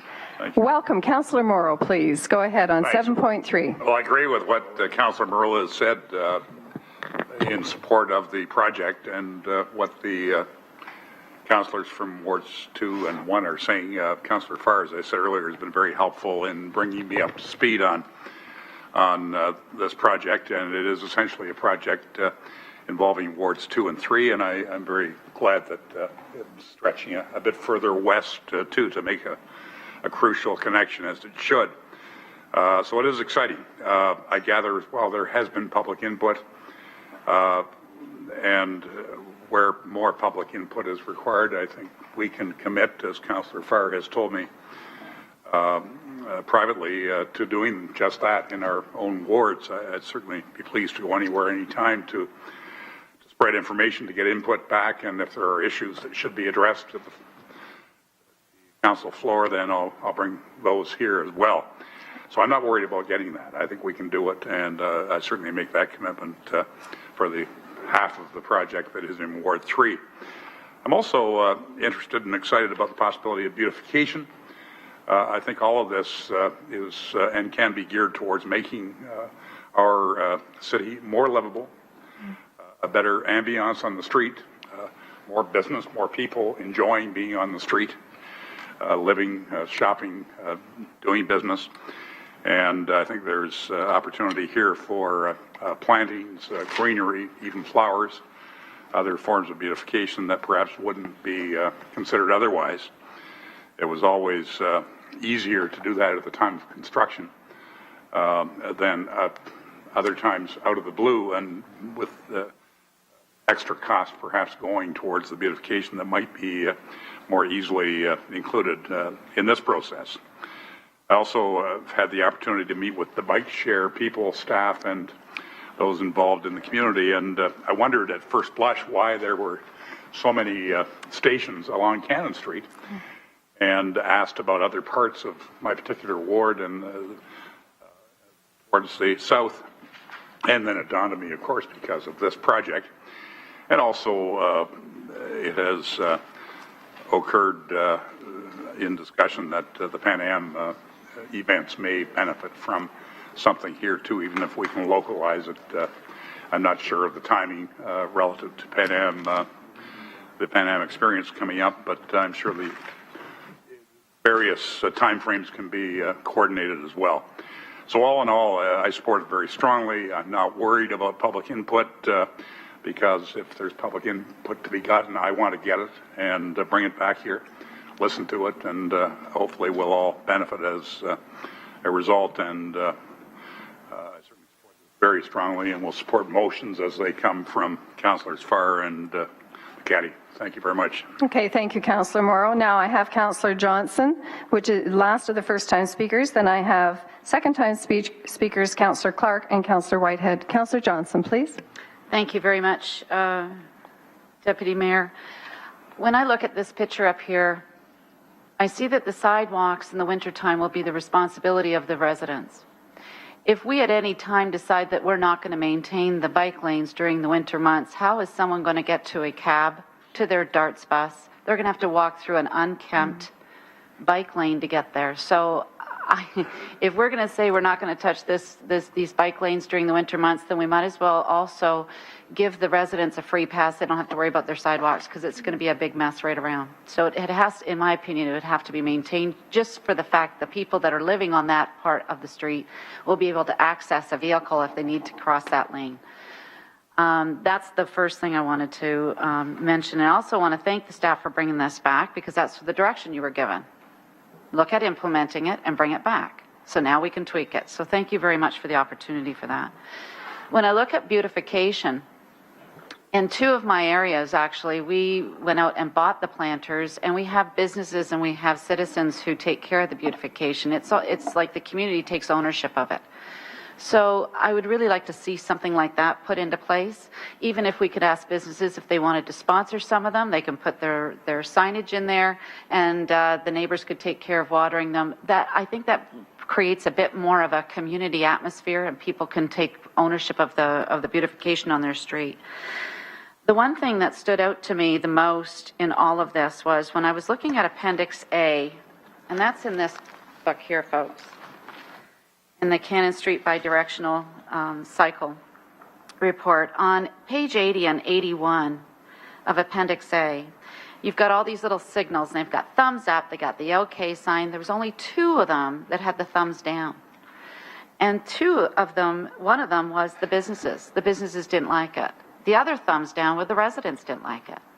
So this is where, and I'm going to come back to what we've been doing in Planning Committee. We've been trying to push the planning staff to go beyond the 120 meters of notification, because it doesn't always encompass the entire community when you have a plan on the table that could affect, change the face of that community. And I'll give you a perfect example is Winona Walmart. No one in the community got notification because it was situated in such an area that it was just beyond the 120 meters. 3,000 cars are coming into this community, and not one person was notified by our planning staff when the first application came forward. So we were looking at things like this and saying, why can't we expand that? Why do we have to follow the planning rule? Why can't we expand that? I understand there was public consultation done.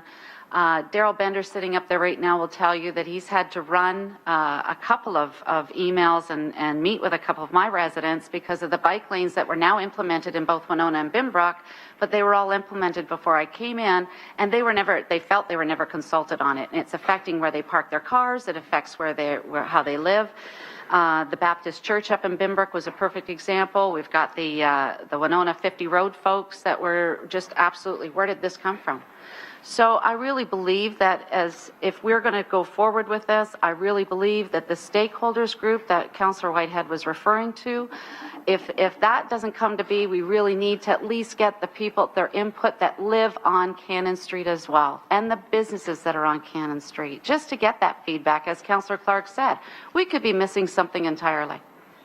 And we could remedy it quickly, but if we knew it ahead of time, it wouldn't have been a problem. So I would like to hear the rest of my colleagues speak about this, but again, I still think that there's some ownership that the community can take in this, with input, with beautification, and also to work with our staff in keeping that way clear for people to use. So those are my comments at this time, and thank you, Deputy Mayor. Okay, thank you, Councillor Johnson. And second-time speakers, I have Councillor Clark, Councillor Whitehead, and Councillor Farr. Councillor Clark, please. Madam Chair, I don't have further comments. I have 2 amendments, and I just need to clarify on process. So Councillor McCaddy and I and the clerk have discussed an amendment, and I don't have the exact wording. Do you have it there? Can you just read it out, please? I'm sorry. Madam Clerk, go ahead. Yes, that the following subsection be added, that staff be directed to provide a status report to the General Issues Committee on all costs and expenditures, including labor impact on GL and contingencies involved during the period of the pilot project. And so I want to make sure that I have clarification, because Councillor McCaddy and I have discussed this, so I'm trying to understand where you would like me to introduce that amendment, if you don't mind, please. Yes, thank you. And if I can have some assistance from Councillor McCaddy on this, please. Thanks, Madam Deputy Mayor. I would think this would be a new E, a new subsection E, and only a little editorial comment, because we just heard it now, is costs, talks about costs, and I would just say and benefits as well. But other than that, that sounds great. Thanks, Madam Deputy Mayor. Through to Councillor Farr. Clark? Councillor Clark, okay. Yeah, thank you. And I'm fine with the friendly amendment, Madam Clerk. So I guess we could remove that one now and then go on to the second amendment. Yeah, and you have a seconder? I'm moving it, and Councillor McCaddy is seconding it. Okay. And You heard it from the clerk. I'm not sure if anyone else needs to hear it again. Yep. That staff be directed to provide a status report to the General Issues Committee on all costs, benefits, and expenditures, including labor impact on GL and contingencies involved during the period of the pilot project. Okay, and on that amendment, Councillor Collins? Are we not doing that? Wasn't this whole discussion about keeping track of the costs? Is it just specifically on Brian's portion? Yes, please, go ahead. As I read the report, they were projections. As the project unfolds, we usually get report backs on costs that are incurred. This is all this is.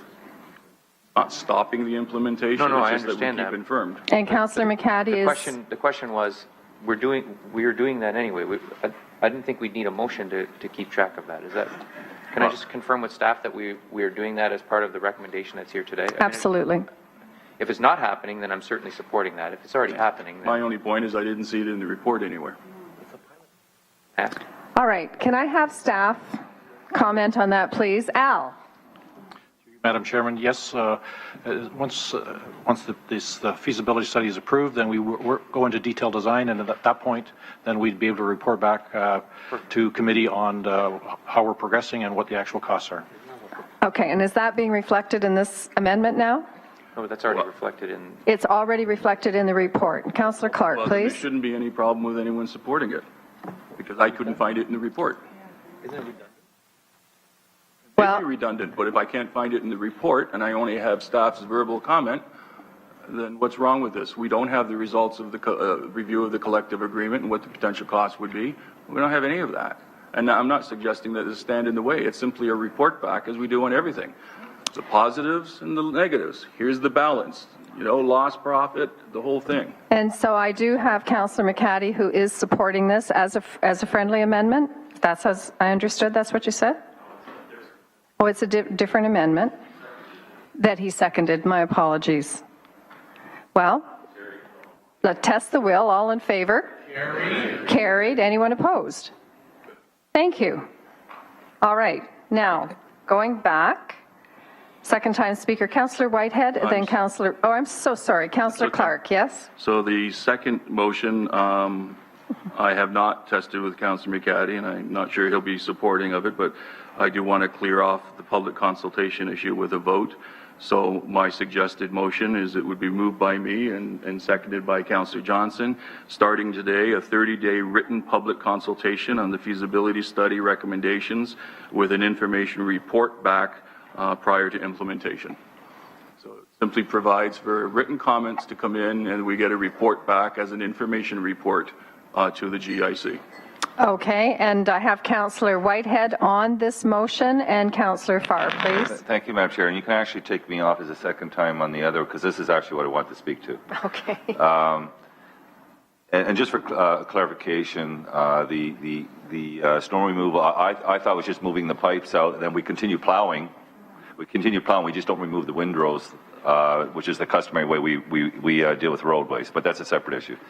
On the consultation, and Councillor Clark raised a really good point. And in fact, on the Westmount Rec Center, we went through the same type of consultation program and so forth. But then when it came down to the functional plan, things changed, and it never went back out to the community. And when it was actually developed, there was things that was taken out without any notice to the community, and there was things that weren't considered in the context of Westmount Rec Center because the community never had a chance to see the final plan, the functional plan. So it is prudent, quite frankly, when you get to this stage, when you have better drawings, and I know it's not detailed, but this pretty well lays out what is taking place, to give the opportunity for those that are most impacted by it, a better understanding exactly what it represents and what the positives are, and perhaps even negatives if there are some. But I think it's prudent.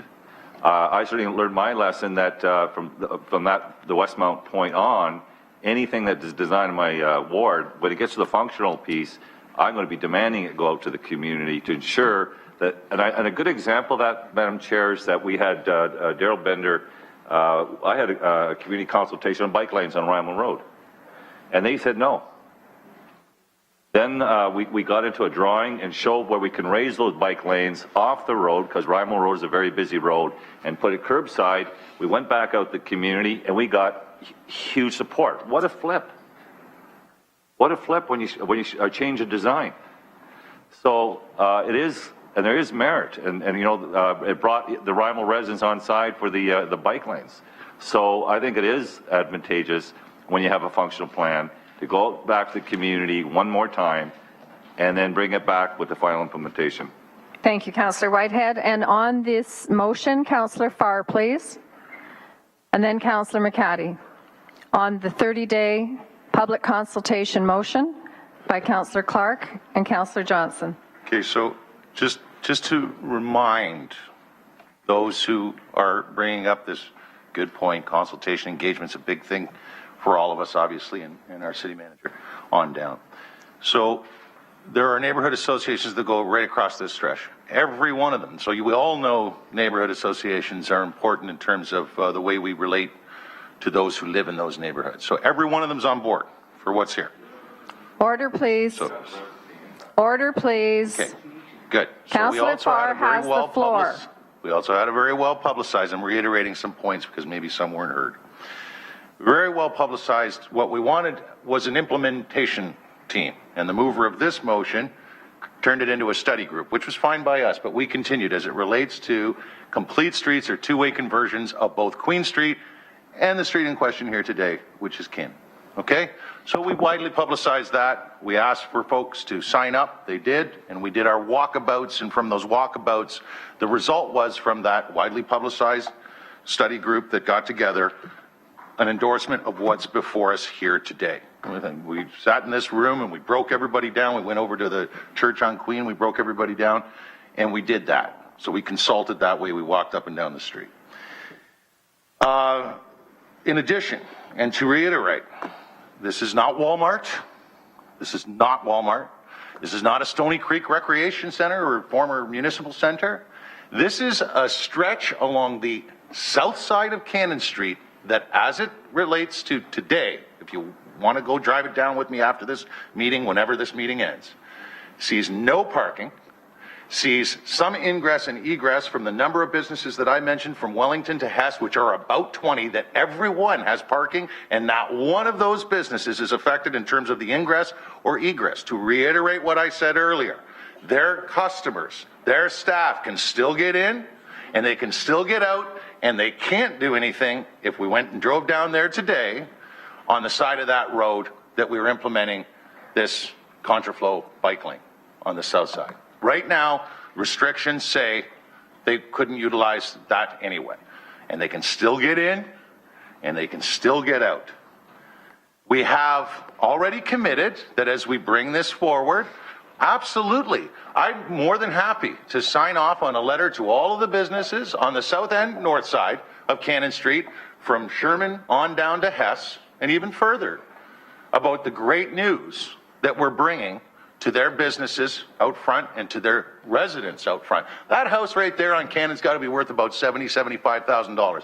I'm telling you, if this thing goes the way it should go and the way it has gone. Councillor, through the chair, please. If this thing goes, Madam Chair, the way it's gone in hundreds of other cities, as has been related, and what complete streets bring to the neighborhood and to this city, if that house there goes down in value, I'm telling you, I'm moving to Milton. And I'm not coming back. I'm serious. This is insanity when you consider that the multitude of residential homes and the value that we're looking at today, and when we can contemplate all the statistics that are all part of this. We heard our expert from IBI. Farr, this is Why the are amendment. you interrupting me? This I motion, have 5 minutes. This motion is about public consultation. And I'm speaking to public consultation. I reiterated the consultation that has already occurred. The study group, through a council mandate as it relates to complete streets on Cannon, occurred. okay? We heard from our consultant that businesses are not going to be affected. If there's one thing they're going to, I mean, let's be realistic. If there's one concern they have, it's always parking downtown. They all have parking lots, and they all will maintain their ingress and egress to those parking lots. We have a design here that is form-fitted for the south side of Cannon Street, and we've had hours and hours of good work and consultation with good people that have been sitting through this debate, no matter how it's strayed over the last couple of hours. We've already done it, and I'm willing to continue to work with, and I know they're willing to continue to work with me as we further consult. And I look forward to sending out that letter to the majority, to everyone on this stretch, as it relates to Sherman to Hess, to tell them how excited I am for them that we are bettering their neighborhood by implementing something that is safe for those residents, that's going to increase their assessment for those residents, a great deal, I might add, and it's not going to affect your business getting in and out to your parking lots that all of you have. Thank you, Councillor. I have Councillor McCaddy on this motion, please, and then Councillor Clark. Go ahead. Thanks, Mr. Deputy Mayor, and we're just lucky we caught Councillor Farr on his way back from Florida. He's laid back and pretty relaxed, so that was thank goodness for that. I just want to reiterate, this is not coming out of the blue as a project that has had no consultation. I mean, that's just wrong to suggest that. The IBI report that we've just heard, they did the detailed traffic analysis as to what the real impact would be. It's very marginal. 4-minute change in traffic at the worst case scenario, and that information we've heard from IBI has been shared with the neighborhood and businesses along Cannon. We know that Councillor Farr just went through the description of the consultation that he's done, that Councillor Morelli had done previously, that Councillor Morrow's been involved with. So I think we're really going into some territory here that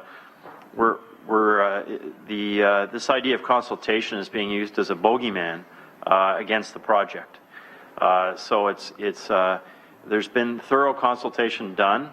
You don't have to like the project. That's a personal perspective. It's a councillor has the opportunity to vote against it. So I think that's where we need to go. We need to either respect the ward councillors and the work that's been done, and staff and IBI, or you need to vote against the project, because we're getting into that situation where consultation is being thrown up as a way to try and stop the project. That's not fair, Madam Chair.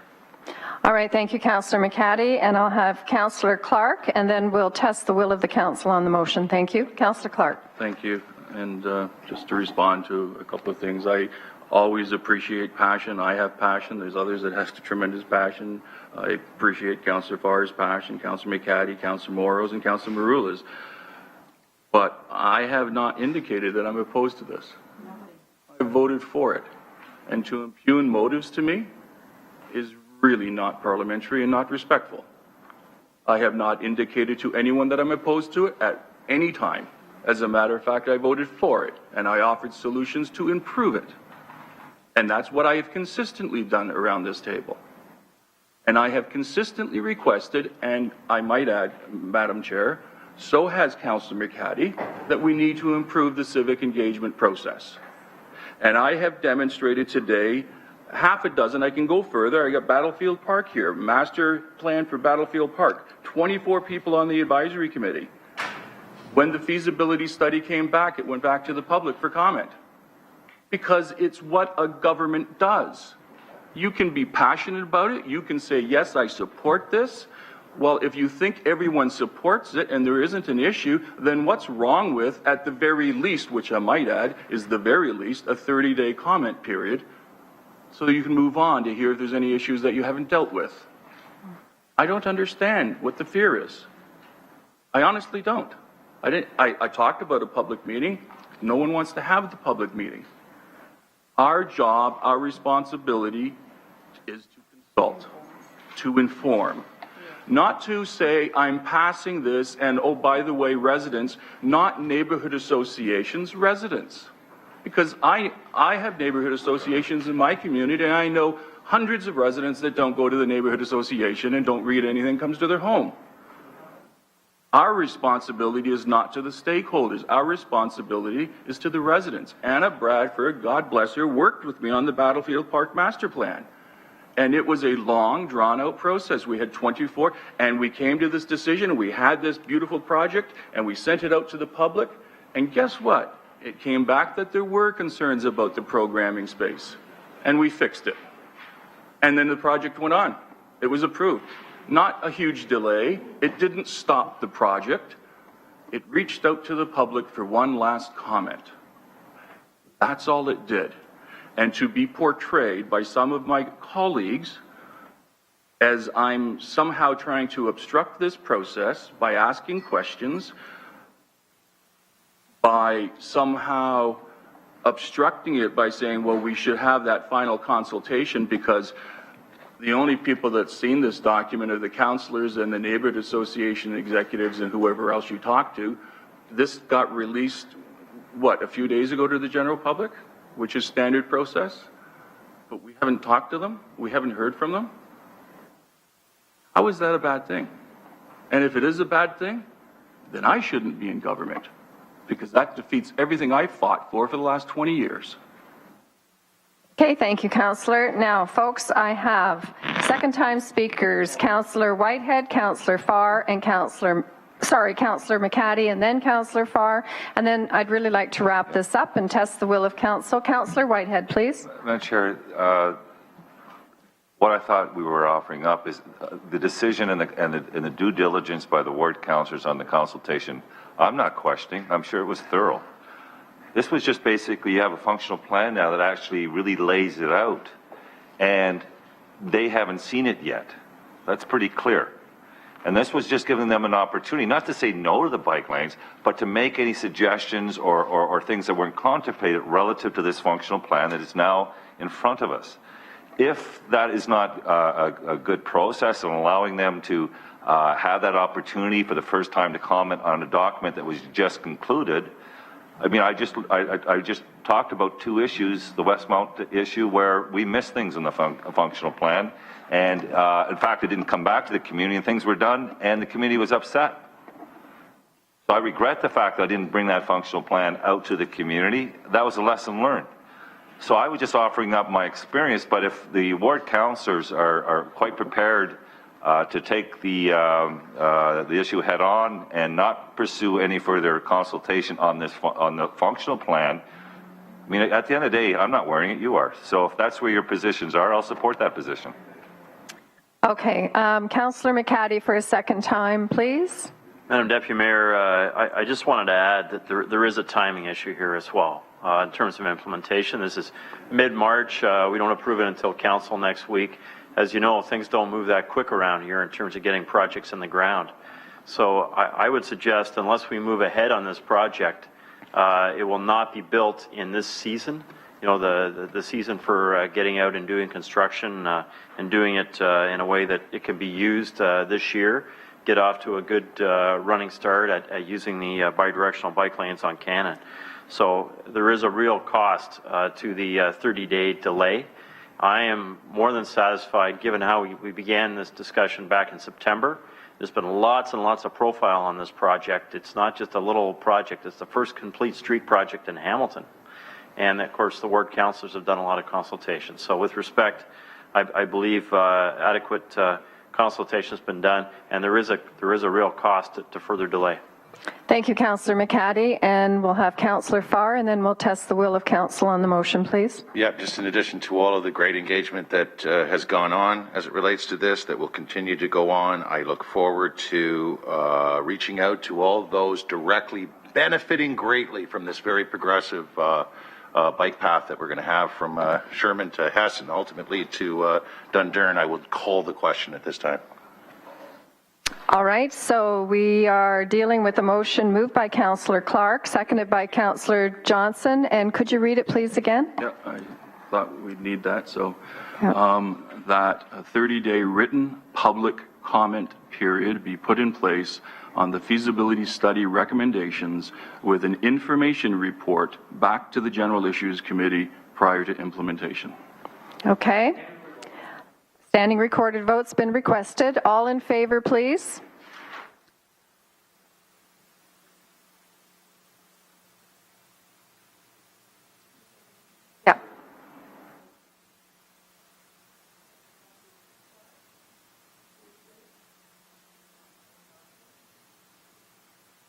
And all opposed to the motion, please.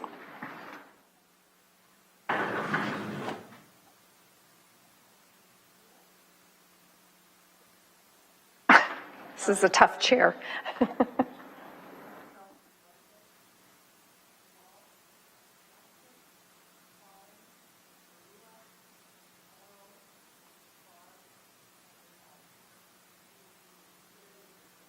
Okay, thank you, Madam Clerk. Now, sorry? I'm getting to that. Thank you. The main motion as amended, which was moved by Councillor Farr, seconded by Councillor Morrow. All in favor, please. Standard recorded vote? Absolutely. All in favor, please.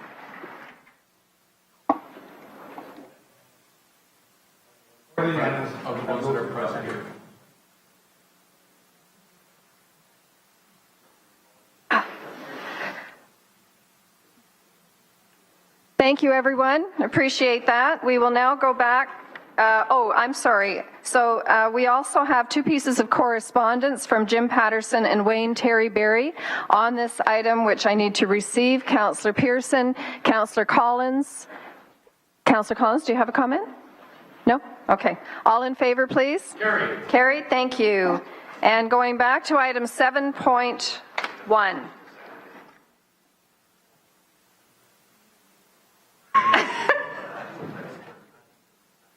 All right. I appreciate that. So, excuse me, just one moment, please.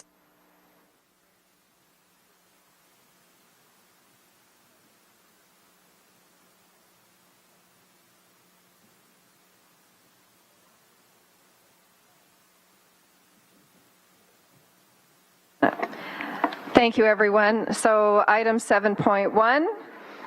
John Hertel, terms of reference for the evaluation of the City of Hamilton Community Partnership Program. Thank you, John, and welcome. Okay, hang on.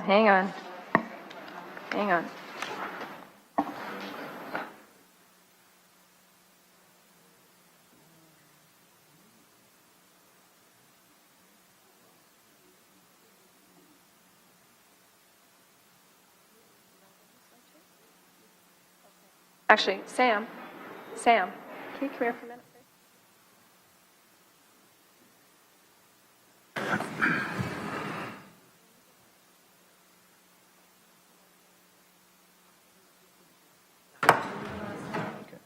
please? So Collins. Okay, no. Great. Do you want to sit here?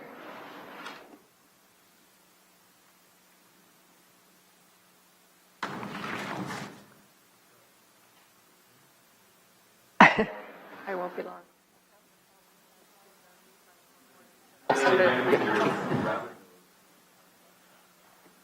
Mr. Hartel, welcome. The floor is yours, sir. Thank you very much. I know it's been a busy afternoon and still a full agenda, so I will try to move through this material steadily, but I do want to pay quality attention to it. It is an equally important topic for us in the city. I'd like to start, first of all, by thanking a number of people who've been involved to date with helping to pull this together, and acknowledging first the grants committee members, also Anna Bradford and her team, Tricia from the Arts Advisory Commission and their team for doing such an outstanding job in the background. As many of you know, Rosanna Maletti and our team have been working on this file for a number of years and processing through. In the last while also, I'd like to thank some of the boards and agencies that have reached out to us for consultation, and also a special note to Maxine Carter for bringing us together with one of her groups. So the purpose of today's session, and you'll see that this is a presentation that was provided to the Grants Committee back in February and has now worked its way through here. I would also like to add commentary as appropriate in more of a real-time basis. It's been a busy time, of course, on this file. But just a little bit of context to bring everybody up to speed.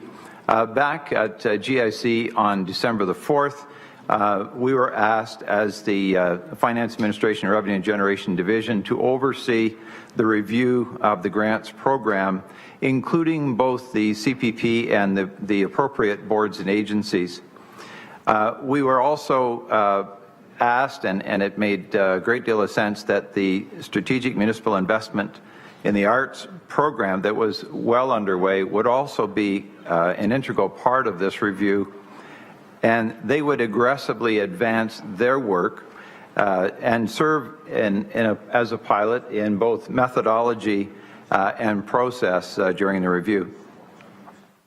So we were asked to target this June as the completion date of the work and report back to GIC in time for the 2015 intake. And this work does assume the same amount of money in the pot, if you will, but also makes provision within the work for how we would distribute additional funds should they come in the future. And we were asked to provide a status report, which we did back in February to the Grants Committee, and then again here today, with the goal of getting your guidance and advice on the terms of reference for the review itself, to make sure that by the time we arrive in June, we're all hitting the same target. We know we're going to hit a target. We just want to make sure it's the same target that you're looking for us to hit as well. So as we discussed back at the meeting on the 6th of February, what we were seeking on that day, and I think it's still appropriate today, is your agreement that we're pursuing a shift to a more strategic grants program with refreshed selection and performance evaluation criteria, that we would get your support to proceed using the arts investment strategy as a model or a pilot, and I'll explain in a couple of slides down how we are doing that, and that it's an acknowledgement that the review itself is not so much a quick fix, but it's a complete review.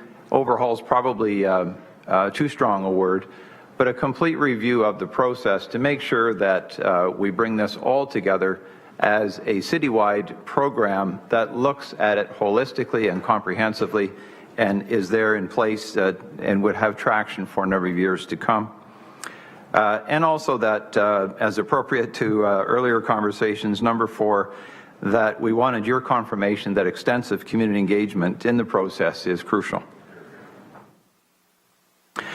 So why are we doing the review? Well, the feedback has been received from many sources regarding the lack of clarity on city programs and funding sources, and what, of course, depending on who you are and who you may be close to, whether it's your ward councillor or you've been an active participant of the CPP process in the past, there are a number of funding places where you may be getting funds today. The challenge is, of course, that there's not a real clarity across the community and quite frankly, even internally, as to those sources of funds and how they all connect together. It's not integrated, as I'm mentioning in point number 2. I mean, it'd be wonderful if we had a nice CRM system where all applications flowed in nicely, but that doesn't exist today. And there is a perception that the funding of current programs is not consistent, not necessarily strategic or equitable or transparent. The funding distribution model itself has not been updated in quite some time, so it is not necessarily seen as being adaptive to the changing needs of our community. And many organizations, I'm sure you deal with them on a regular basis, would indicate that the process is just too long from the time of application to the time they receive the funds. And for many, the process is too complex, given the very small size of their organization, to go through the process of application. And overall, the non-legislated boards and agencies and the CPP programs have been in place for some time without a review, and it was felt that this was good timing to do so. So you're familiar with the areas of funding that we're reviewing, so the non-legislated boards and agencies, plus those 4 streams that are currently within the CPP program. Now, this is a grocery list. I'm not going to read through all of this, but the Grants Committee was very, very helpful at providing us with a list of items that we could add into our agenda for the review to ensure that we're covering off all critical areas. And it's really looking at it, slicing it vertically and horizontally, I would say, to make sure that it's all encompassing. More additional items on the next slide here. So we have been given, I think, a great deal of help in building our agenda for the review. I think it's important, and I have to share with you that in the number of meetings that I've been sitting in and listening to folks so far and discussing the topic, it doesn't matter of how much we all want to look forward and improve things. I have to tell you that it's really impressive to see, as I get closer and closer to the topic, the great work that is being done today.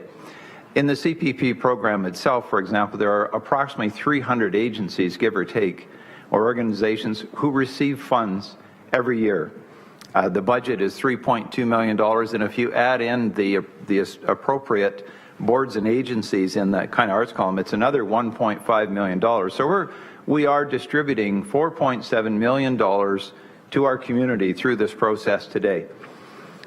In going through with my team the roughly 300 individual organizations who are applying for and going through the process, the amount of initiative, the amount of personal contact that the existing team takes today with those agencies, I mean, helping many of them through the process, holding their hand, going, fill it in this way, let me coach you on this so you can have at least a chance. Because the skill sets often of the folks who need the funds don't match necessarily the complexity of our processes. So the process itself, although it has some areas to improve, I would have to say is very well organized today. The finances, thanks to Monique, are tracked to the penny. It's extremely tight, and at a moment's notice, we can get any details we need in that regard. For all of the folks who manage the process today, it's a very, very tight relationship and a single point of contact for those groups and agencies, which I think is very important. And because of the knowledge level that our team has on this, there is a certain amount of flexibility that they do afford to the applicants to try to make this work for them within the broader definitions of the program. So, appropriate again, the importance of engagement. Again, I think the bottom line for us is that we'll get better information. It'll be comprehensive. We'll see ownership by the community in the new program as it's designed, because they will have had an opportunity to contribute to it, bring forward new and fresh ideas that we won't think necessarily internally. And I think at the end of the day, it becomes not only our obligation, but I think it's just the right thing to do to engage the community to get the right answers. So this was an earlier draft of the kind of consultations that we're looking at, and in fact, I'll update you maybe at the end of the presentation with our sort of April plans, at least for consultation. We've got some groups set up, and we're hoping, for example, to experiment a little bit with how we do the consultation. So for some groups for whom it would be difficult to get them into a room for a 90-minute focus group, we're going to try using webinars, etc. For others, of course, we'll do the more traditional face-to-face focus groups and facilitated meetings. So the essence of how we're approaching this, and I'll show you more visually in a second how this looks, but essentially what we wanted to leverage was the roughly 2.5 years of great work that was done by the Arts Commission, by Anna and her team, bringing this forward and learning from that, or taking, I'll say, the transferable pieces of that into a pilot that we could piggyback onto and catch up to them, quite frankly. So we're going to try to do in 6 months what they've done over a longer period of time, but we think we can do that by leveraging the work that they've done, at least as far as the modeling and the process. So when we arrive at the finish line in June, we will be bringing this all together. It will be one umbrella program for the city that takes a refreshed look at the various streams, leverages the, I'll say, the notion of a lot of the work that's been done already in terms of looking at different categories for funding. But each of the streams is unique, and I think the beauty is in the details. It's not always the devil, it's the beauty that's there, where you can understand the subtleties of what's going on within each stream so that the formula for granting money and the performance expectations, even the measure of success to the community, is very specific to the organization. So again, visually, we're piggybacking on the great work that's been done. So the Arts Advisory Commission report really led to Anna and her team with Carrie and Jen have been working feverishly to take it down now to the detailed level. Everything, including the forms that'll be used, the details of the process, leveraging other materials that these same organizations may have to use already for funding from other sources, trying to make it as smooth and consistent as possible. As you can see, we're just jumping on the model and trying to shorten our timeframes for all of the work that we need to do. And again, I'll talk a little bit about the things we have in place for April. So, as you know, and as we've talked a little bit about already, we're working in parallel with the Arts Investment Program. We have spent a considerable amount of time with the team, and we continue to collaborate to make sure that as they advance one piece of the work, then we're able to catch up with that fairly quickly. So again, we're not reinventing. As you know from their past presentations, their objectives, and I refresh this today only so that you can see the consistency between the programs and how we should be able to end up at the finish line together. So their objective is clearly to develop the framework for an arts funding program, including the streams and eligibility criteria. They would propose a transition from current funding under the CPP and the boards and agencies stream, ensure the appropriate internal and external stakeholders, so the current staff involved with grants, the arts community, that they're all engaged in the development of the program, and that provide an arts-related content back into corporate services so that we can look at the whole program holistically. So deliverables, I think, are spot on what we would look to get out of both sides of the equation today, CPP and the art side. And I think that, when I've spent some quality time with Anna's team, their charter, their project plan is extremely detailed, and they're executing it online. And again, we're piggybacking onto the modeling of it, not the pure content, but the modeling of it as we go forward. So I found it interesting just to dig out the baseline for CPP and ask ourselves if there are some broken pieces. Is it because philosophically we were pointed in the wrong direction, or is it just more in the mechanics of it? I would suggest that it's more in the mechanics of it, because I think philosophically this is a pretty good base to work from. So it remains, I'll say, the foundation of our work, and we'll tweak it as required. But if I may, the objectives of the current program are to encourage the growth and assist in the development of programs that can demonstrate how they will be benefit to a group or in the community. To ensure that any funds received from the Community Partnership Program are administered by a competent, accountable, and responsible body. To monitor the activities of programs with respect to the issue of equal access by individuals of diverse cultural groups and persons with disabilities. And number 4, to promote the self-sufficiency of community groups and programs by encouraging those in receipt of funding from the city to become more self-supporting. So we've had a number of working sessions of our own, and just again visually, we're working hard at the front end to understand the problems that we're actually trying to solve, spending a lot of detailed time with the existing teams who administer the programs. We have a number of sessions set up, and perhaps this is an opportune time just to verbally tell you some of the things that we have as far as our next steps. Obviously, to continue the collaboration with the culture team, both staff and community members that we're engaged with there. We have a number of engagement sessions that are lined up for the month of April.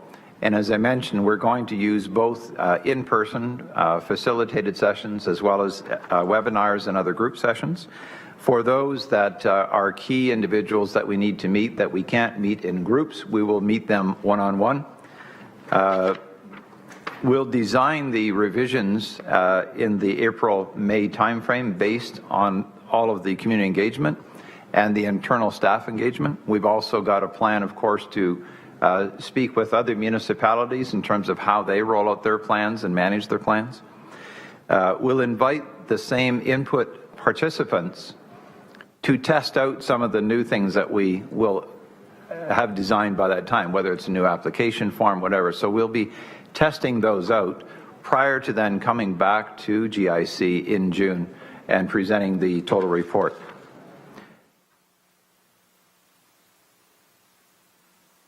So if you had any questions at this point?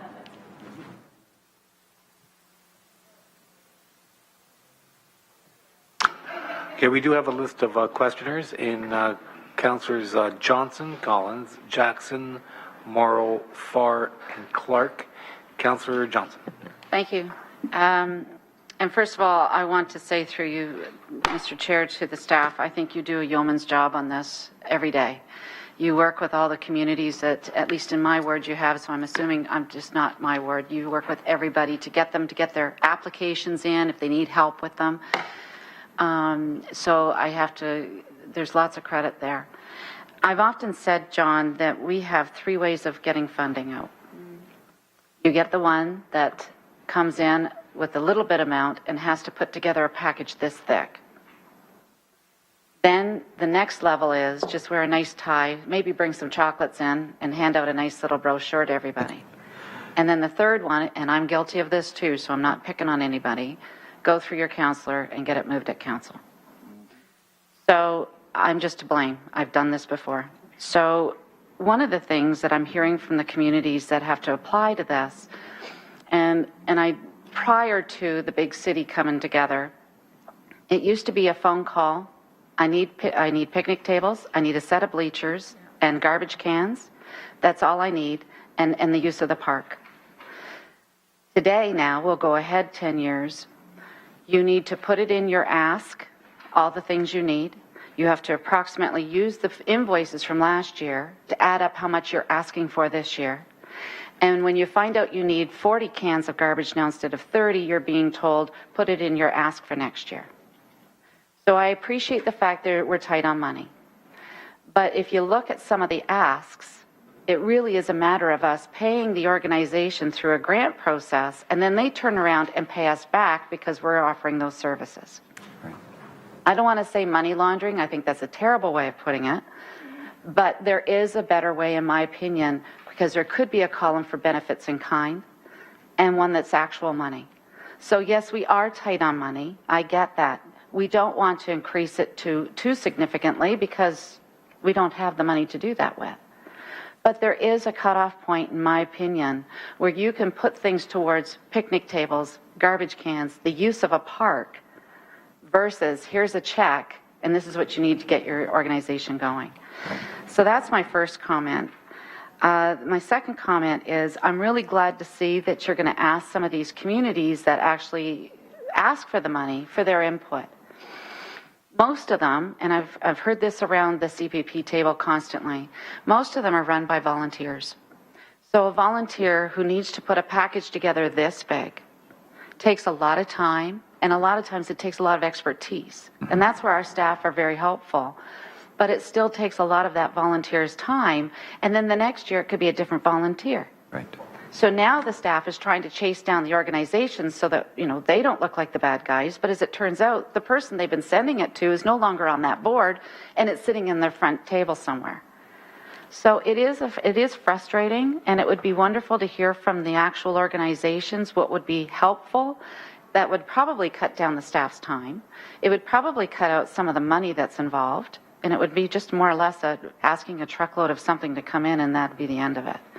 So those are my comments from now. I'm really looking forward to this. If you need any help with this, please let me know.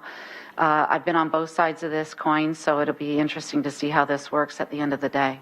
So Great. Thanks so much, John, for your input. Thank you. Through the chair, I just wanted to thank you for those comments. And it's interesting, as we've been organizing our collaboration with the citizens, we have categories, obviously, of people who received the funds and have made it through, if you will, and we want to talk to them. We also have people who, of course, had their applications turned down. We want to talk to them.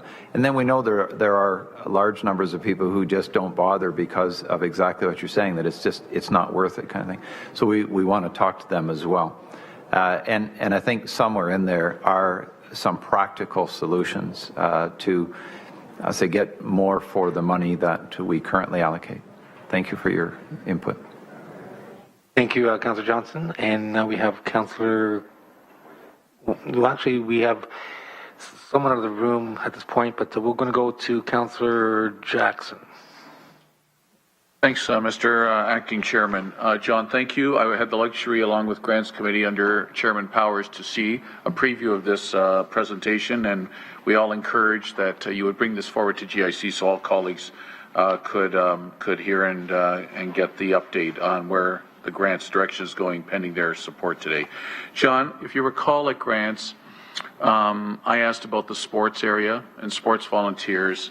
I still see on your original draft here, community partnership program does include sports and recreation, but in terms of later on, in terms of draft stakeholder groups to be engaged, you've written neighborhood associations in a vague way that's very broad, but nothing about sports. And the reason why, before John answers, Madam Acting Chairman, Mr. Chairman, because the sports, John will confirm, of the roughly $2.5 to $3 million from year to year the Grants Committee has to divvy up, and usually our demand is give or take about twice that.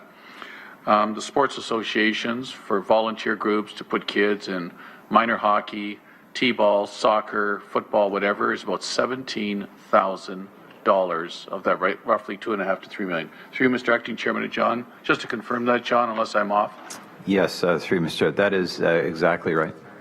So, John, can I just ask, under, again, consultation moving forward, I don't see sports groups there, volunteer associations, a multitude of them that would be registered with our rec department.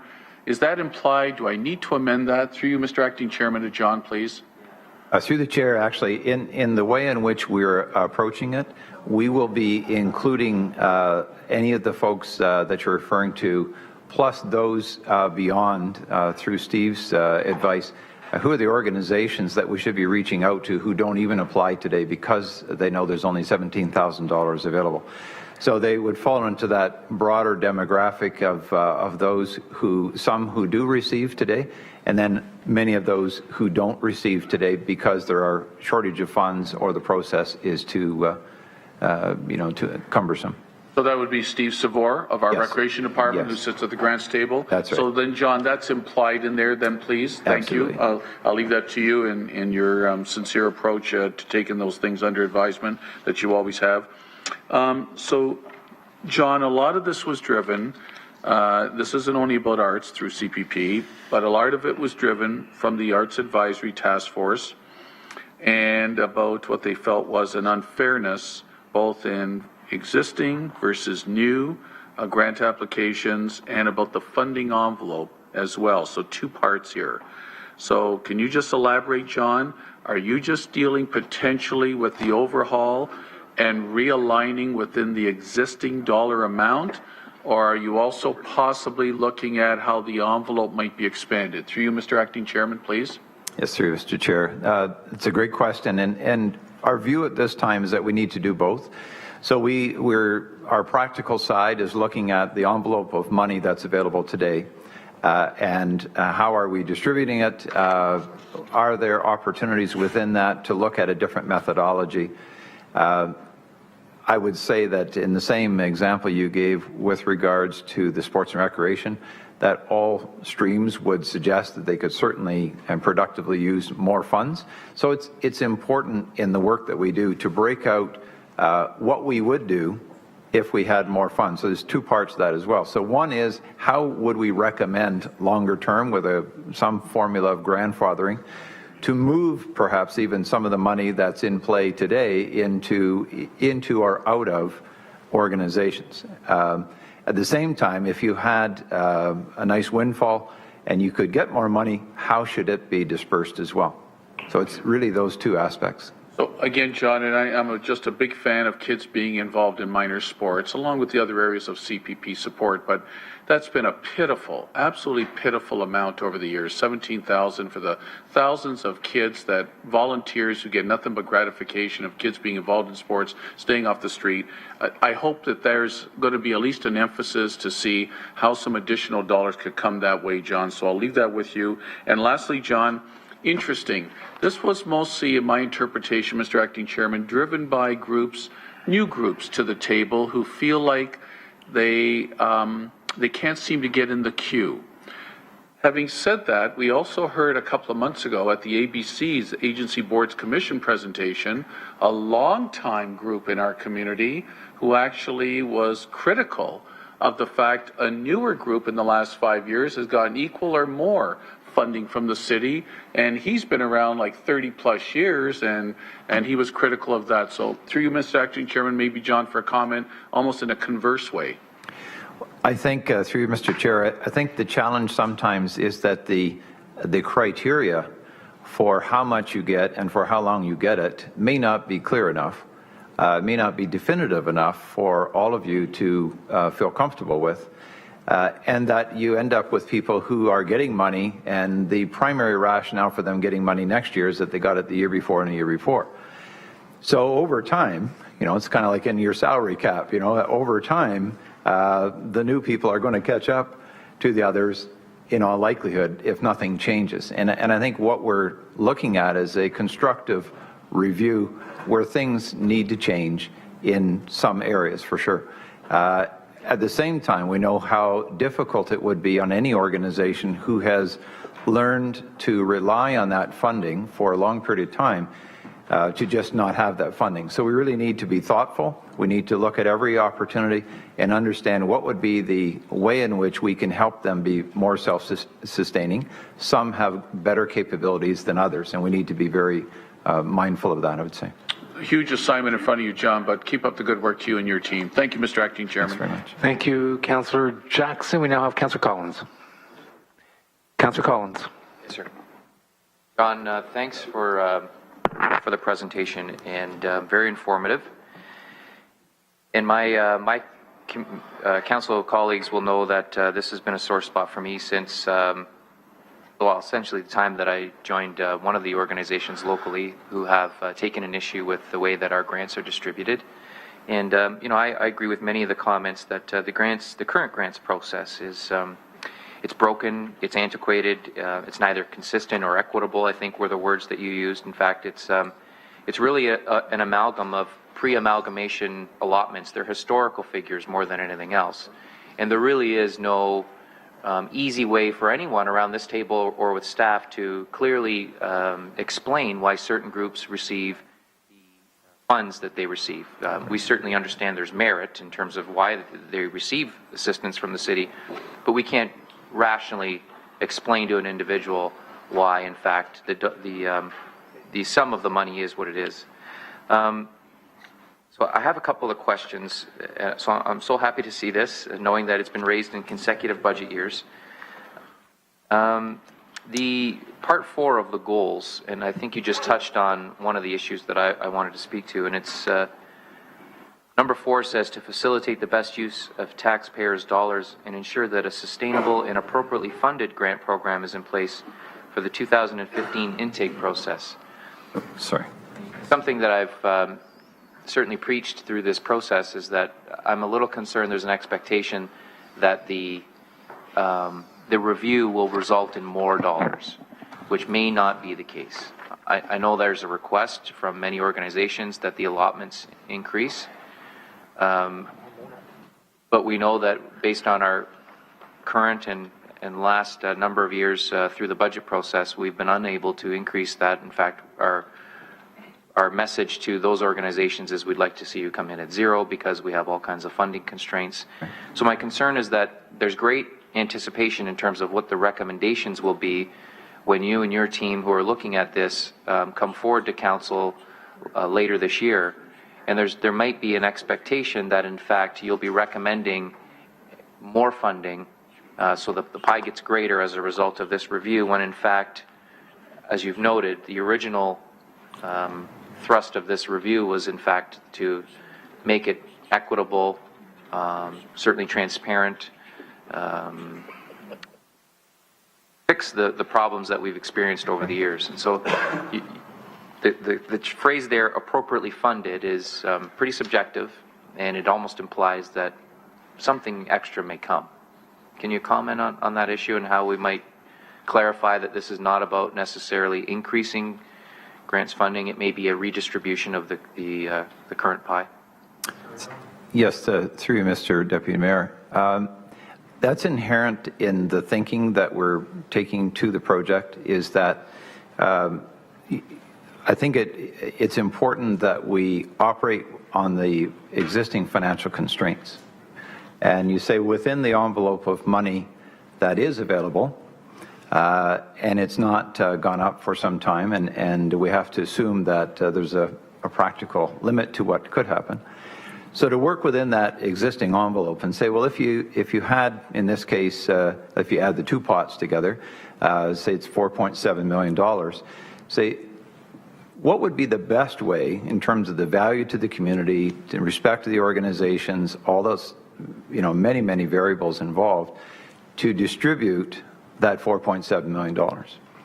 The challenge is, of course, there'll be winners and losers in that formula, but I think it's incumbent on us to at least identify what we think is the right answer, and to provide the tools to move towards that distribution. It might be something that takes 3 years or 5 years, I don't know.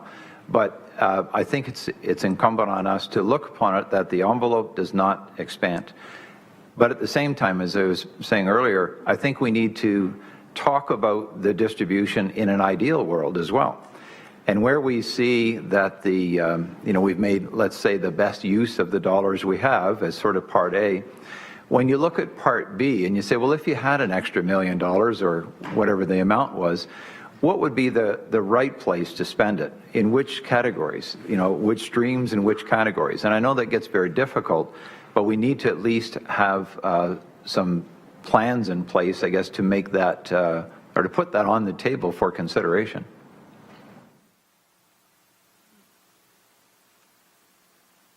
Okay. So the premise you're working from is that you're working from the existing funding allotment. That's correct. But there may be a recommendation that says, in a perfect world, if the city played 649 tomorrow and we won the jackpot, we'd invest this extra money into the arts, and it'd be distributed in this way. Through Mr. Deputy Mayor, we wouldn't probably assume any amounts of money, okay, but we would try to do it in such a way that it was more formula-driven. I think when you take real money, it distorts what might be the right approach, as opposed to just working out, if you will, the formula first. That suggests that, for every new dollar that you get, here is a methodology for distribution. And it might be shoring up existing. It might be fulfilling new applicants and new categories. Those are the kind of things that I can honestly say we don't know yet, but we would be exploring as part of the final answer. Thanks for that. I didn't see capital grants included here. I may have missed it. Are they included? Because it was one of the recommendations from the Arts Funding Task Force that I was supportive of and I wanted to pursue, because it is, from time to time, it's a common request from some of the larger organizations, especially. Theatre Aquarius is one of the most recent. Art Gallery is certainly one of the bigger ones we've done over the years. There are others. And we really don't have a policy right now. It's kind of a one-off. It's a political process. The board members from those organizations come to council. We hope our council colleagues will support us with those requests. How is that being treated here? Did I miss that in the terms of reference, or is it outside of the scope of work? If I may, through you, Mr. Deputy Mayor, that actually is inherent in the review as well, and it's largely driven out of the work that Anna and team are doing, because they've created that part of the model. So right now, if for example, and I don't know the categories offhand, but if I were to ask Carmen Avian, who looks after the community services CPP portion, she would tell you very clearly that there are 8 categories, and ding, ding, ding, ding. So part of this work is for us to now also look at, again, learning from the pilot work that Anna and team are doing, and say, gee, have we ever thought of that category? And that happens to be one of the categories that we have not traditionally included in CPP, but would be part of the look. Great.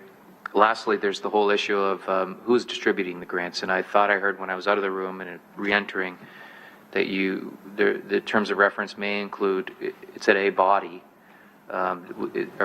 Is the terms of reference, or does it suggest that it's still council through a grants committee process, or are you looking at the governance portion as well, or is that a separate process for us to investigate? I'll be honest, through you, Mr. Deputy Mayor, we haven't thought through that piece yet. Our assumption to a large degree would be that the decision-making process would be similar to today, unless we saw a reason to change it. But I'll be honest, I haven't gone down that road very far. That's fine. Thank you. Those are my questions. Thank you, Councillor Collins. We now have Councillor Morrow. Thanks, Mr. Chairman. I'm really happy that I was here for this item because I thought I'd missed discussion of grants and kinds of things that we're looking at in this very excellent report. I wanted to associate myself with Councillor Jackson's comments to the best of my knowledge, such as it is with sports groups and that kind of community building, but even more so with Councillor Collins. And I feel strongly that things change. I believe Chad made the comment that a lot of what we do is based on pre-amalgamation parameters, such as they were by the former city of Hamilton and the former region of Hamilton-Wentworth, which split up responsibility for major grants allocations. And I can see that in reading lists of current grants, how that is quite aptly the case, or the case is made rather well. Things change, and I think although no one has appreciated more the work of this council, and I was saying so publicly long before I knew I'd be back here for a while, the way you came together to change the culture of spending here and bring together the possibility of doing more with less, your area rating solution and other major events that have taken place here through your hard work, I was very proud of as a Hamiltonian, and even more now that I'm a little part of the action for a short time.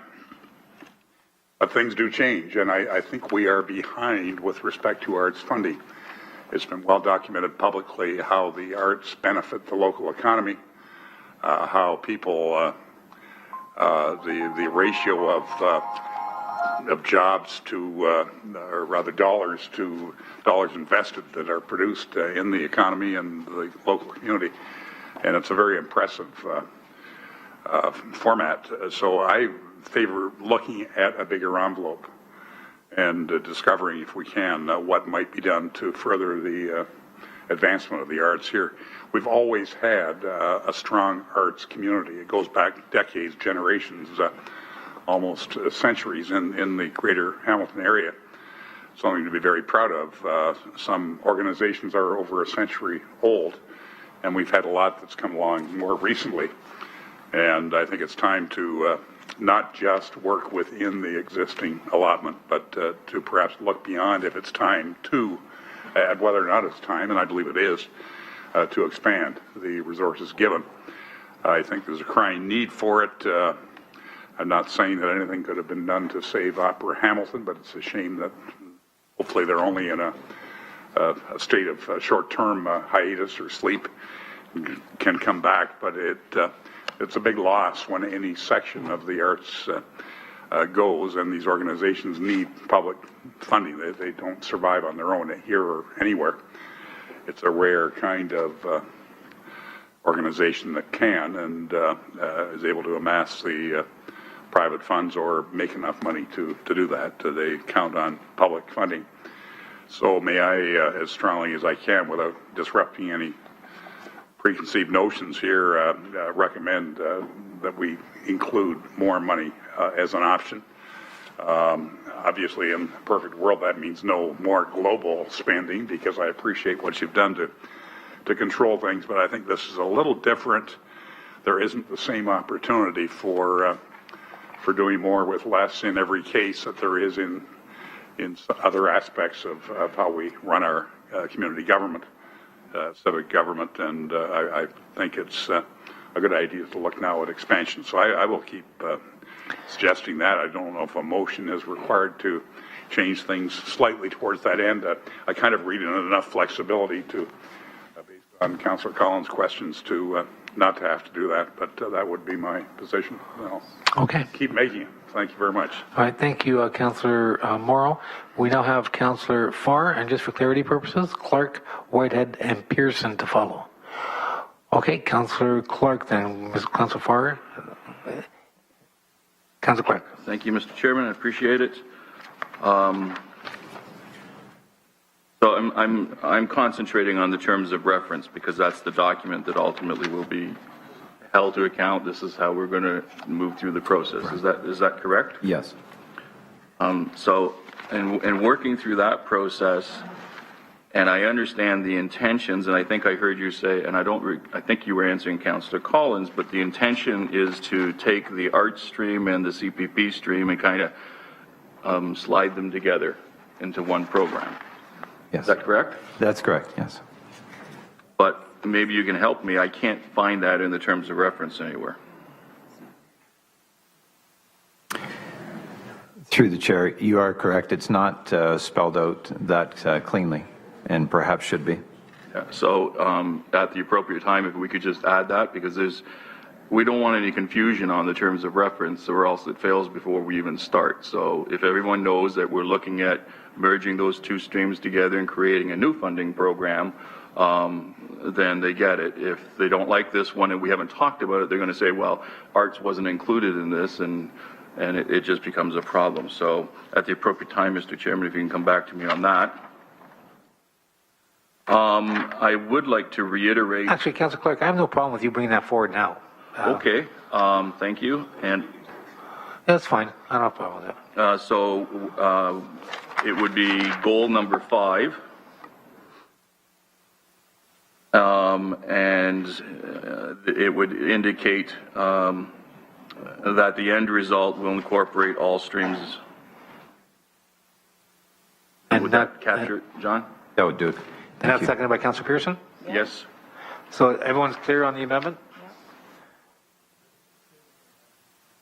Yeah, it's just, if you go to, page 2 of 3, just before alternatives for consideration, the second paragraph at the very end, it says the end result will incorporate all streams. So it talks about the arts investment program and the CPP review team, and then it says that the goal is to incorporate all streams, but it's not in the terms of reference. Okay, so on the amendment, we have Councillor Whitehead. You good? Okay, call the question then. Councillor Pearson? All in favor? Carried. Carried. Now, Councillor Clark. Thank you very much, Mr. Chairman. I appreciate that. Now, I'm not sure.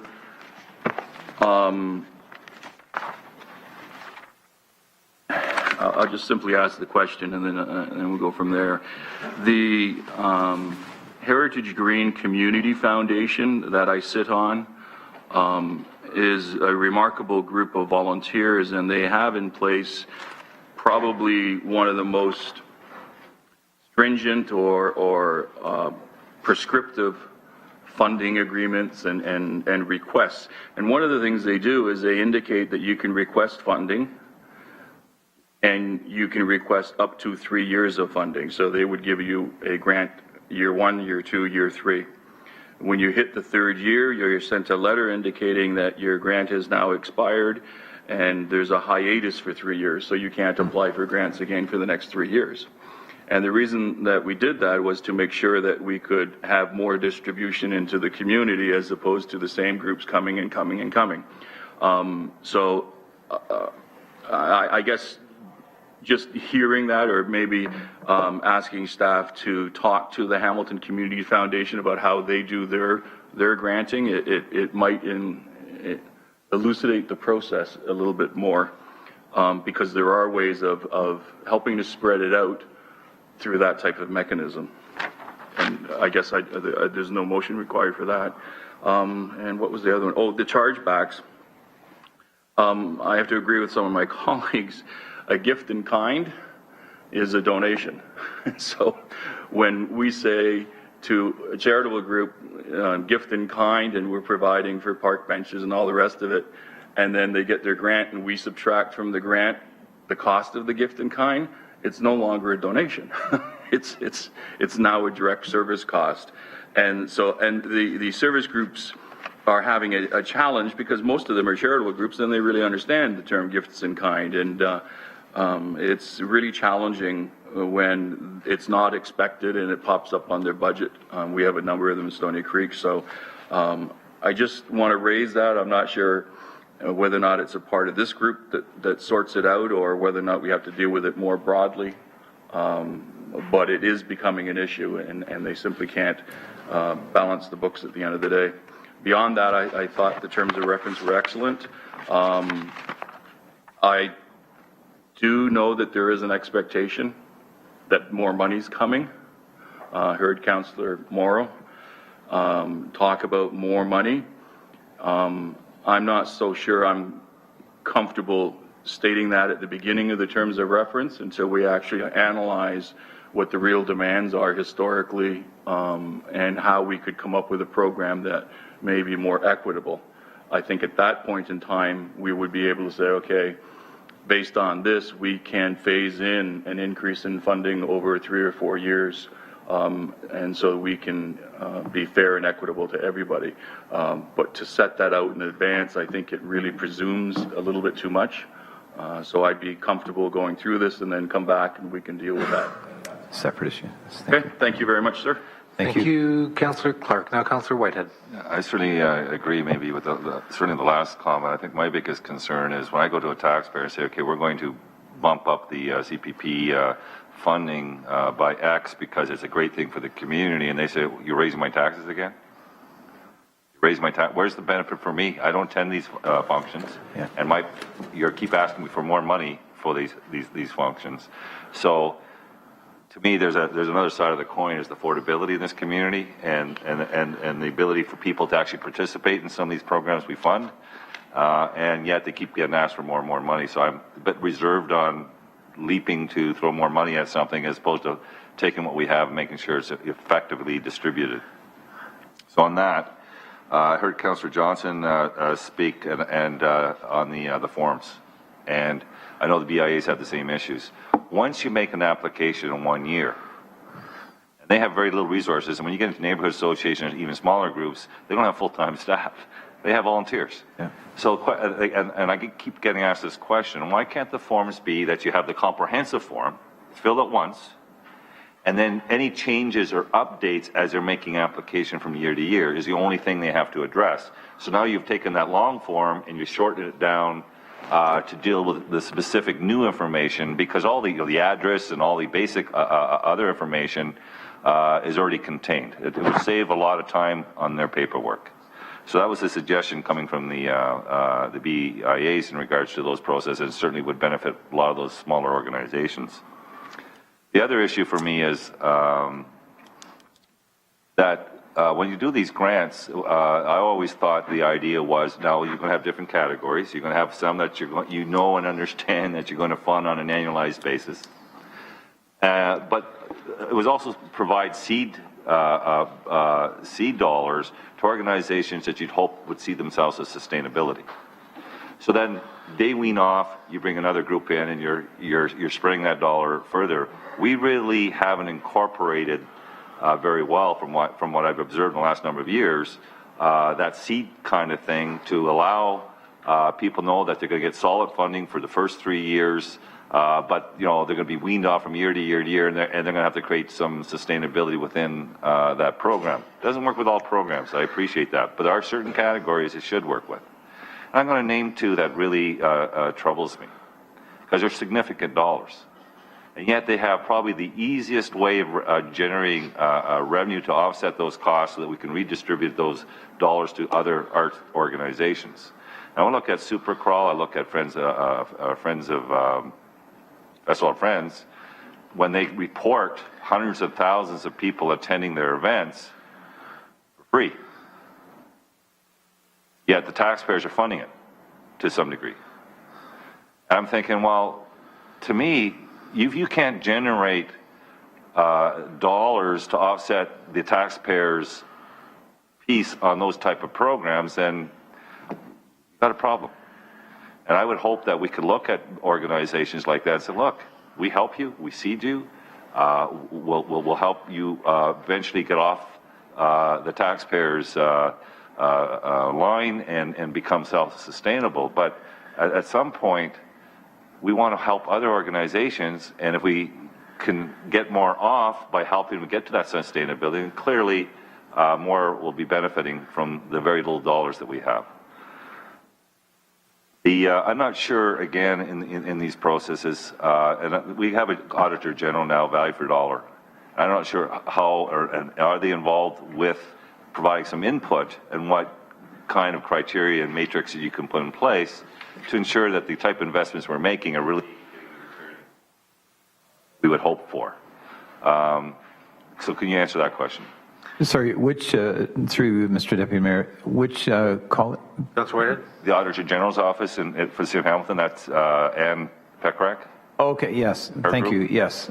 We'll definitely, for other reasons too, I'll be working with Ann's team to better understand what's possible in this area as well. Great, because I think if you have the proper... Councillor Whitehead, I believe someone wants to interject.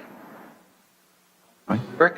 Sorry, through the chair, I just wanted to point out that internal audit did review the CPP program and made some recommendations. And Councillor, to your question or comment with respect to seed money and sustainable funding, that was one of their observations, and they did make a recommendation as it relates to that objective. So great. Again, that will form part of the background documentation as part of the review.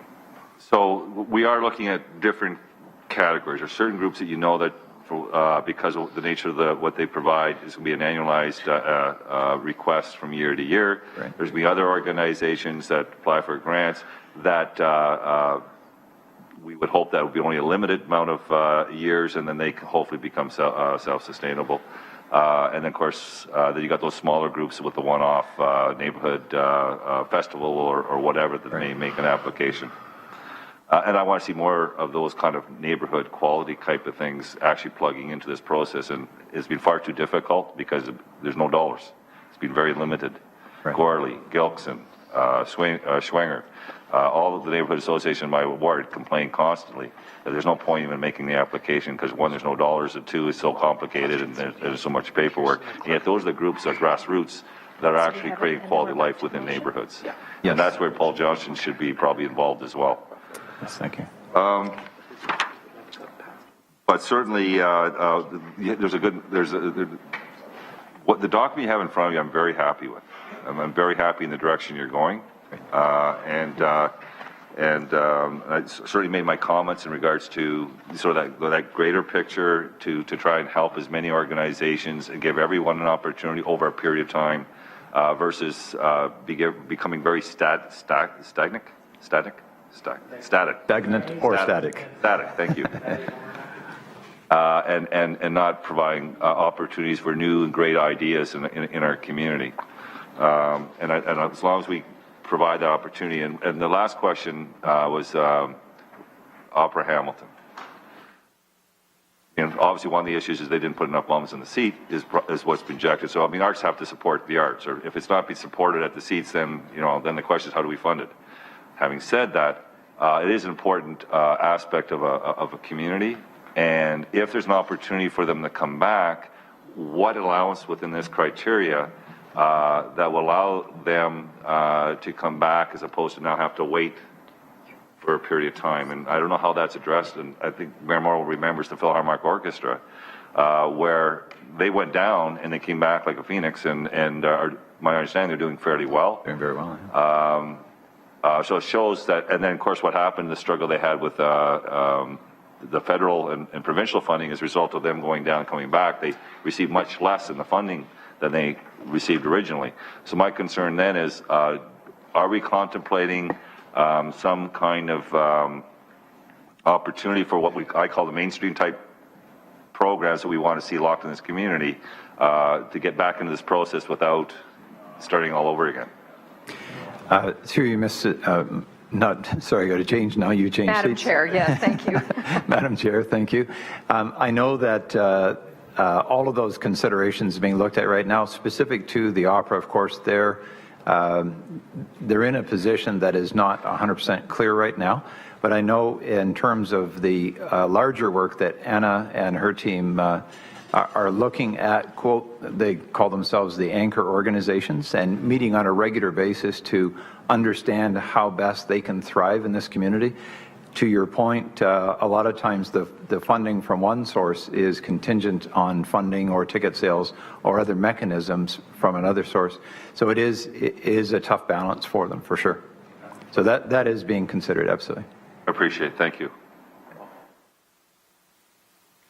Thank you, Councillor Whitehead. Councillor Pearson, please. Thank you, Madam Deputy Mayor. And John, thank you very much. I apologize that I stepped out and missed part of the presentation, but I'm really pleased of the direction this is going. And just like my colleagues, I mean, I know being on a volunteer on Canada Flag Day in Stony Creek since 1991, I know the evolution of the grants process that they've had to go through and the frustration, and that's just one group.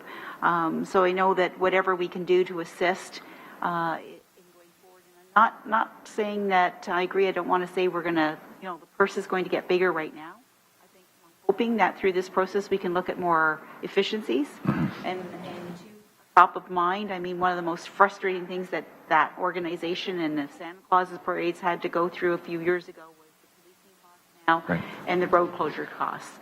I mean, I'm just, for my colleagues' interest, I mean, just the road closures for Stony Creek is for the Canada Flag Day event, it was over a $7,000 cost to this group that they had to pay, and it was very frustrating on the process that they had to go through to get a company to do the work for them. These are the little things, and you have to remember these, as everyone knows, volunteers around the table. There's hundreds and thousands of hours, and it's a core group of volunteers. I'm going to say, and I missed the meeting last night because we didn't finish until close to 7 at planning, but there's probably 10, 12 volunteers that put this event together and raise money, because I keep saying, and I used to have to say it in Stony Creek days, my colleagues weren't fully aware that you have to raise money for the bands, and they are not cheap. So I'm going to say that an average parade for Canada Flag Day, just for the bands, because that's what we pay for, is between $12,000 and $15,000 on an average year. And that's a lot of money for a core group of people to go out after the same companies year in, year out to raise money for. So we have to be respectful and cognizant of that going forward and doing our best. And I understand taxpayers' money, but we're going to lose these organizations and these tremendous volunteers in our community. Don't put some sort of process together. And I think even just addressing the policing costs and the barricades would be a tremendous step in a direction. The other part, and I know there's insurance, and I think Councillor Duval's left the room, but I think he's going to be bringing a motion later on. But I think one of the issues this year, and I just got an email from a gentleman in my ward today, the Easter egg hunt that's done every year, and it's a volunteer done by a tremendous philanthropist in our city. And apparently now they've been told if they want to do the Easter egg hunts in our city parks, it started last year, they have to go through the SEAT program. They have to have insurance, etc., and all the good things that come with the SEAT program. This is an event, and I've attended the one that's been held in my ward for the last 2-3 years. And I'll tell you, it's an event that takes hours and hours and days to put together. It's a 5-minute event. The eggs are on the field, and I've watched it, and within 5 minutes it's clean, it's done, they're gone. Yeah. But the amount of time and paperwork and process that they have to go through is mind-boggling. The particular resident in my ward has actually taken it to a school property, of which he's a parent council, which has assisted him. But, you know, these are the things, you know, it's sad to see that we're losing it in our parks, because this is a great, you know, a great booster for our areas and for the residents. So we need to look at all of this going forward, and I'm thinking that's where you're getting all the comments. But I also just want to ask, how are you going to, you mentioned you're going to try and involve organizations that haven't applied in the last few years. How do you plan on doing that? Are you asking councillors to maybe give contributions of groups or whatever? Or? We're going to be looking, through Madam Chair, we're going to be looking to our councillors for guidance within your communities, as well as to look for the right formula. And we'll work with Mike Kay and team who've done a lot of engagement recently with the web project, etc., to get some ideas on how best we can get those kind of unsolicited folks coming out. Because we don't know any numbers, we don't know who they are, but we know there are people out there, groups out there, you know, we've talked earlier about sports and recreation, that really would love to if they thought there was a chance and if the process was different. So we need to hear from those who are not even applying as well as those who are. And just two last points, and I just want to verify, like the groups that put on like Canada Flag Day and that put on events in Stony Creek, wherever, they have to have their own independent insurance coverage as well, which they pay for. That could be range from $500 to $1,500 a year. Right. So it is a huge cost for them. Mm-hmm. And when I'm speaking of donations, if we're very lucky, in Stony Creek, yes, I will admit that the committee was very fortunate a number of years ago. It was a bequest from for a family member that loved the parade and contributed. The company contributed $10,000 one year, but you know we scrounged every penny to save it to keep these events going. The other part is the forms, the applications. And Rosanna's great. She's not here now, but Rosanna's excellent. But the process on the forms, and you know, if you've gone through it, and I've tried to get heads and tails of it, it's a number process. So if you evaluate and you come up in this number range, which is like 80 to 100, right, the process is a lot less than if you're in the 60, 70 score range. And that's very, very frustrating. It's a very hard process to understand, and it's very time consuming. And you're right. Our committee has said, you know what, for the meager amount that we could potentially get, it's not worth going through it. And that's really sad, because I'm afraid we're going to see the day where they will not carry this on. So I just want to be sure that those points are on the table for my colleagues and for John. Thank you. Thank you, Councillor Pearson. Appreciate that. Now, just looking at the list here, and my apologies for being out of the room for so long, but I believe I have Councillor Clark for the second time and then Councillor Morrow for the second time. Councillor Clark, please. Thank you very much, Madam Chair.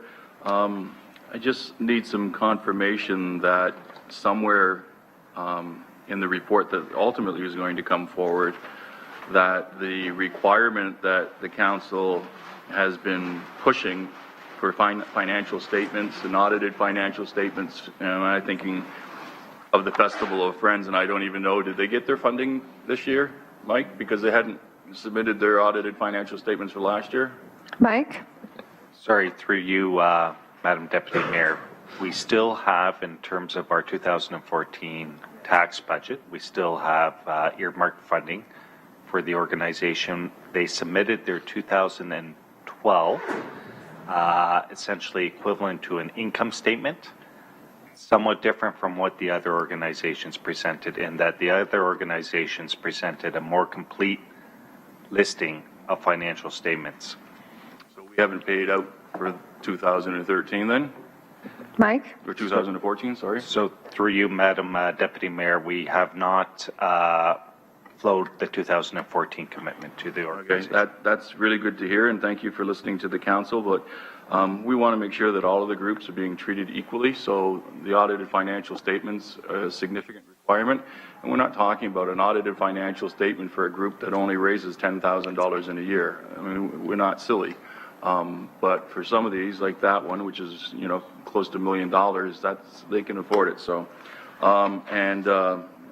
one other issue I just want to clarify before I get in trouble at some future meeting, when the final report is delivered, are we having a public meeting so that the different groups can come in and offer us their opinion?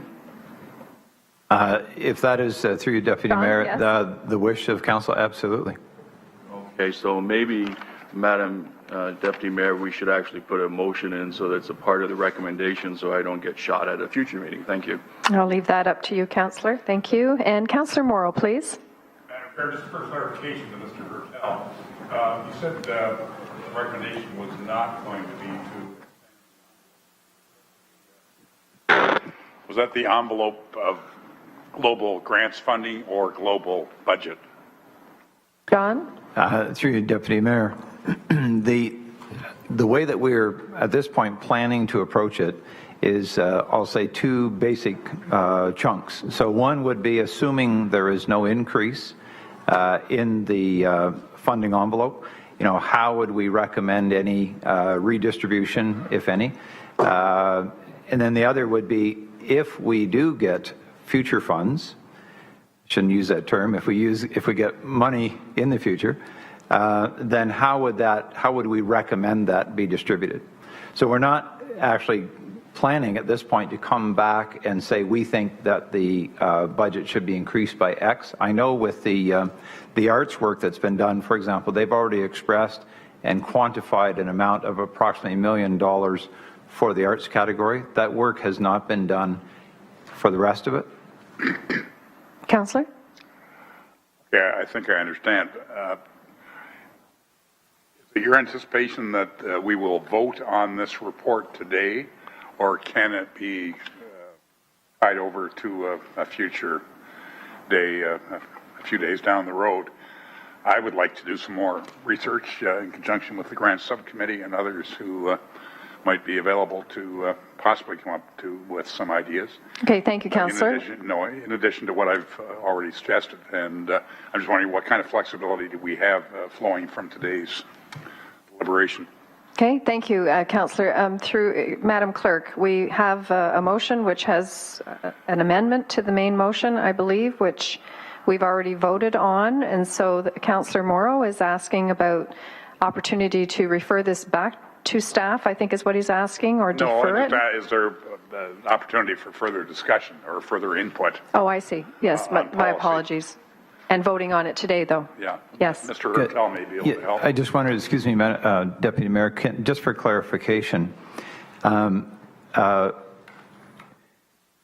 you suggesting that as an addition to this work that we're doing today, that we add on to that we come back recommending an amount of additional funding?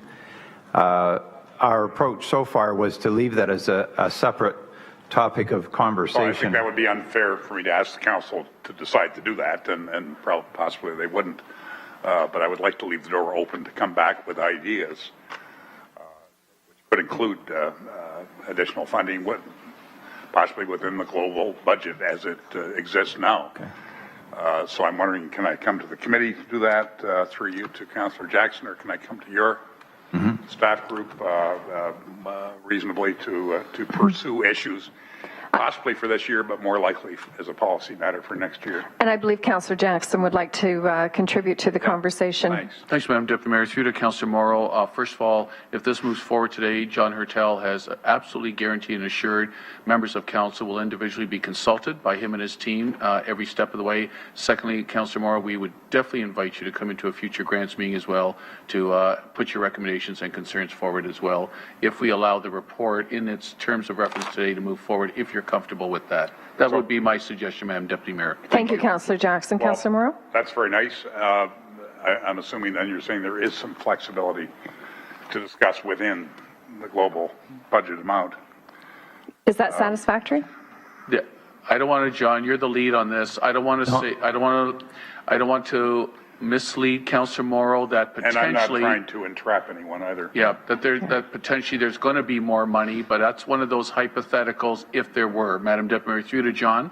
Yes, All right, John. And through the Deputy Mayor, I know one of the things that the Arts Commission did as part of their great work was to brainstorm, if you will, a variety of other options and opportunities for increased funds. So it wasn't assumed that the city could write a check per se, but there are a lot of creative areas that were suggested for potential fundraising. And I think that that's something also as part of my, sort of the other half of my portfolio, which is around revenue generation, that, you know, we're thinking that if we could uncover some new sources, brand new sources of funds, that might be an approach that we take to create the money, as opposed to assuming that the existing budget would just increase. So all that to say that to Councillor Jackson's suggestion, we would be pleased to have you join us in any conversations to help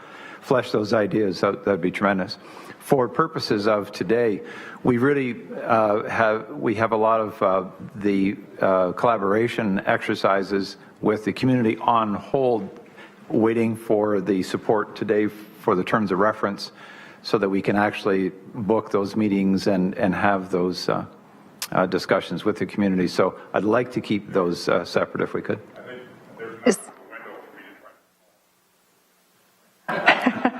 So you're good with that, Councillor? All right, thank you very much, and thank you, John. Now, I have exhausted my list of second-time speakers. Councillor Clark, please. I have that amendment, and Councillor Morrow, make sure you tie a rope on your feet to get back out of the window. Go ahead, please. That upon Will this be moved by yourself and seconded by Councillor Morrow? Pearson. Councillor Pearson. Councillor Pearson. Yeah. That upon completion of the 2014 Community Partnership Program review and prior to implementation, that the process include an opportunity for the public to provide comments to the process. Okay, Councillor, you're good with that? Friendly amendment? That's implicit. Implied? Sure. All right, and all in favor on the amendment? Thank you. Carried. All right, thank you, John. Now, may I have with no further speakers, I first want to do the motion to receive. So Councillor Pearson, Councillor Morrow, all in favor, please. Carried. And now to the main motion as amended. All in favor? Carried. Anyone opposed? Oh, I'm sorry. I need someone to move it and to second it first. So move Councillor Collins, Councillor Jackson, all in favor. Carried. That's carried. Anyone opposed? No one's opposed. Thank you very much, and thank you, John. Thank you. Appreciate that. All right, now I believe we're moving on to item 7.2. I'll ask Phil Hermersky to come down to the podium for his presentation to Council, please. And this is item 7.2, Clean and Green Hamilton Strategy 2013 Year-End Update. Welcome, Phil.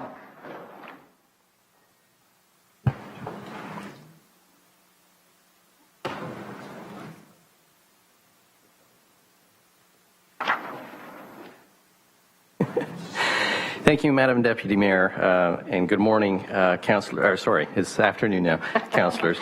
Thanks for the opportunity to provide you with a presentation on the progress that we've made as a community in 2013. Excuse me. On reaching the goal of the Clean and Green Hamilton Strategy. I just wanted to give you a little bit of background. I'll be very brief with certainly the council direction. Back in 2012, council directed that staff come back with semi-annual reports on the Clean and Green Hamilton Strategy, and I'm very pleased to be able to present it in this kind of format today. The Clean and Green Hamilton Strategy really is to encourage individuals and collective behavior that supports a clean and green community.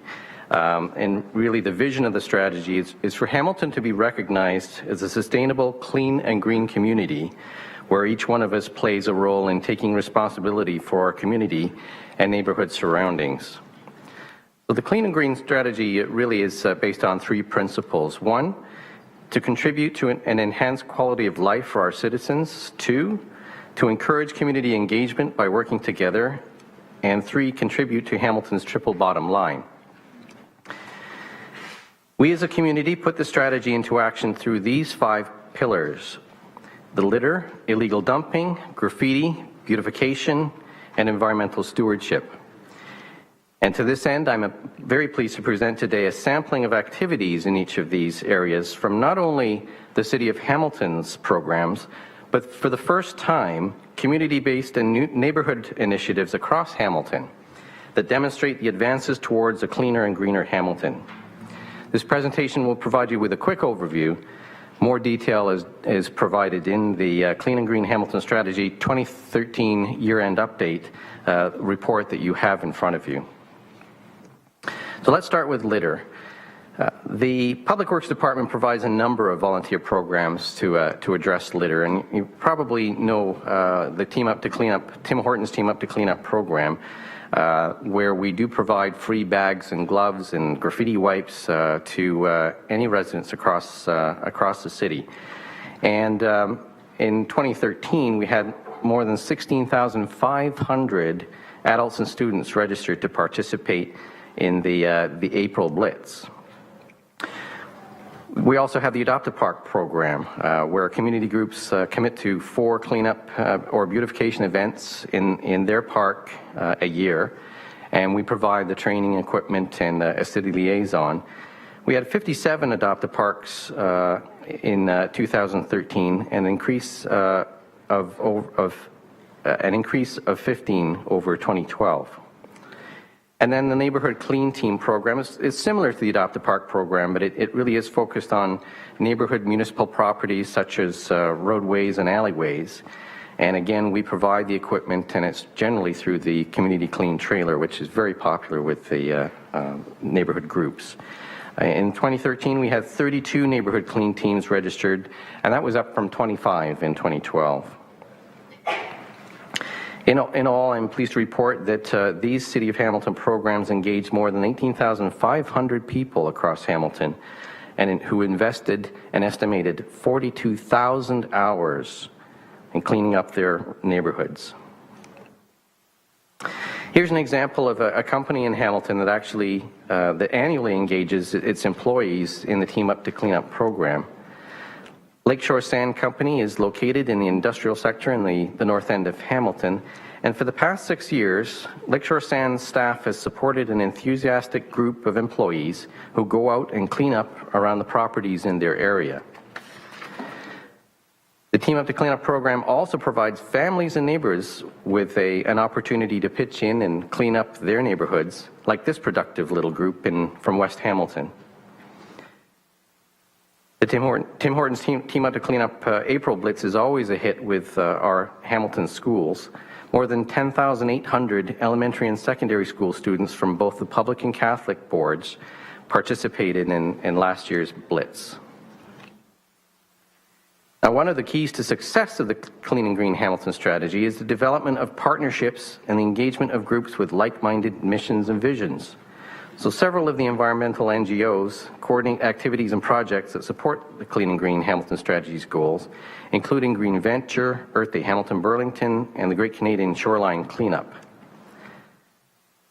Here, a group from Earth Day Hamilton Burlington had hosted one of 5 events that they did across Hamilton. With the help of more than 140 volunteers, they collected almost 600 kilograms of trash.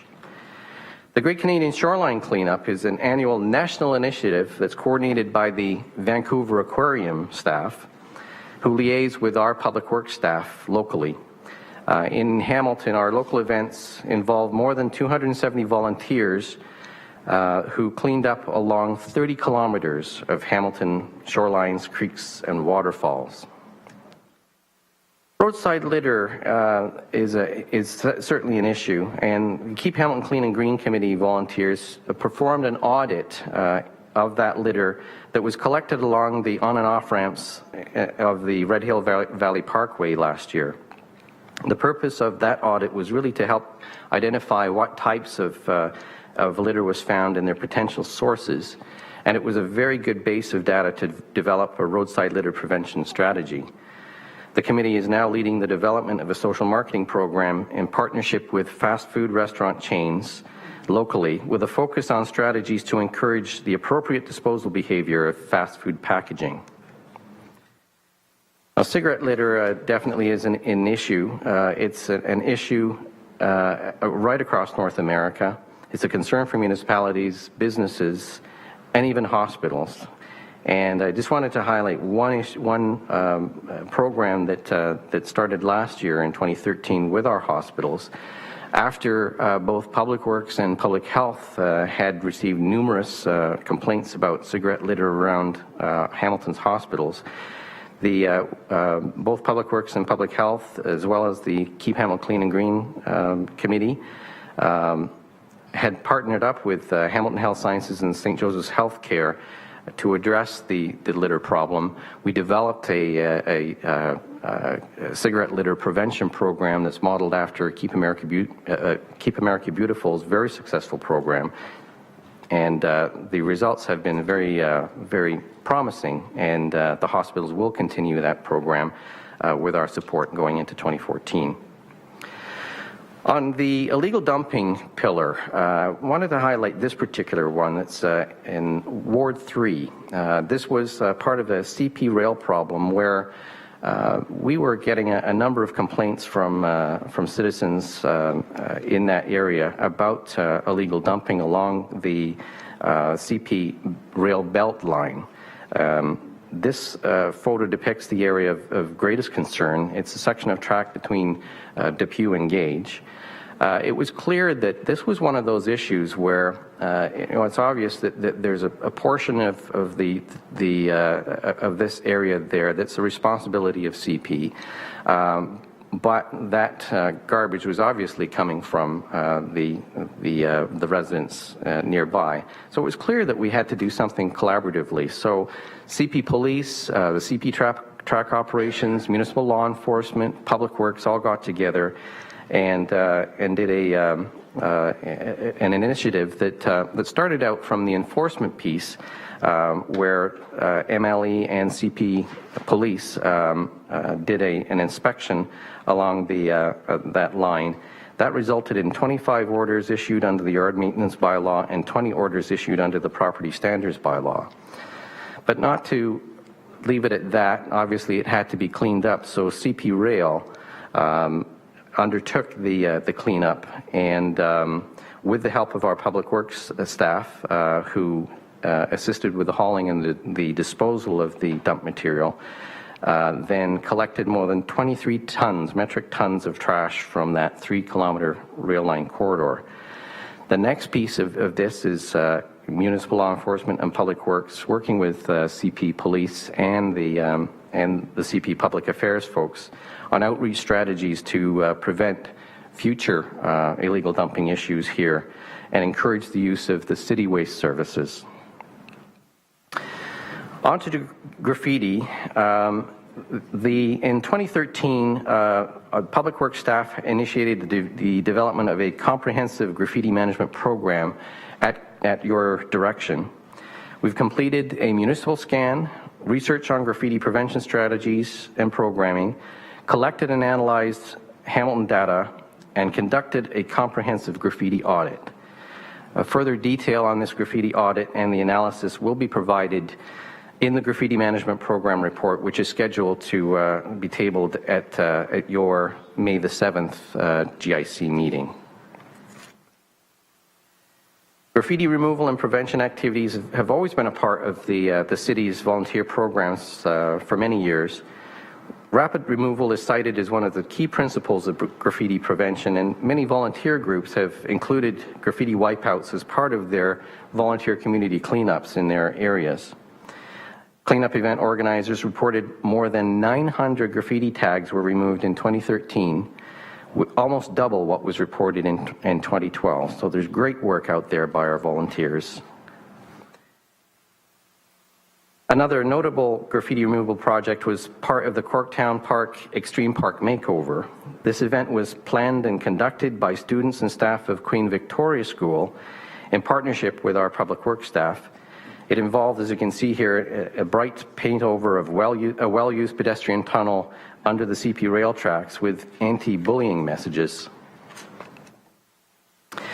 Beautification and greening is the next pillar of the Clean and Green Hamilton strategy. Several cities' programs contribute to this focus area, including the Extreme Park Makeover Program, Adopt a Park, Neighborhood Clean Team, and Hamilton in Bloom. Hamilton in Bloom Traffic Island Sponsorship Program, an example which is pictured here, continued to be a very popular corporate sponsorship program in 2013, with 2 new sponsors joining the program and contributing to a total program revenue of $42,000, and with 50 traffic islands sponsored in 2013. Of course, by virtue of their missions and values, many of the local environmental NGOs naturally contribute to the beautification and greening of our community. And pictured here is Earth Day Hamilton Burlington's Earth Day Tree Planting Festival at the RBG Arboretum. More than 300 volunteers helped plant over 400 trees in a 1-hectare wetlands area of Cootes Paradise. In June of 2013, Public Works staff started a proactive alleyway cleanup program in Wards 2, 3, and 4. And during that period of June to December, collections crews collected a total of 98 tons of illegally dumped refuse in alleyways. Alleyway issues are of great concern, and certainly the Beasley and Stinson neighborhood action plans have both identified alleyway beautification projects as action items. In last summer, the Neighborhood and Community Initiatives Office staff started discussions with our Public Works staff and neighborhood groups interested in starting alleyway beautification projects that were identified in those Stinson and Beasley neighborhood action plans. And that collaboration will continue through 2014. Community gardens help with the beautification of the city and providing well-maintained and green spaces in the urban area. And Green Venture is the coordinator organization for that list of community gardens across the city. In 2013, 3 new gardens were opened for a total of 64 gardens, community gardens across the city. Environmental stewardship is the final pillar of the Clean and Green Hamilton strategy. The goals of environmental stewardship programs are to encourage ecological integrity and minimize human impact on natural habitats and ecosystems on properties across Hamilton. 2 large-scale volunteer initiatives undertaken in 2013 are exemplary of this focus area: the Escarpment Project and Stewards of Cootes Watershed. The Escarpment Project, pictured here, was initially conceived by local volunteer Greg Lenko in 2012 as a volunteer cleanup of the Albion Falls and Devil's Punch Bowl area. In 2013, it grew to include several other areas, and through the involvement of more than 300 volunteers, they collected a considerable amount of garbage, illegally dumped items, including some bizarre items such as car parts, TVs, and even a safe. This mountain of 164 tires was pulled from one of Hamilton's most scenic areas, Cootes Paradise. Founded in the fall of 2012 by local volunteer Alan Hansel, the Stewards of Cootes Watershed Initiative engaged 450 volunteers in 48 cleanups last year, almost one every weekend. Through regular weekend cleanups along the shores of Cootes and its tributaries, the participants contributed more than 1,400 volunteer hours, extracting tons of trash, tires, concrete, and scrap metal from the Cootes watershed. I've included this slide to demonstrate that the dedication and passion of these volunteers is not just reserved for the summer months. Here, a group of volunteers continues to clean up on the frozen marsh in the dead of winter. One other notable environmental stewardship project in 2013 includes a pilot waste diversion project at the festival, through festivals and special events. With the assistance of Public Works staff, we implemented the Put Waste in the Right Place festivals program at the Children's Water Festival, the O Canada Rotary Rib Fest in Waterdown, and volunteers from Earth Day Hamilton Burlington's Waste Watchers initiative also helped to initiate a limited pilot program at the 2013 Winona Peach Festival, which is pictured here. We continue to encourage waste diversion at festivals and special events through the city's SEAT process to help extend the life of the Glanbrook landfill, which currently is estimated at 29 years. The city's environmental stewardship and outreach and education initiatives include presentations and students on waste diversion and forestry. In total, more than 4,700 children were provided environmental stewardship education in 2013 through the 2 public works programs. Another example of environmental stewardship activities is this initiative in Carlisle.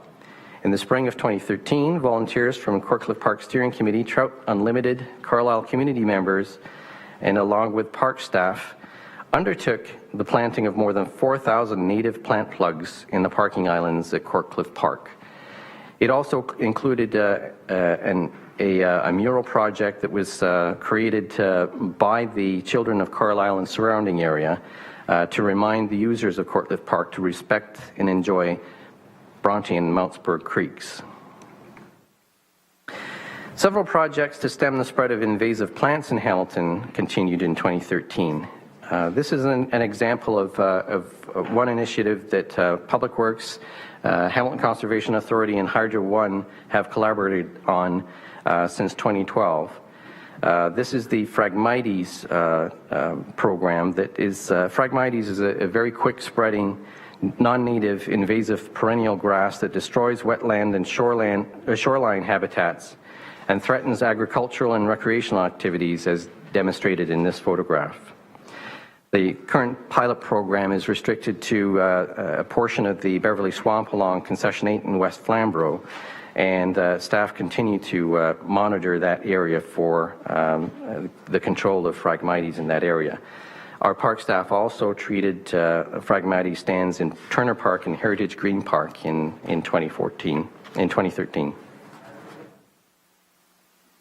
In conclusion, we have really moved the needle on the Clean and Green Hamilton Strategy's overarching aim to support, promote, and work together to keep our city clean and green. By working together, we have a community of engaged citizens taking greater responsibility for improving our neighborhood and community environments. Moving the needle on a cleaner and greener city involves many stakeholders.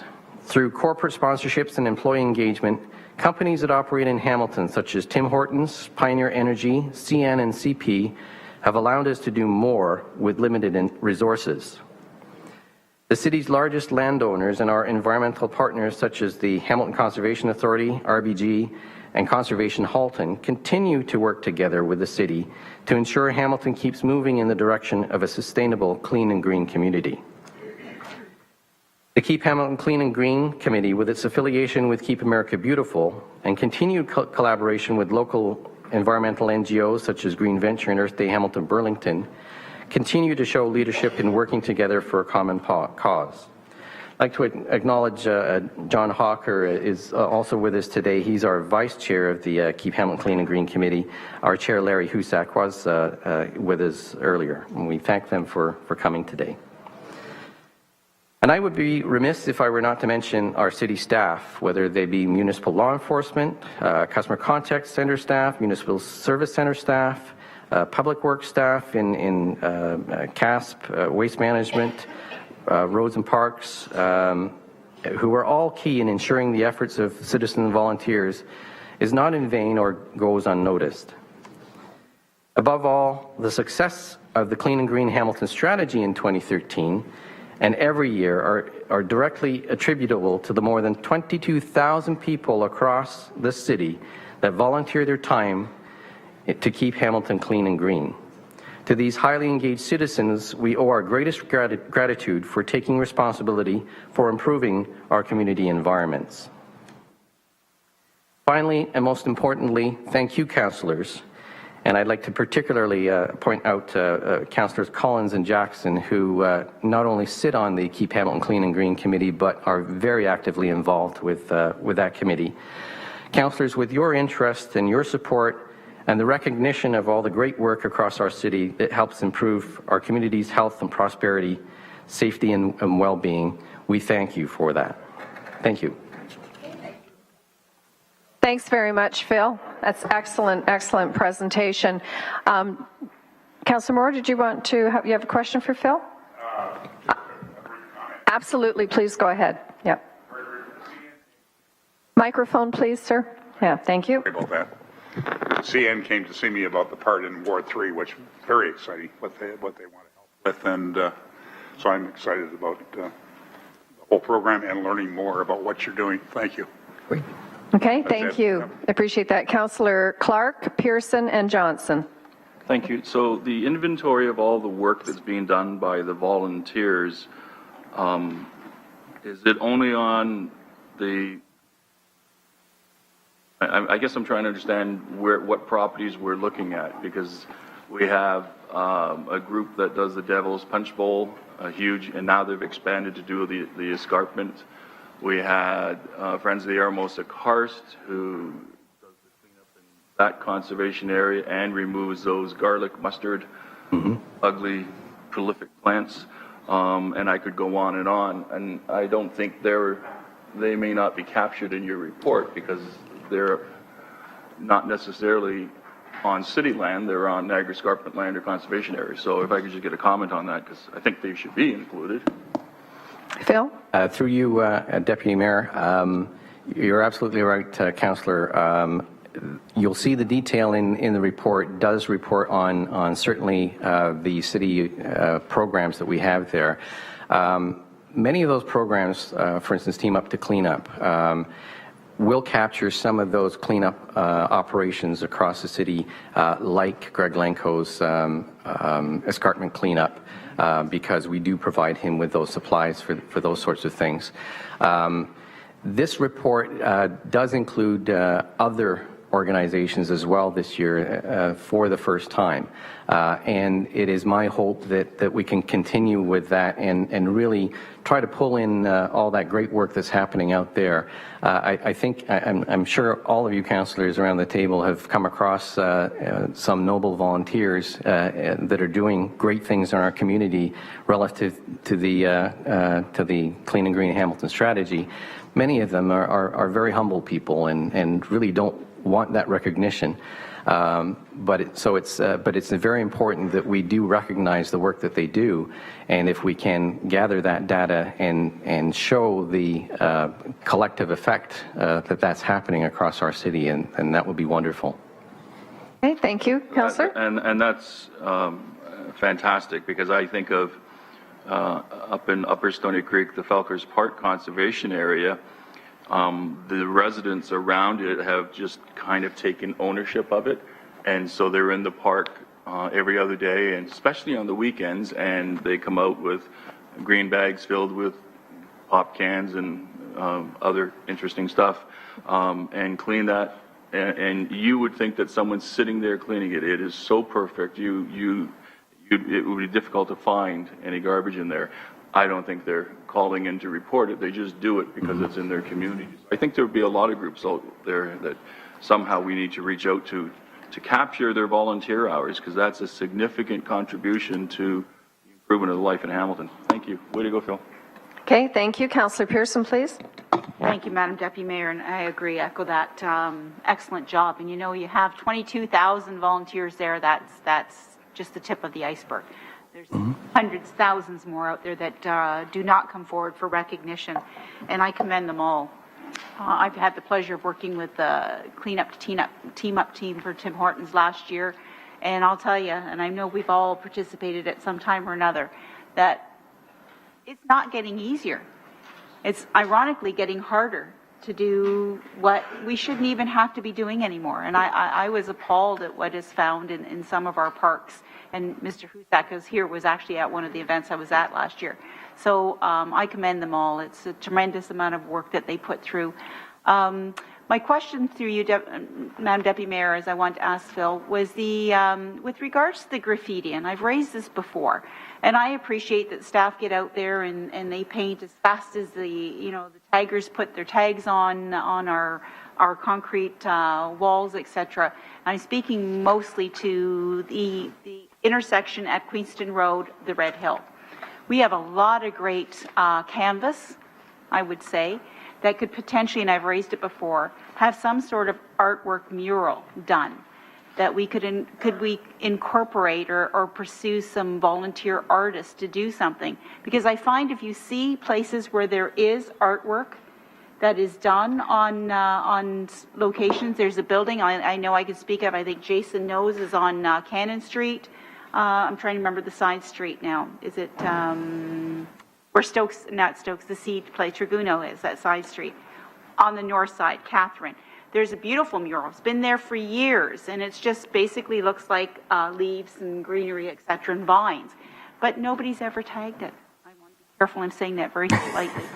And you know what? I think people appreciate that. So I'm going to put that on the table again. If there's something we can look at. I mean, I appreciate the people that get out and paint over as fast as it's put on, but maybe going forward we can look at something that's more permanent that can also enhance our streetscapes and landscapes in areas that are prominent. So I want to put that on the table, and certainly I just want to touch on, as you mentioned, Phil, about the volunteers and the hundreds, thousands that don't come forward. I have one gentleman in my ward that I've personally recognized with a plaque because he did not want any recognition. He goes around every single day on his bicycle, walking, and what he collects, because I actually bumped into him at Shoppers Drug Mart one day and asked him, and what he actually collects as far as tin cans, metal, he actually saves it, takes it, gets a cash contribution, and he donates it to charities, all of it. So, I mean, there's always that, we can say there's volunteers here, but there's the step forward that we have no idea what's going on out there, but it's tremendous. Thank you. Thank you, Councillor Pearson. And Councillor Johnson, please. Thank you, and thanks so much, Phil. You and I have a long history with this. Could you flip back to that one picture, that girl with the blue poncho? Do you think you could find it? In your report, you said that the volunteerism was a little down from 2012 to 2013. Was it the Great Canadian Shoreline Cleanup? Keep going. There it is. There's the reason why it was down. I'm serious. Every weekend in April last year, we had 3 major cleanups, and we had to keep postponing 2 of them because of that weather. So don't be disheartened. Let's just hope for a nice sunny April, because it's been amazing. We've got wonderful community members. We have wonderful community businesses that actually go out on their own, and then they let us know, and then we gather up their bags for them. Great job overall. We can never have enough bags or enough gloves, because we always seem to, most people will bring it themselves because we run out. So keep up the great work, Phil. It's been a pleasure working with you. Thank you. Okay, thank you, Councillor. Councillor Pasuta, please. Thank you, Madam Deputy Mayor Partridge. And Phil, thanks for the presentation. Phil, slide 28 shows a pile of tires there, 164, you said, from the Coots cleanup. Yes, sir. Does it cost us money to get rid of the tires? Through you, Madam Deputy Mayor, this initiative, as I mentioned, was Alan Hansel's Stewards of Coots Watershed. This is a gentleman who, I think you will know him. I know he's asked for delegation status at an upcoming Public Works Committee meeting, and you've probably read about him in the spec and various other activities. This is a gentleman who's extremely dedicated, and a long way about answering your question, sir. He was so he had such initiative and such passion about this that he actually approached a tire company in Dundas who took responsibility for those tires and actually recycled them. So that's really going further than expected. Thank you for that. And Madam Deputy Mayor, we realize in the rural countryside that we get a lot of dumping of tires in the farmers' driveways and into the fields and that. And a lot of the farmers will actually set them aside along the fence row or take them back home because they don't know what to do with them other than they have to pay to get rid of them. That's why I asked that question. Another question too, and it's probably going to be dumb in the end of the day here, but I don't have a Tim Hortons in my ward. I don't have a Harvey's. I don't have a McDonald's. I don't have anything. Yet we get so many containers that are dropped along the side of the road, and water bottles particularly too. A lot of wobbly pop containers, beer containers, based on the fact now that the beer store allows beer to be sold by can at a time, and people take the can and they drink and they throw it out the window. And I tell you, snow's melting now. There's literally hundreds and thousands of them out there all over the place. Has there ever been the thought put through to put a deposit on water bottles and recoup some of that, or Tim Horton cups, or I'm not going to pick on Tim Hortons, Wendy's or McDonald's? Through you, Deputy Mayor, I know other jurisdictions, particularly the experience that I know in the states, the Keep America Beautiful organizations' experiences do have similar programs like that. It's a fairly complicated process that does involve provincial legislation in most cases. What we would like to do, and as I alluded to in the presentation, that the Keep Hamilton Clean and Green Committee did want to tackle this issue of roadside littering, is and it's quite a, as you can imagine, a project to take on. But we're confident that we can through the collaboration with the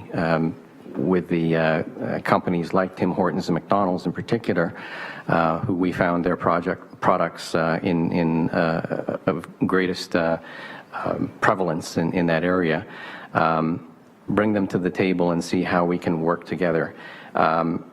Again, it comes down to behavior. It's something that we all around this table understand that this is not appropriate behavior, but for a segment of the population, it seems to be the norm. And so we have to break out of that kind of thinking. And there are tools in which we can do that through social marketing endeavors and those types of things. And even something as simple as providing a litter bag for a vehicle, where it can be just once it's full, then put in the appropriate disposal container or something like that. Again, does require the collaboration of the businesses in Hamilton as well to be able to do that. So we're moving ever so closer to trying to tackle that situation. But I think what you're talking about is maybe something that would obviously have would require some long-term implications and would require a fairly extensive process to try to implement here in Hamilton. Well, I'm just saying something should be considered based on the fact that people are slobs, and to put some kind of a deposit fee on pop cans, the water bottles, and all that would be ideal. I know my wife, myself, taught our kids not even to throw gum out the window, wrap it up, and it goes into the garbage. But I don't know how we change the environment or the people. I don't know how we do that, but something should be done, because in the old days, we had pop bottles, you'd pick them up, take them back, so you had a reason and you got some refund. As kids, we did that. And now we're picking up coffee cups and everything else and water bottles. Maybe there's something there, a bit of a reward for people to do that, kids to come out and do it. So something to consider. Whatever happened, I don't know, but it just ticks a lot of people off, including me. Thank you, Madam Deputy Mayor. Thank you, Councillor Pasuta. Councillor Whitehead, please. Madam Chair, great report, a great initiative. Biggest challenge and issue, certainly in my ward, and every year we participate with volunteers for the cleanup, is high schools and their proximity to corner stores and so forth. Now, there are garbage containers that are located affixed near the schools or on the sidewalks in the walking path. The problem is, and I've observed this a number of times, I've taken pictures actually, where there's nowhere near enough attention to emptying them, so they're overflowing. And so it gets to the point where we're not even giving them an opportunity to dump their garbage into a receptacle because the receptacle is overflowing. Have we done any assessment, especially around in those situations around high schools, especially when they're very close to a commercial area? Do we have a higher level, because these are small containers in some cases, to ensure that they're frequently emptied? Bill? Through you, Deputy Mayor, to my knowledge, there hasn't been any specific initiative that's done that has been focused on the high schools with respect to litter maintenance. But maybe we can take your concern under advisement and see if we can address that. Appreciate it. Thank you. Thank you, Councillor Whitehead. And I'm going to turn the chair over to Councillor Johnson. Councillor Marula has left the room. So, Councillor Johnson, if you take the chair, please. Sure. I'm the last speaker on the list. And I just wanted to say, Phil, thank you so much. We've worked closely together on a number of events up in the Flamborough area. And I have to ask you, with the weather being the way it is, with the sub-zero temperatures being the way they have been, and with the amount of snow that's still on the ground, when is cleanup day? Through you, Deputy Mayor. We are still focused on April being our cleanup month, and we've got everything in place. Just as a little advertisement, our launch is next Thursday, the March the 27th. Recognizing, yes, there's still lots of snow on the ground, we may have to extend our initiative into May. There are opportunities beyond April as well. That Team Up to Cleanup program is available year-round, and we actually have one group. It's actually a Muslim youth group that cleans up every New Year's Day. So despite the weather, people are out there cleaning up the city as well. So yeah, definitely April is our Team Up to Clean Up Blitz month, and we're still focused on trying to get folks out to be involved in that. Okay, and thank you for that, and through you, Chair. Just a couple of comments. I just wanted to say that we've established May 3rd as the cleanup day for myself in the ward, but we actually have 3 cleanup events with Millgrove, Carlisle, and Waterdown. So I know that there's a couple of groups. I believe the Courtcliffe Park, Friends of Courtcliffe Park, they're going to be doing the 19th, which is Easter long weekend. And the last area that I wanted to touch on, because you did include in your presentation the Waterdown Rib Fest, and I just wanted to comment how extremely well the recycling centers worked at that event when you're, an event over a 4-day period and you have up to 60,000 people coming through. Lots of volunteers were involved, and that's what makes it a success. But my question is, how many events actually take us up on that or have been able to do the whole recycling program? Through you, Deputy Mayor, there are a handful of smaller events across the city that have taken us up on that opportunity to do that. As I had indicated, the Winona Peach Festival did a limited event or initiative last year, and we're hoping that can expand this coming year. It really does come down, quite frankly, to the volunteers that are available. And the way the program works is that we do set up, as you have indicated, a recycling station. But we want to have volunteers there to help the patrons put waste in the right place, so put it in the right container. It's not that they actually touch the volunteers don't touch the waste, but they're there to help folks understand which stream it should go into, and quite frankly, that has been the concern. What I had alluded to was that Earth Day Hamilton Burlington's Waste Watchers program is interested in taking this on, and they are committing to, I think it's 5 events this coming year to implement this program. Again, it's restricted to the number of volunteers they can get in order to move forward with that. Councillor? Yeah, thanks very much. That excellent. And so I'll take back the chair. Those are my comments. Again, excellent work, Phil. Councillor Collins would like to be on the list. Okay, Councillor Collins, please.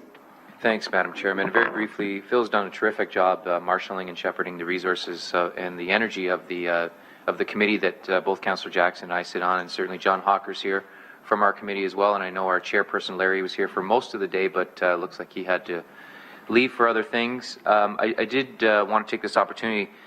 We have, as Phil has mentioned, we had over 20,000 people who are helping keep our neighborhoods and our open spaces and green spaces clean every year.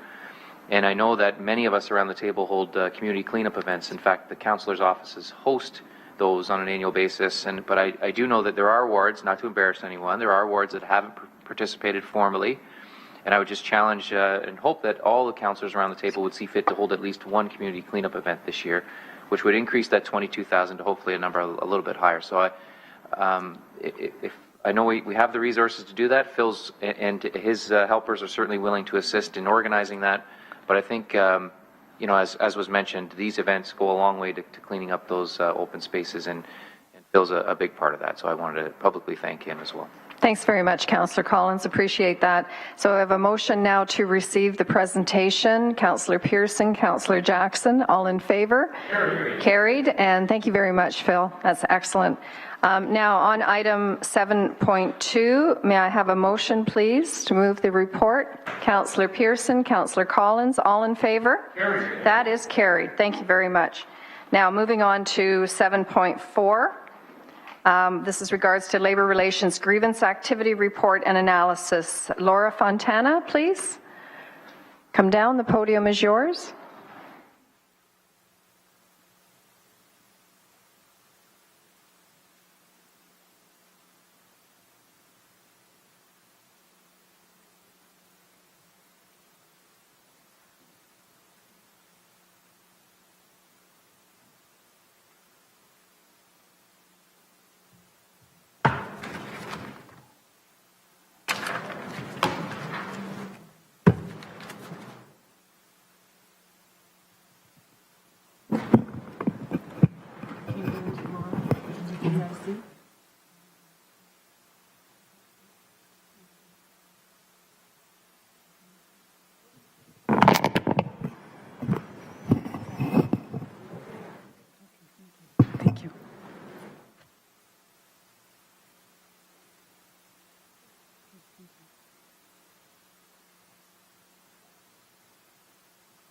Thank you, Madam Deputy Mayor. Not a problem, Laura, whenever you're ready. Thank you. So while Carolyn's distributing the presentation, I'll get started. The Council may recall in 2009 had asked me to prepare reports on the activities, data with respect to labor relations to get a sense of the state of labor relations for the City of Hamilton.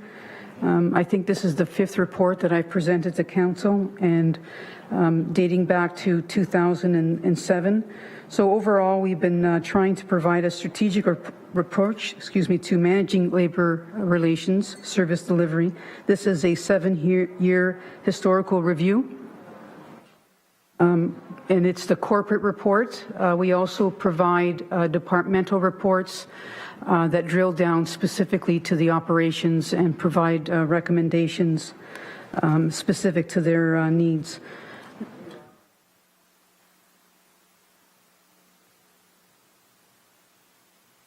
So the report provides data on total grievances, mediation, and legal costs by union, department, and category, as well as non-grievance related costs and the analysis. So this next slide is essentially a picture of the overall grievance activity from 2007 to 2013. It reports a 24% decrease in 2013 over 2012. It also, over the 7-year period, demonstrates an overall decrease in grievance activity of 36%. In 2013, there was overall grievances of 449, which is our lowest level in at least the 7-year history of our tracking of grievance activity.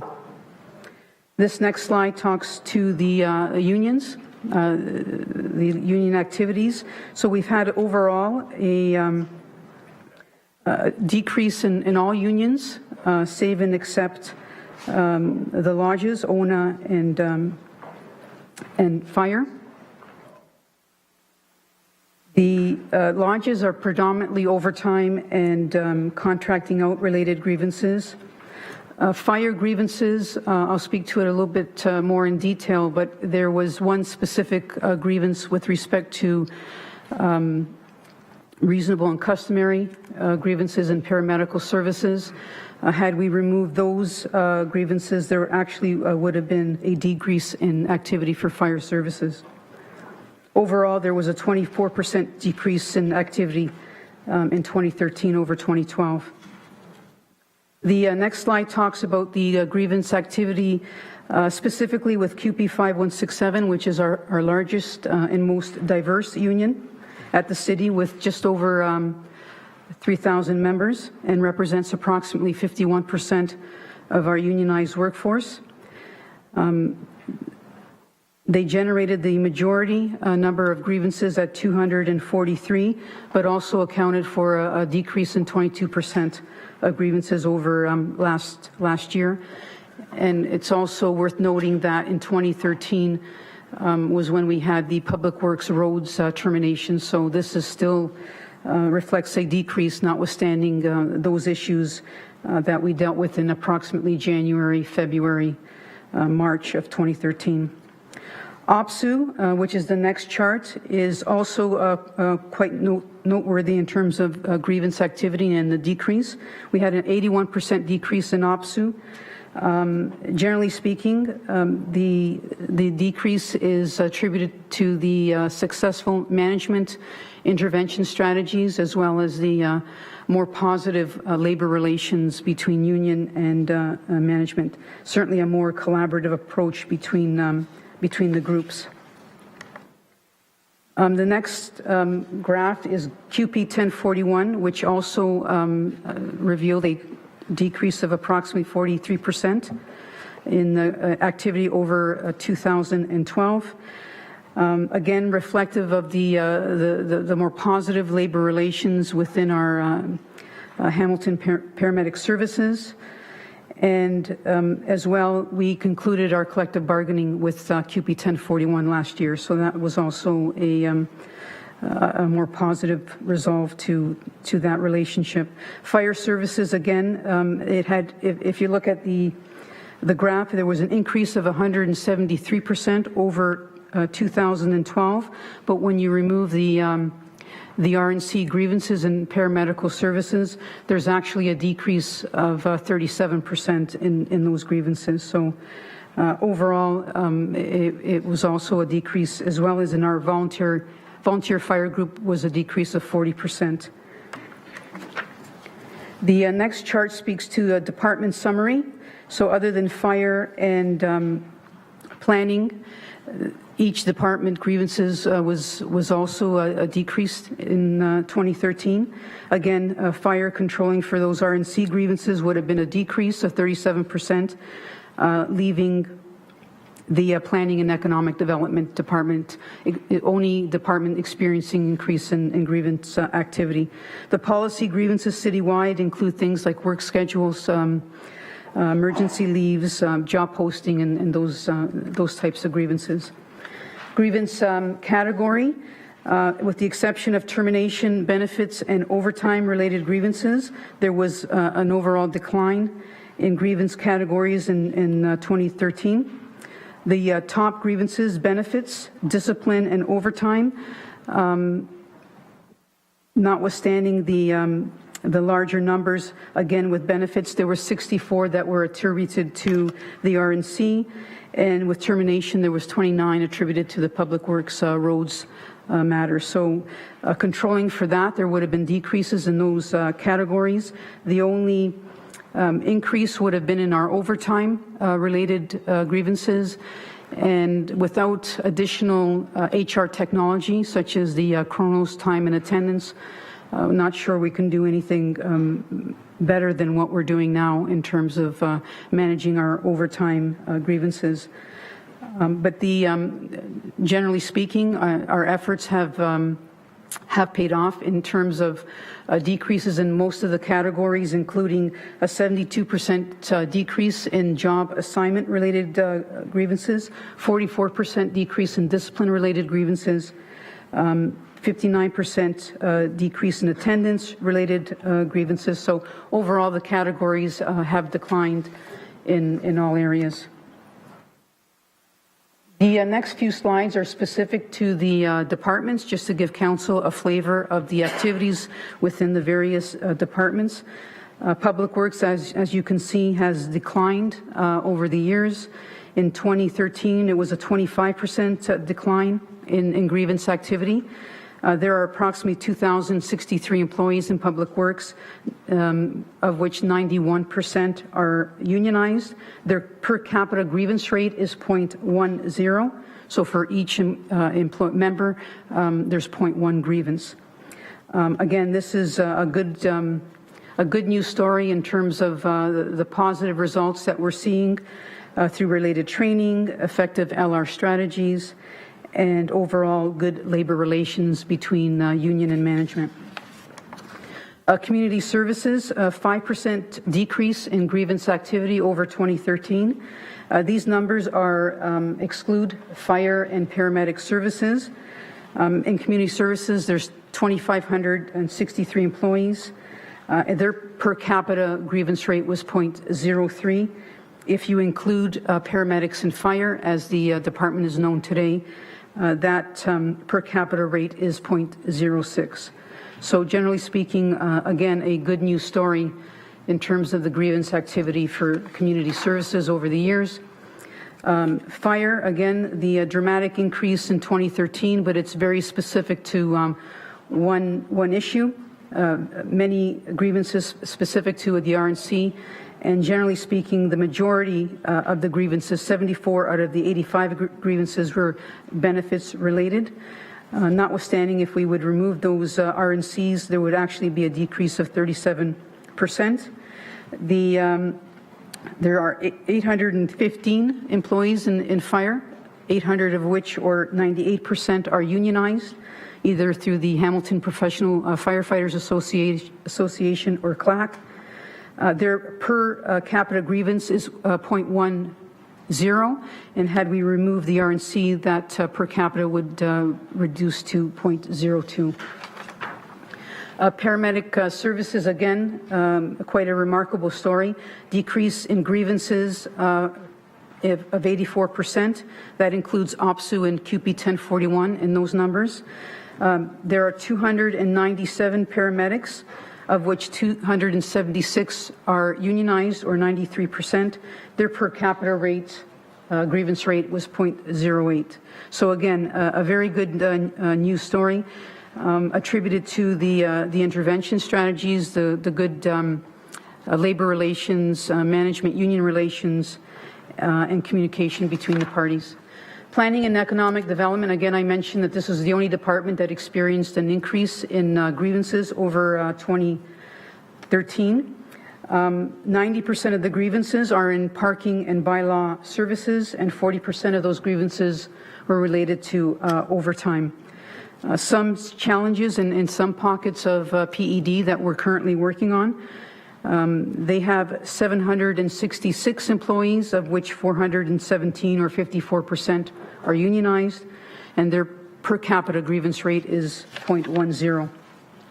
Corporate services, pretty unremarkable. That spike in 2011 is probably attributed to the restructuring that took place in the IS division of corporate services. Most of their grievances are overtime related, promotion or layoff related. There are 412 employees in corporate services, of which 267, or 65%, are unionized, and their per capita grievance rate is 0.07. Public health is, again, a very good news story. They had significant issues back in 2007. Those were the days when ONA was threatening censorship of the city of Hamilton. We've made, obviously, great improvements over the years. Public health services has consistently demonstrated a positive, proactive approach to labor management.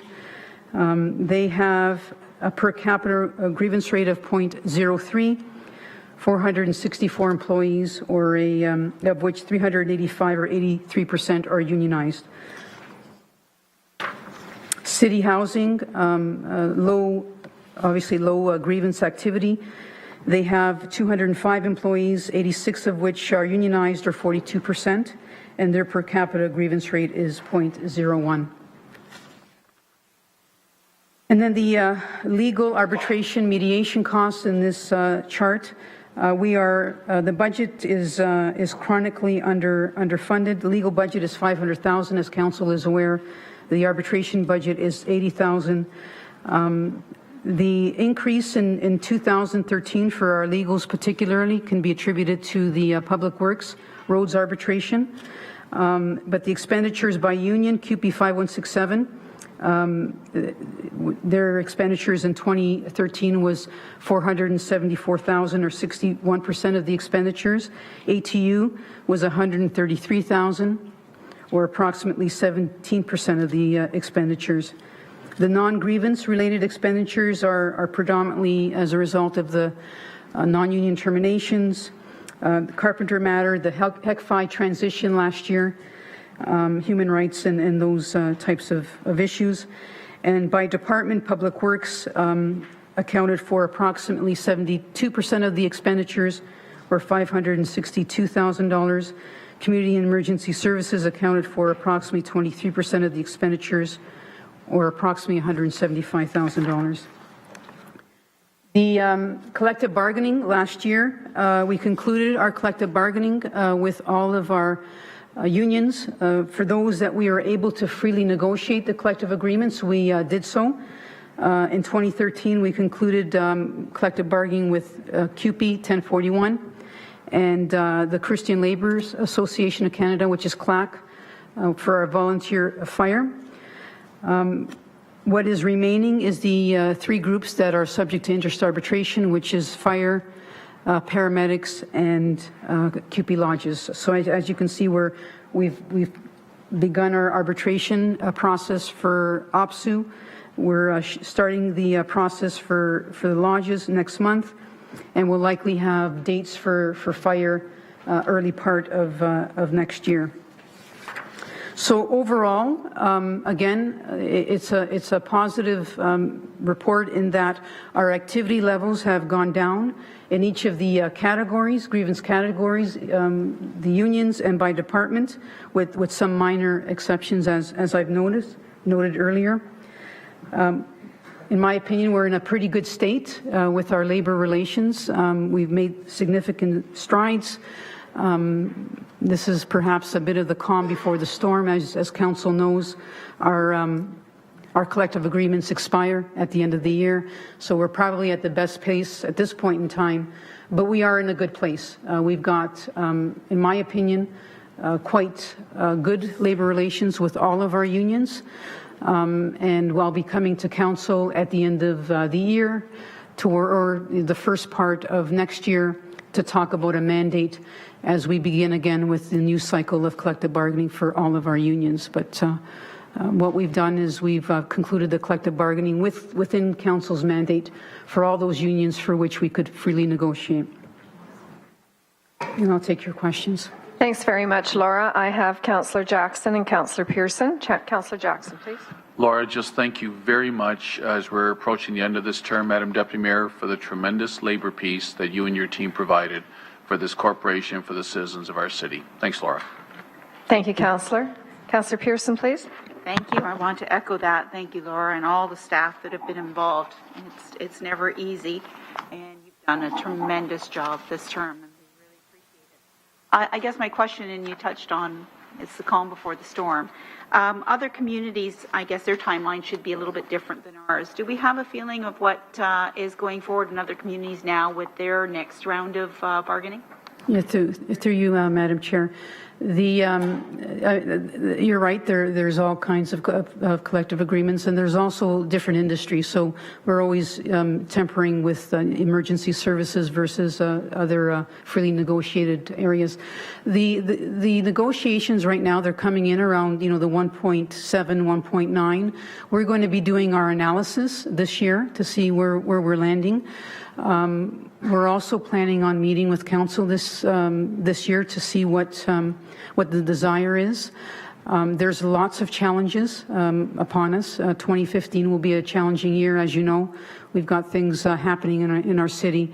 We're going to respond to your question, we're going to do a comprehensive review of our financial situation, how we compare with other municipalities in same or similar services, and come back to council with a recommendation on what our mandate should be, including the term moving forward. I'm really pleased to hear that. Thank you, Madam Deputy Mayor and Laura. I'm glad that you're ahead of the curve, and that's the most important for us. And I think that's where we get the confidence level. And I appreciate that. And understanding going forward, we also know, watching the Bank of Canada rate and inflation rates and everything, a lot of things are still on the back burner right now and still on the sort of on a level playing field, which is good. We're not seeing a lot of spikes, so that gives us a little bit more confidence. I'm sure you'll have some great information going forward. Thank you, Councillor. Councillor Duval, please.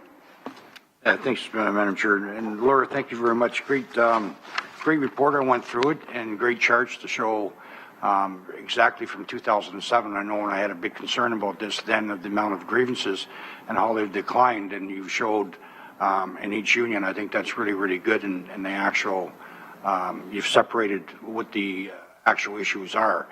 And so when you see from 704 in 2007 to down to 449, I think that's great improvement. On the arbitration, is some of the reasons why the arbitration cases, that I know they've increased, and that's great, is that because we are making better improvements at mediation? Through you, Madam Chair, yes, we are mediating quite a bit more. There's more dialogue. There's more willingness and cooperation to meet and discuss issues. So in the beginning, there was some concerns about our unwillingness to sit down and discuss matters and resolve them more amicably. I think that's a reflection of our good labor relations. And I just wanted to mention, I've got some of my team here, but it's not a labor relations success. It's a corporate success, which includes the unions, which includes council, which includes the department. So it really is something that's come together nicely, and it's because of everybody's efforts, not just ours. And thank you, and Madam Chair, through you to Laura, I agree. When you get good staff working behind you that are understanding the issues and making compromises to not to show who's better or whatever, to make sure you have fair agreements, I think is great work. Have we done a comparison of what we saved from arbitration in previous years to mediation? I mean, mediation, the cost must be going up, but it's got to show quite a bit of savings. Have we ever done that analysis?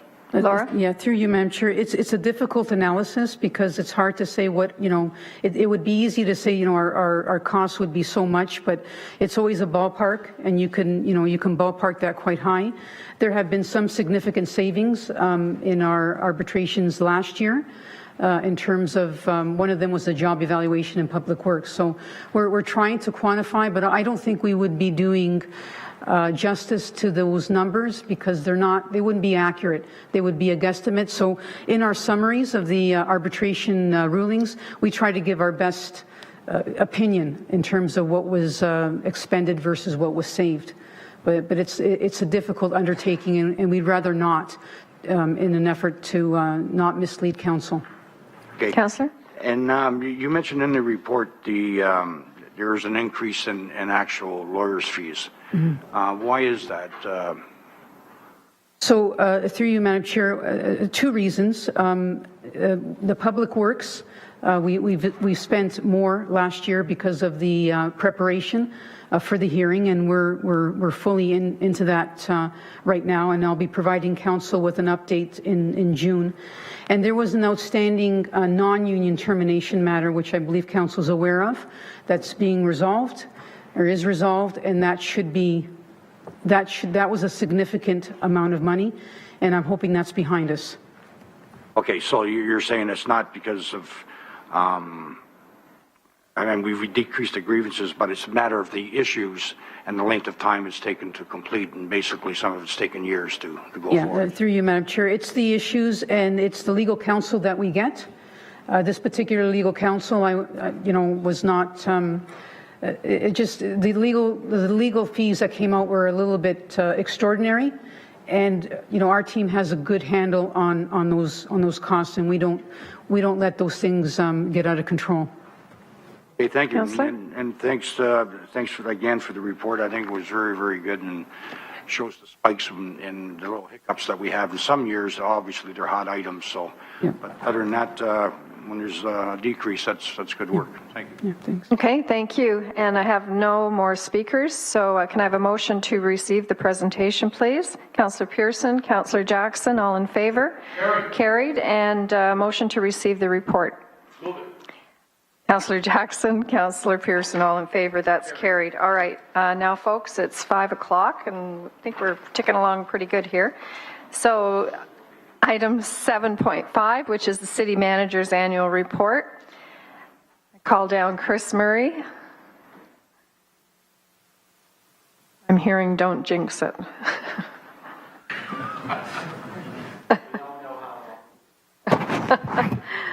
Chris, welcome. Start whenever you're ready, please. Thank you very much, Chairman.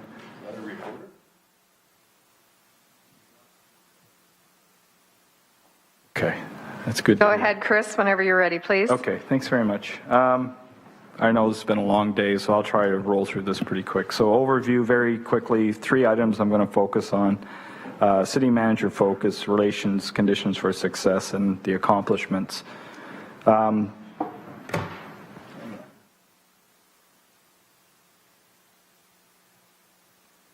My focus from day one when I received this job back in 2009 was to basically build relations, and I would say almost in this order, build a relationship between myself, SMT, and certainly council, a relationship between myself and staff, obviously our community, our citizens clearly matter to both of us, and then obviously working with other levels of government, and to that I would add the institutions here in this community.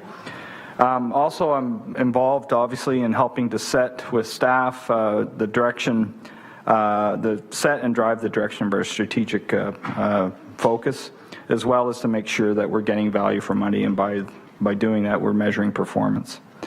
You've seen this diagram before. This is the relationship between you as council, our community, and our civic administration. The community expects leadership from council, and you are there to ensure that their aspirations are heard and they are implemented, and that is usually done through a vision. Our relationship between the administration and council is you give us direction, we manage to achieve that direction, and that usually comes in the form of some strategy. And clearly, community and the administration, we deliver services, the community pays for those services, and we must ensure that there's value.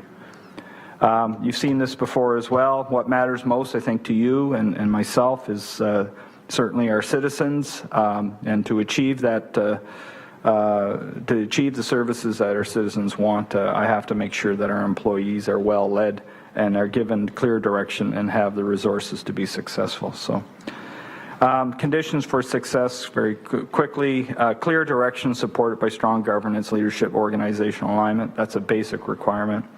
Absolutely have to respect and invest in our human resources. As you know, our operating budget is significant, and we don't deliver anything without our staff being skilled and focused on what they're supposed to do.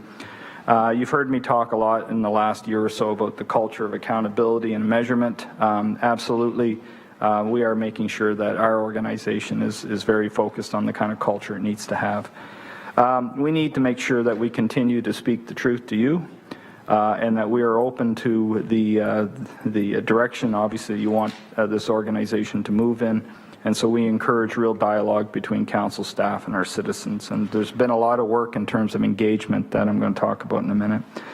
And we need to communicate often so that people aren't kept in the dark and they know where we're going, why we're going there, and how we're going to get there. So communication is always key. Very quickly, our 2013 key accomplishment. You have a handout that identifies everything in a lot of detail as to what we've accomplished in 2013, but I'm going to break this down as per that handout in terms of the performance appraisal objectives that you require me to address.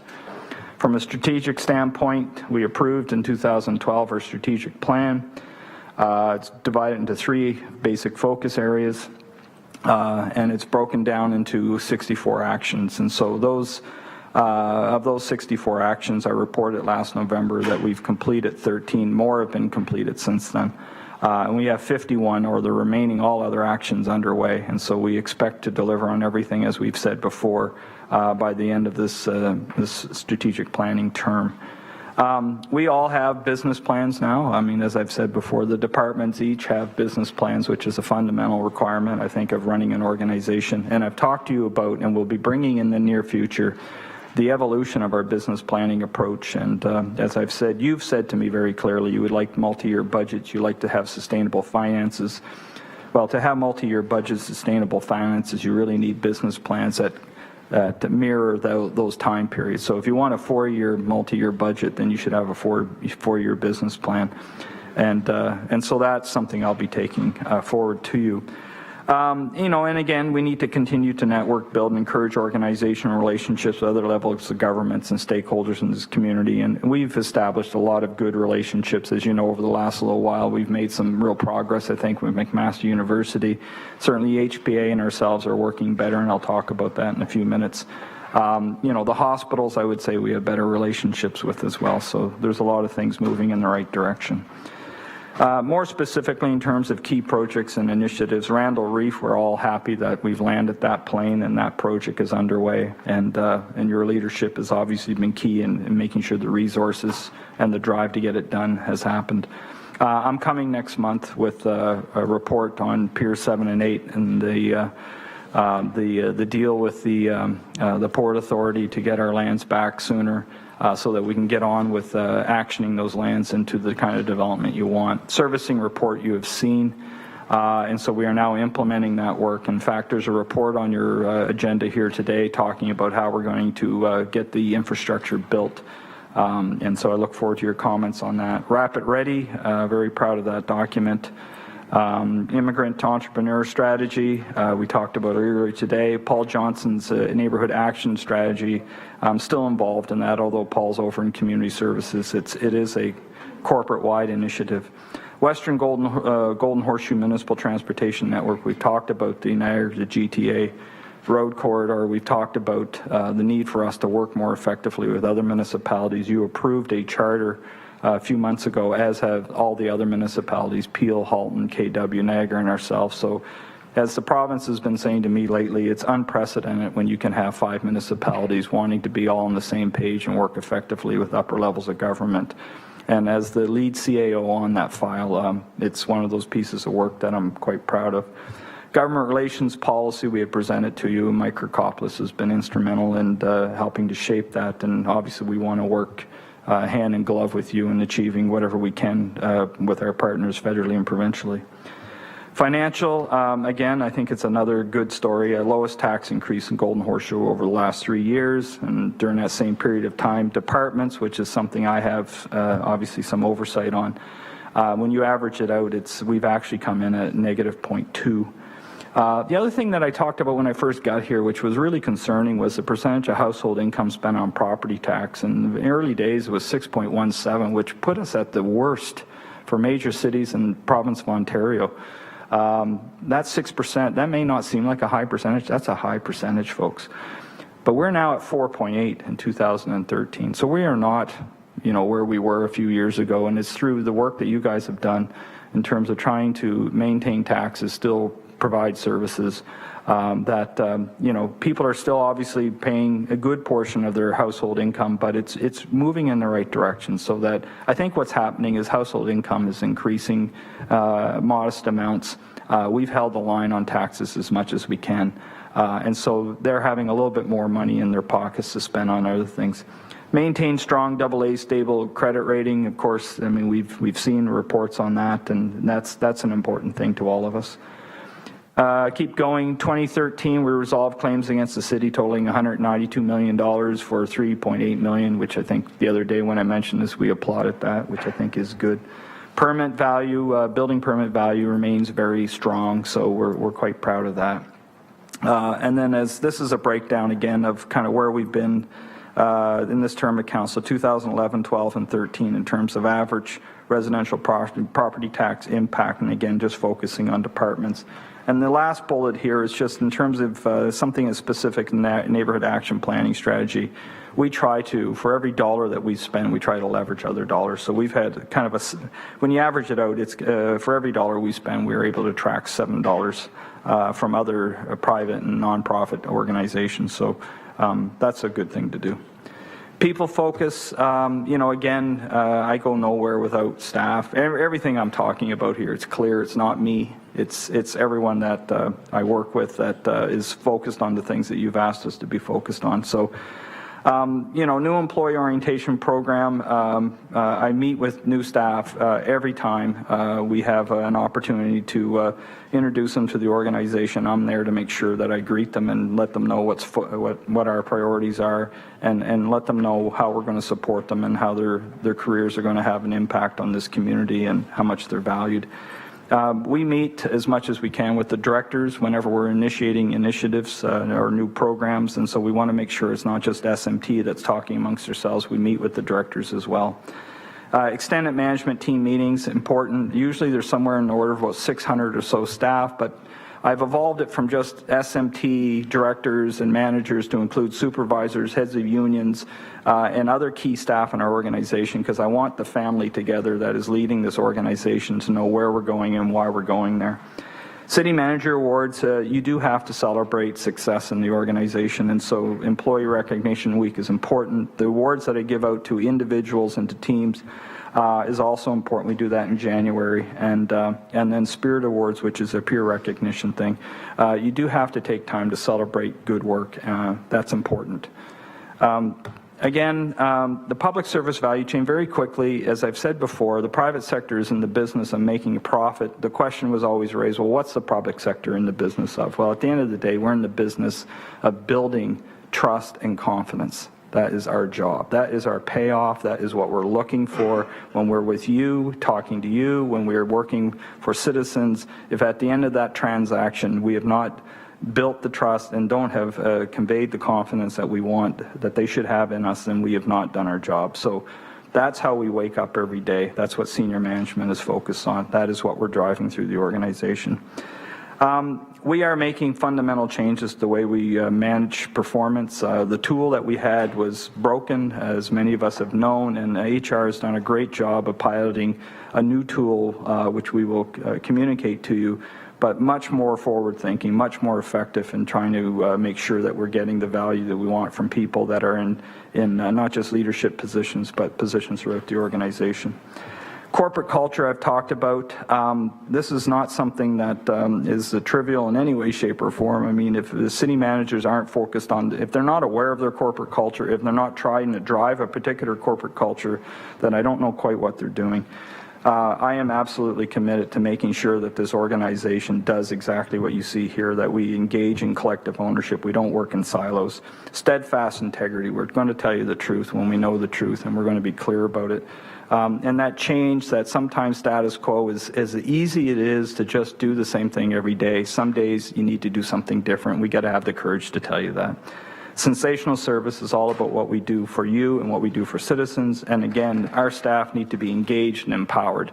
If all the decisions are occurring at my level, we are going to choke the organization into the dust. I need people in the front line making decisions, doing their job. If they're not clear what's expected, I got to be clear or make sure that they're clear. If they're not resourced to do their jobs well, I need to make sure they're resourced, and I need to make sure that they're well led. But at the end of the day, I serve the front line, which I'm going to talk more about that in a minute. Something that I've done here, every month I set a day aside. I call it a day in your life. Anyone in the organization can book my time, individual or group, and I come out and I can tell you 99% of the time they're just there to tell me something that they're proud of. And I got to tell you what is absolutely the highlight of my CAO career. Without a doubt, it's in the top corner.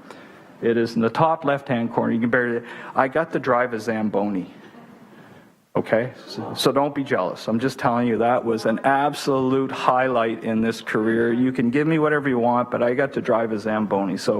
But I meet with many other people, and as I say, they describe for me what's going on. And sometimes there are issues that they want me to resolve, and I work with the GMs and directors. But at the end of the day, right now I know I'm booked up until September, and I think beyond. So I go out and I meet with them, and I encourage their GMs and directors to make sure that they're talking to their staff and meeting with them. And it's not just about barking out orders, it's about knowing something about them, because we're nothing without our staff.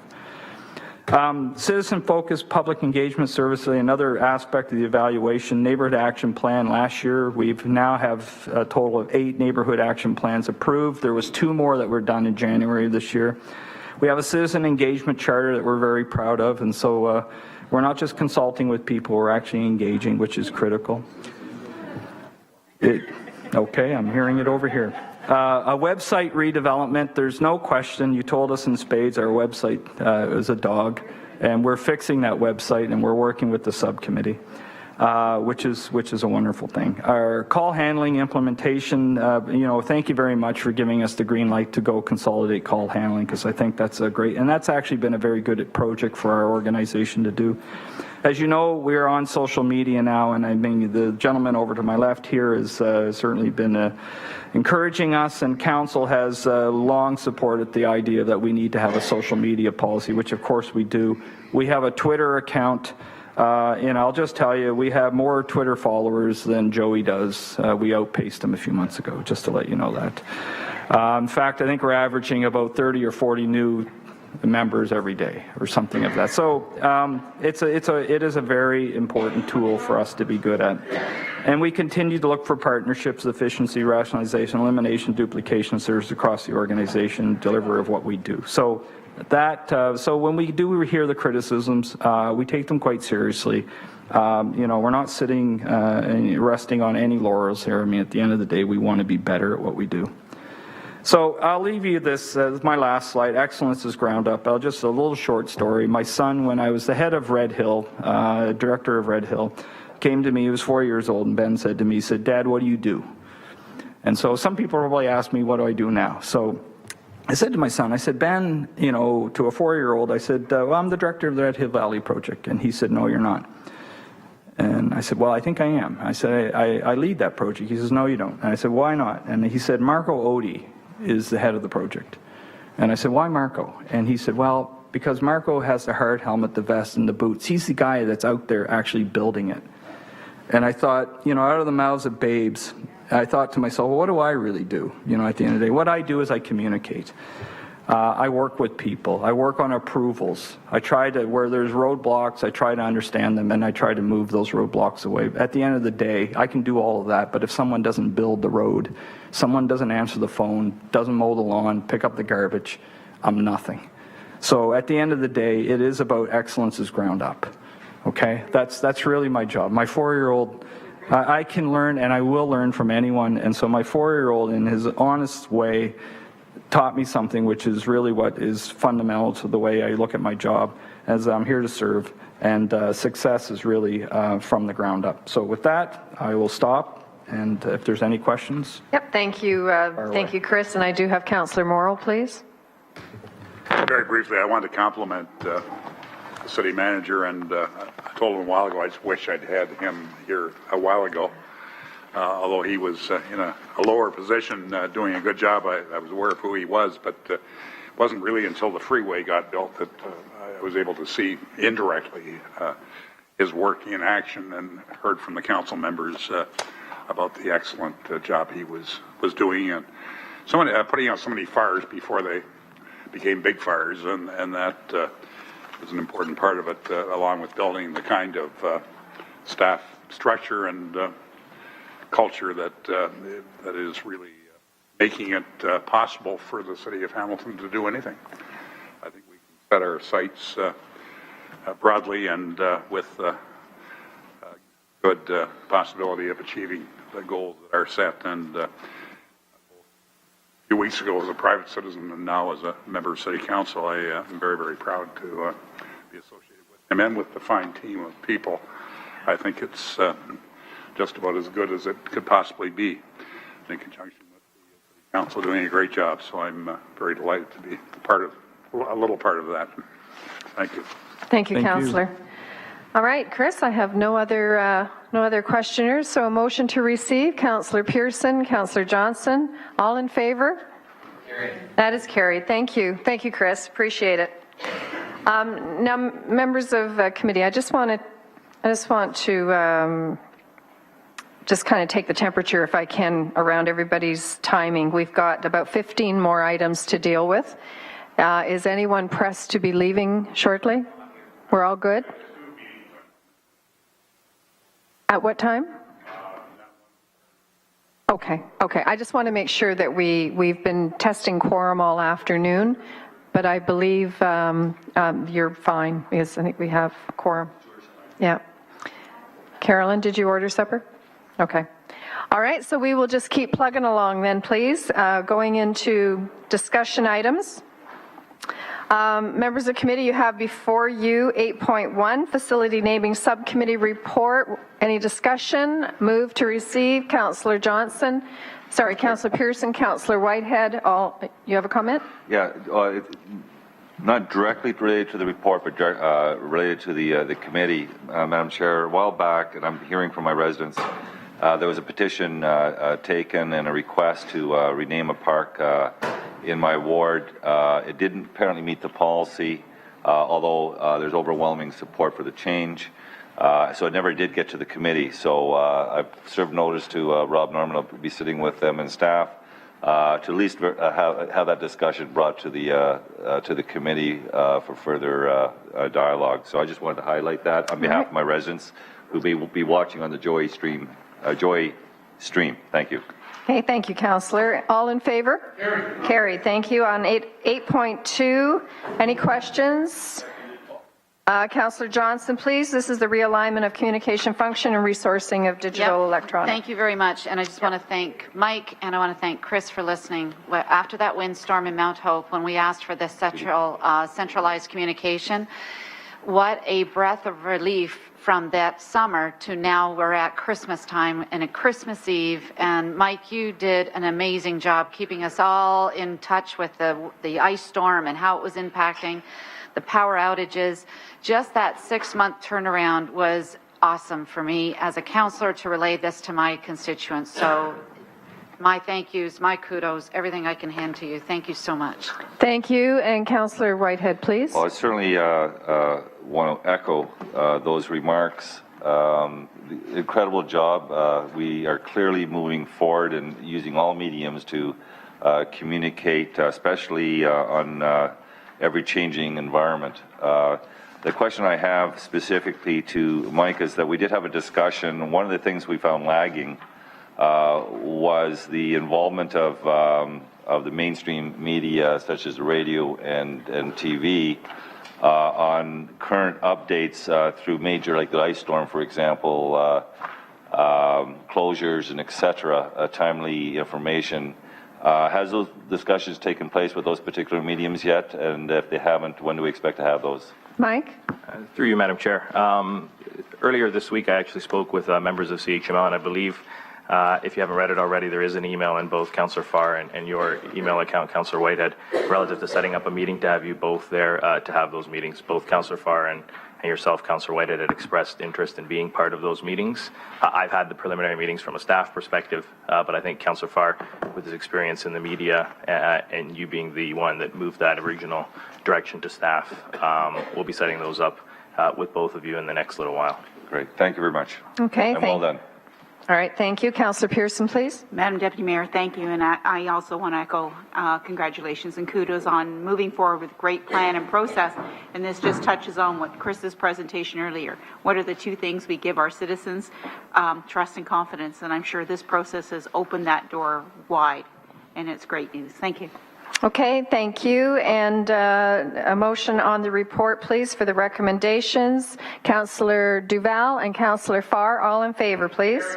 Thank you. Moving on to 8.3, if I could turn the chair over to Councillor Marula, former Deputy Mayor, please.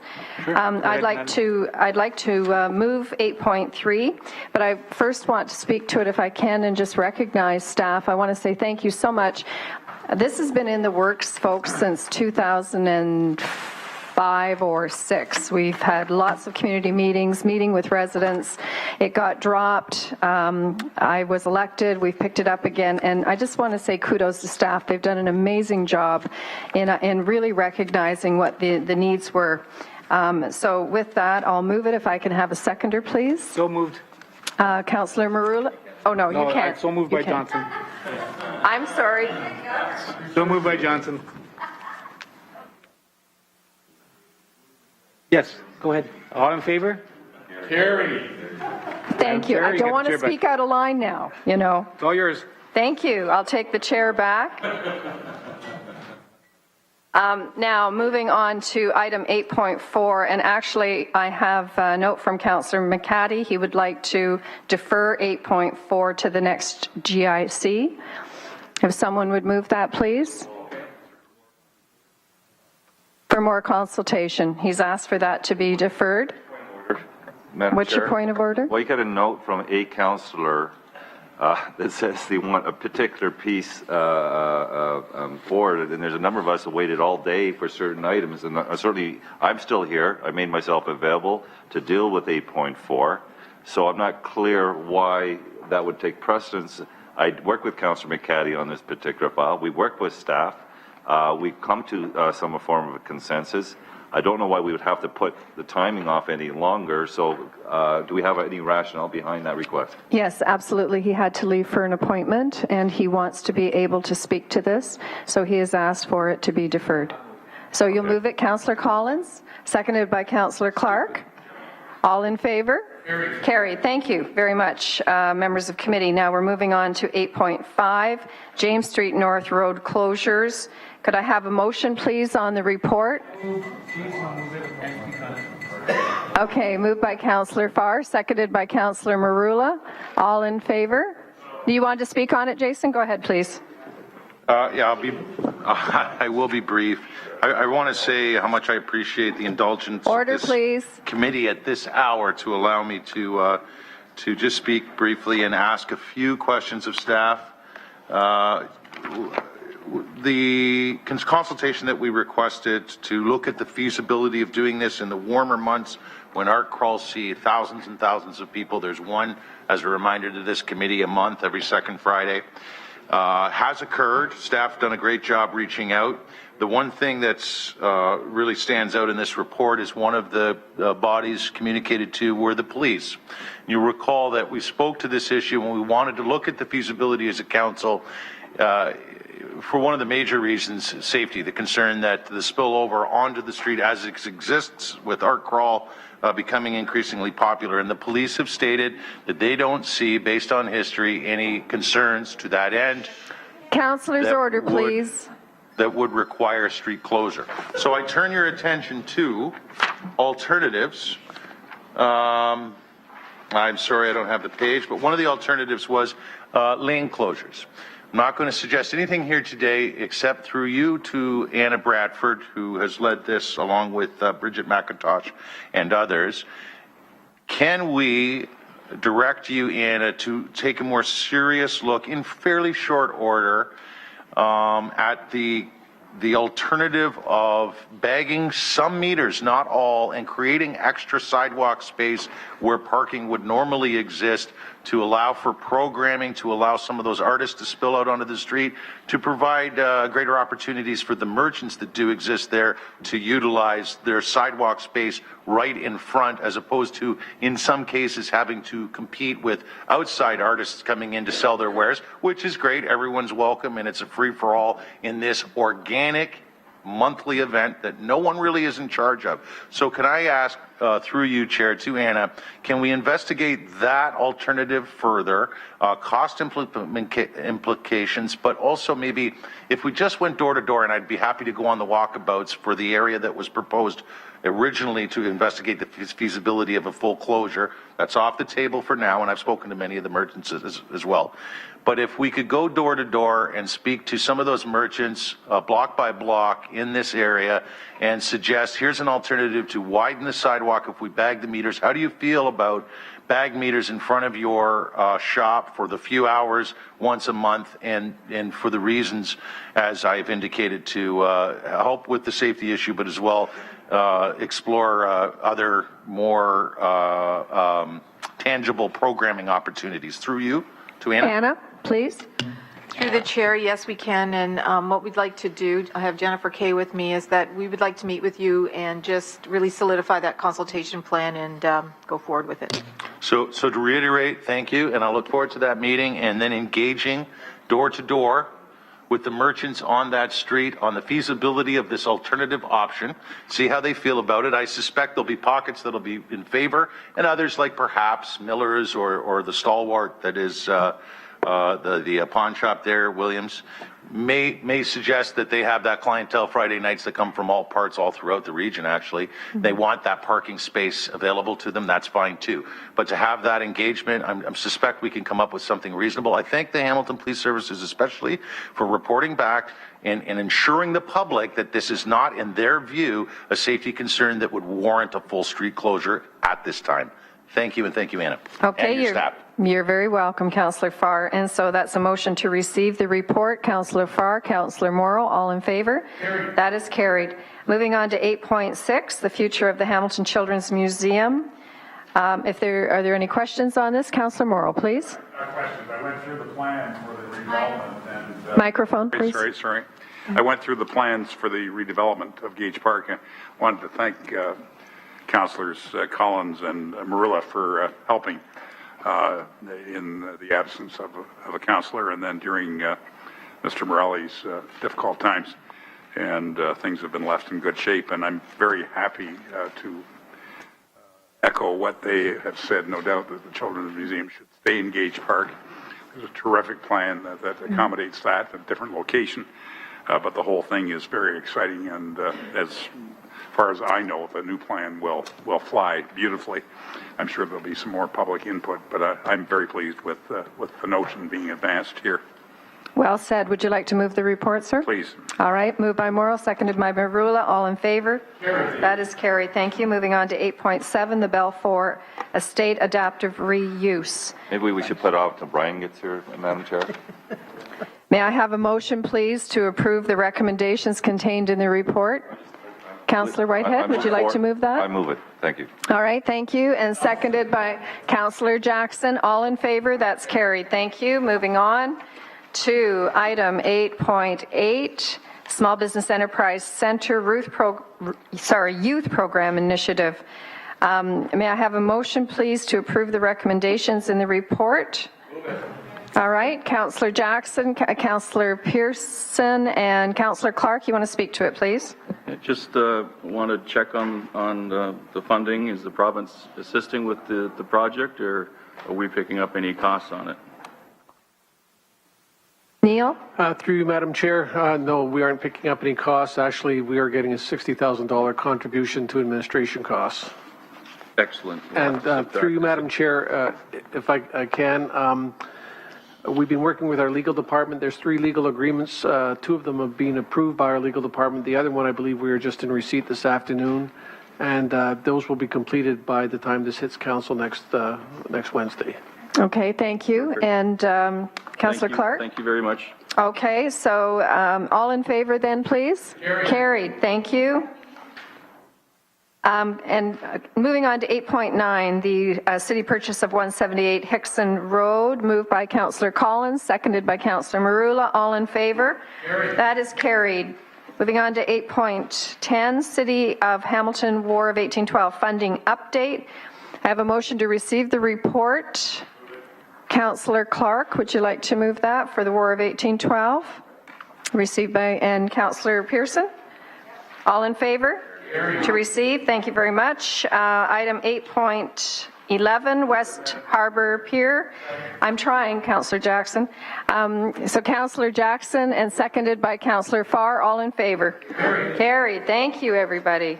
Doing a great job. Moving on to 8.12, Cultural Roundtable, Terms of Reference. May I have a motion to approve the recommendations in the report? Councillor Collins, Councillor Johnson, all in favor?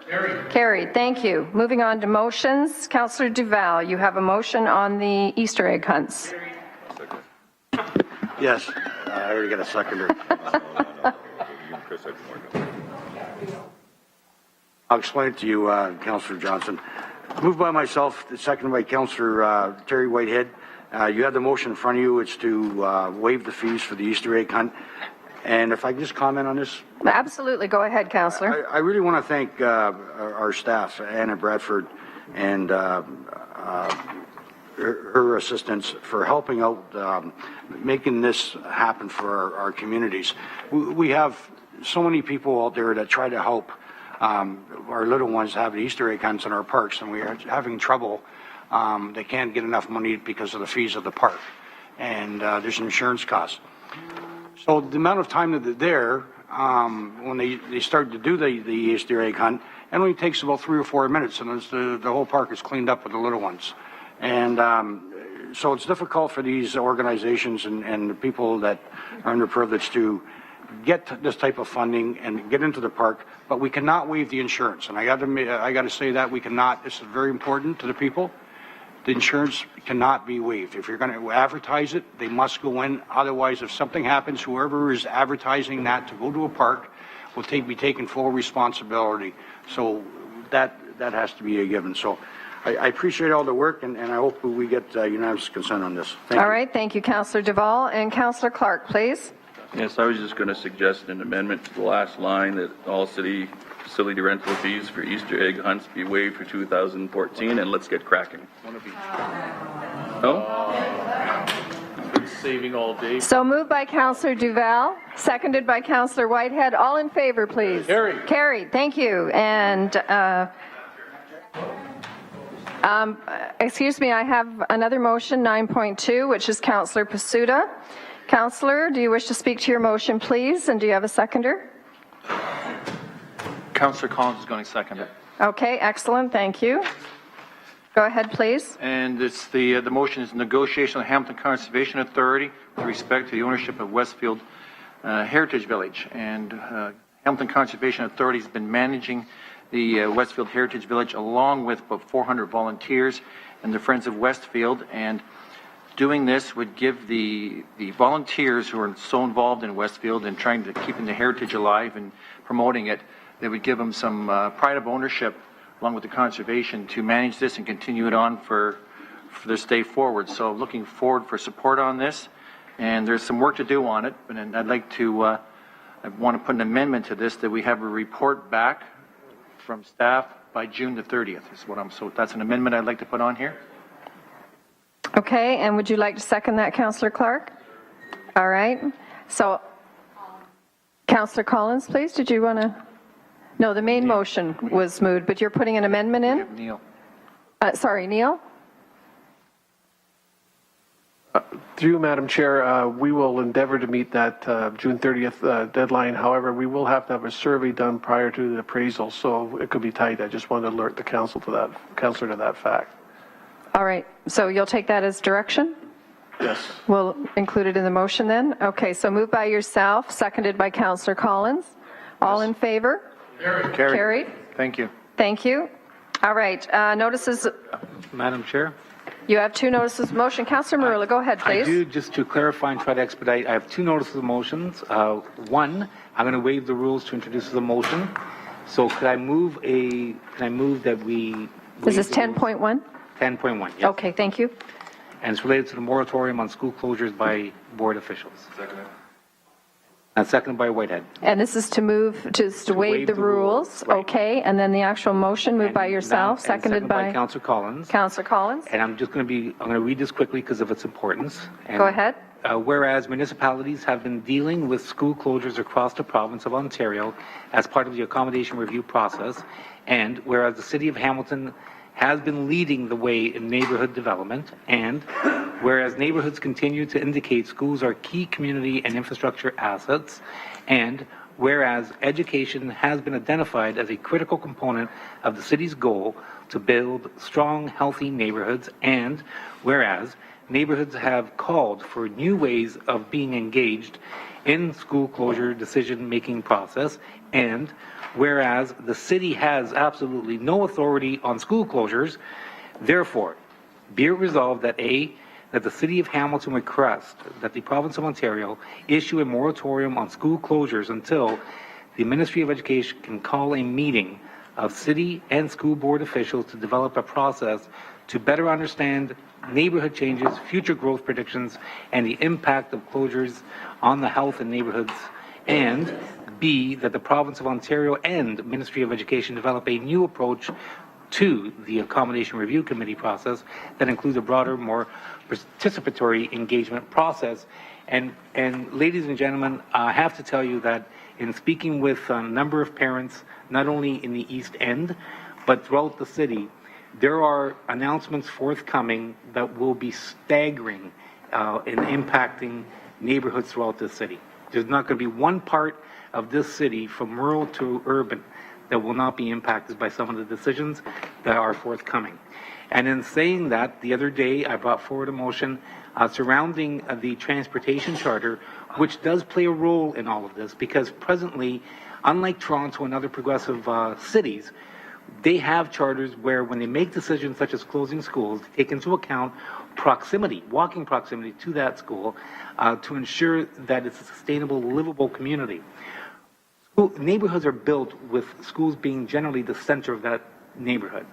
And when you start having a government like the Government of Ontario providing incentives to school boards such as Hamilton, and you have staff at the school board who are basically the tail wagging the dog, and now you have trustees finally coming forward rebelling, it needs to be exposed that what we have presently is a directive from the province that is sucking the life out of neighborhoods and needs to be addressed sooner rather than later. I have been a huge proponent of claiming that this has nothing to do with the city, because it doesn't have anything to do with the city, as I've outlined in this motion. Having said that, however, it has come to a point now, because we need to really, the blurred lines of communication with the community to understand who does what and who pays for what needs to be addressed first and foremost. But secondly, we need not to follow suit and just simply turn a blind eye to this. We need to engage the public on firstly understanding who's responsible, and secondly asking the powers that be at the province to intervene. The province basically has created the school board as they have created the city. We are at the City of Hamilton a creation of the province, as is the school board. We are equal in authority. We cannot overrule a school board decision, or that, particularly when the tail's wagging the dog. Having said that, the province can. And throughout this process, which has been painful, and hearing the complaints, we at City Council collect 2% of the taxes, and we get 100% of the blame. And this is just another example of basically not only downloading financially, but responsibilities to us at Council. And what this will clearly do is send a message to the community of who's responsible for the closures, firstly, and secondly, the fact that we need the Premier to intervene to prevent the sucking of the life of these communities and neighborhoods throughout the city. And I proudly stand by this motion, and I look forward to your support, and I appreciate your time. Thank you very much. All right, thank you, Councillor Marula. Councillor Clark, please. Thank you. And Councillor Marula and I had a quick chance to talk about it. I fully support this. From time to time, you need to do something a little bit more dramatic than sending a letter or just complaining in here and it falls on deaf ears elsewhere. When a municipality calls for a moratorium of school closures to the Ministry of Education, that's a significant item. That's not no small item, that they can simply dismiss. If they do dismiss this without really looking at it, they're doing it at their own peril. So I'm really hoping that the Minister of Education gives serious concern and consideration to this, because perhaps in Hamilton, things are going on here that are not going on in other municipalities. And I'm not here to judge the school board. I understand very clearly they're working within parameters. But it does seem like there's an awful lot of closures coming in some schools where it doesn't make sense to close it from my perspective.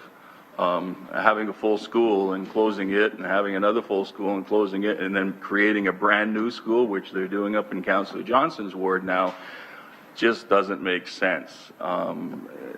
These buildings are perfect. There's no reason to close them. The other item that I would suggest, and perhaps Councillor Marula can ponder this at another time, just another quick little tool. I know the Ombudsman doesn't have authority over the schools yet, but he still has authority over the Ministry of Education. So you may file complaints with the Ombudsman with regards to the funding formula and how it's being implemented by the Ministry of Education, which is then causing the school boards to do what they're doing. It's kind of a backdoor way in, but he then has a way in to look at it, and we can talk offline about it. But we need to put additional pressure on than just ourselves here. So I'm hoping residents will also take the opportunity to write to the minister. Thanks. Thank you, Councillor. Councillor Whitehead, please.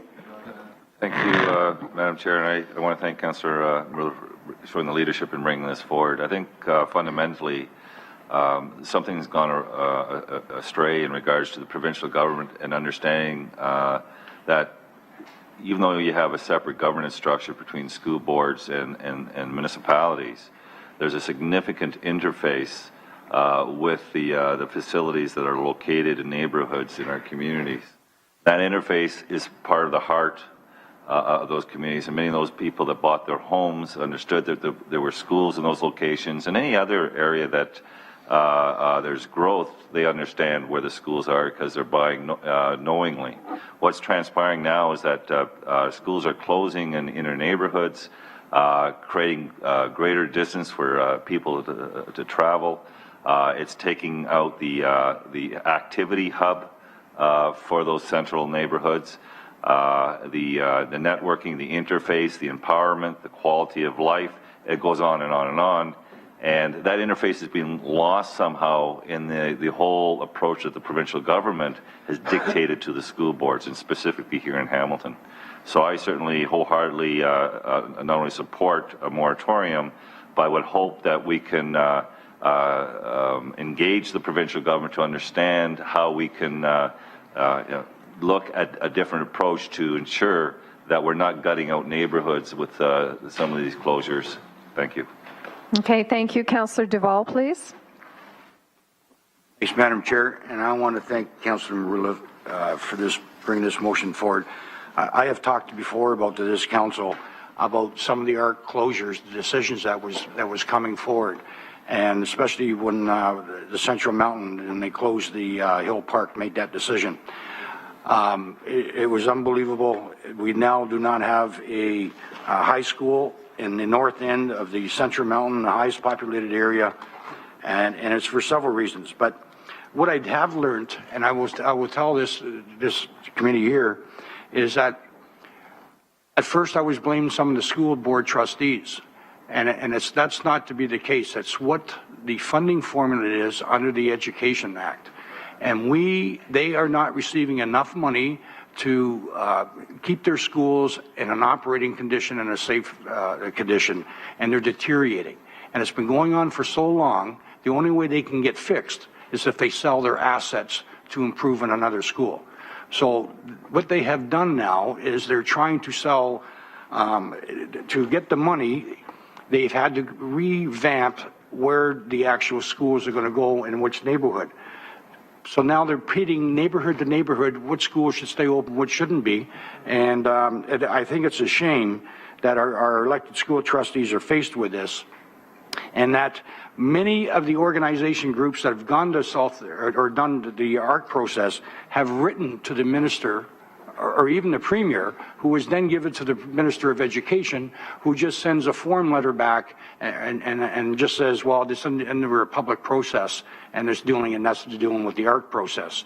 So they're all staying away from it and not looking at the great idea. So stating this, I think, from individuals that have written into the Premier and to the Ministry of Education, that's why I want to thank Councillor Marula for doing this. I think as a council, it shows that we're supporting our people in Hamilton, and for the frustrations that they are going forward. And now that all those children, these little children, must be bused to another location because we don't have the proper funding going in the proper places. So thank you very kindly, and I fully support it. All right, thank you, Councillor Duval. Councillor Collins, please. Thanks, Madam Chairman, and I, just along the same lines as the other speakers, it's been very frustrating over the last decade for those of us who've been through several rounds of the ARC process.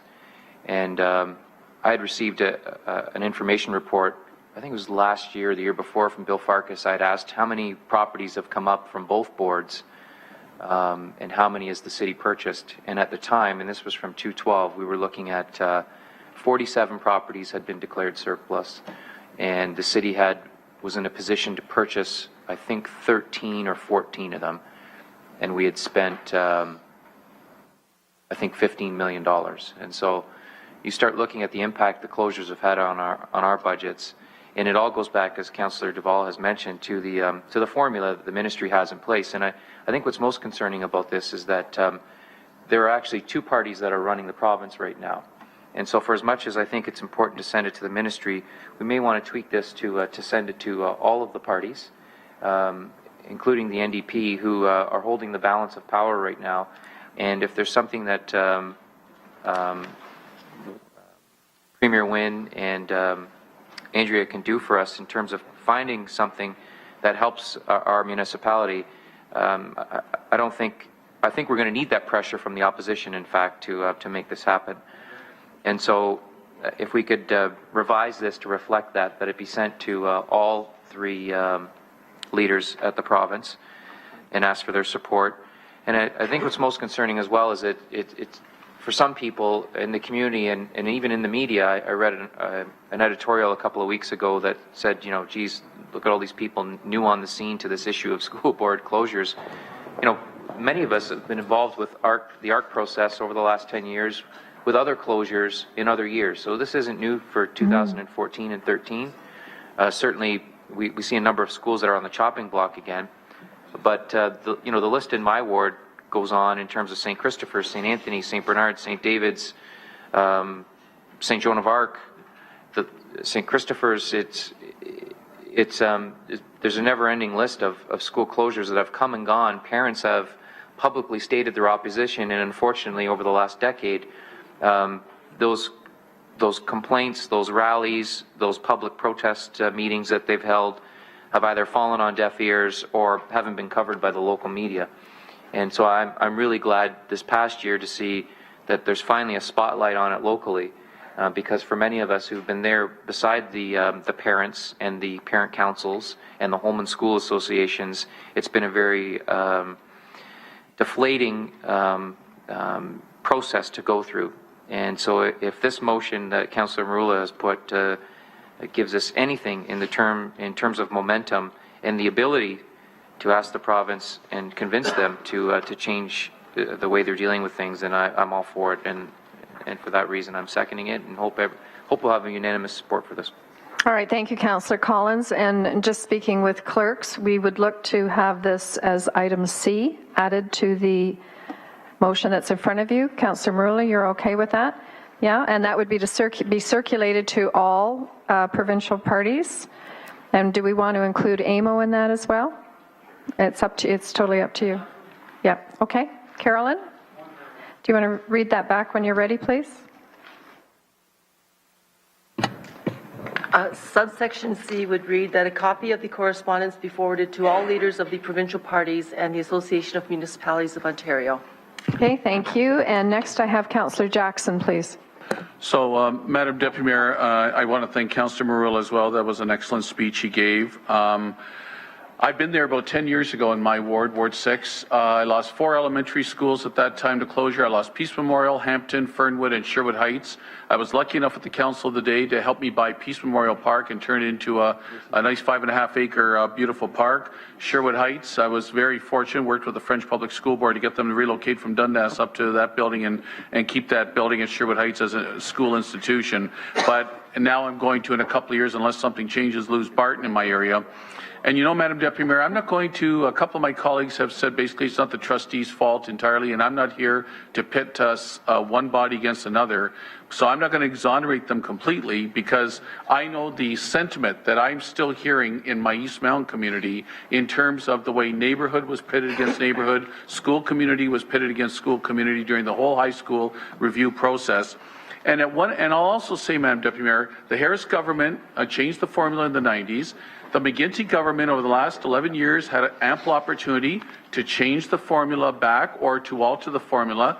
I want to say also, Madam Deputy Mayor, at one of the public meetings I attended, Councillor Duval, Whitehead, we all attended them from time to time, but one of them I attended, I suggested to the school board, the public school board, I said, can we not lock arm in arm, City Council, Public School Board, administrations of both bodies, neighborhood associations, school councils, school communities, and together in unison appeal to the province, to the ministry, to change the funding formula. I honestly don't know where that collective, collaborative approach went, because I never myself heard anything back. I thought that would have been the best possible approach to say as a city something is wrong. So, Madam Deputy Mayor, if this motion hopefully grabs somebody's attention before it's too late, but I understand the anxiety, the hardship, the anger that a number of neighborhoods are feeling. And once you close some feeder schools, elementary schools, and I know some of my colleagues are going to sadly go through what I went through 10 years ago, it automatically will lead not only to neighborhoods being without school hubs, but also will potentially lead to high schools being further vulnerable. Thanks, Madam Deputy Mayor. Thank you, Councillor Jackson. Councillor Pasuta, please. Thank you, Deputy Mayor Partridge, and of course yourself, Councillor Partridge. You know what we're dealing with right now, and our trustees working hard at it. We've had the ARC review committee, parents who have put their hearts into trying to find solutions to some of the problems out there. But we're looking at right now Dr. John Seton School in Sheffield being closed up, Beverly Central being closed, possibly building a new one someplace to replace two of those. Greensville Public School being closed. Spencer Valley is whether it's going to build new on it or not. And then, of course, on West Flamborough, but it's in your ward there, Councillor Partridge, Millgrove School, which we thought was going to be staying open. Hopefully still will be. But it causes a lot of conflict, problems for the elementary kids and the parents. I'm getting calls every other day from the parents out there that my kids are going to have to travel an hour or more in the morning, an hour or more at night, because we're closing schools and moving them farther south, closer to the urban area. So I think I'm supporting this totally, moving this forward down here, not taking away anything from the parents that have worked on the ARC review committee, did hard work on it, and I attended every meeting to see what was going on, but I'm fully supportive of the motion. Okay. All right, thank you. And I have myself on the list as well. So I'm going to ask Councillor Johnson to take the chair because it's Councillor Marula's motion. And thanks very much, Councillor Pasuta, for raising the issue of Millgrove. Millgrove Public School in my ward had not been slated to close at all the ARC meetings that we attended. Right up until the very last one, Millgrove was going to remain open, and then all of a sudden it was not a priority and on the chopping block. And it's sad. This is a rural settlement area. It has the highest EQA scores throughout the entire city are the students from Millgrove School. It is the school with all of the check marks that ranks it the top #1 school in condition for older schools. And they're celebrating their 100th year anniversary this year. And what a kick in the pants that it's been put on the table to be closed. And I think the other really important thing to point out here, rural schools are a little bit different in that it's located in the village of Millgrove, but the students who actually go to that school, many of them absolutely are from Millgrove, but they service all the way up to the 12th concession where we share a border with Guelph. So if the new school, which the goal right now is to look at building it down in Greensville and tearing all of the schools down, building a brand new school in Greensville, you're going to have 3- and 4-year-old children in JK going from the 12th concession up by Guelph by bus, several stops, well over an hour, down to Greensville. And to say that the residents in Millgrove and up in that area are shell-shocked is putting it lightly. They literally don't know what's hit them. So I 100% support this motion. Very, very pleased to see it come forward. And with that, I'll take back the chair. I have no other speakers on the list, so moved by Councillor Marula, seconded by Councillor Collins. All in favor? Standing recorded vote, absolutely. I will read the names. Councillor Farr, Councillor Marula, Councillor Collins, Jackson, Duval, Whitehead, Clark, Pearson, Johnson, Pasuta, and Partridge. Thank you very much, everyone. All right, now, Councillor Marula, you have notice of motion 10.2. That's correct, and I'm not going to read its entirety. It's before you. I'll just read it when it's a motion. It's regarding the rail cargo safety, real-time information. Very important one, but one that can wait till I present it as a motion. All right, thank you. So you'll leave it as a notice of motion. I appreciate that. Moving on to general information.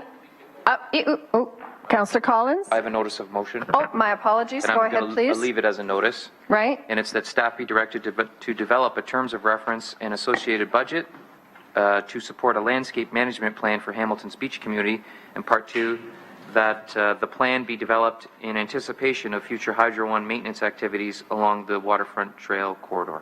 Okay, thank you. And that's a notice of motion. Are there any other notices of motion? Seeing none, moving on to general information. Amendments to the outstanding business list, please.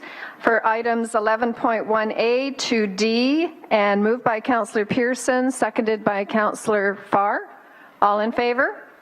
That's carried. Thank you. And next we have 11.2. These are items to be removed from the outstanding business list. 11.2 items E, F, G, H, and I, moved by Councillor Johnson, seconded by Councillor Whitehead. All in favor?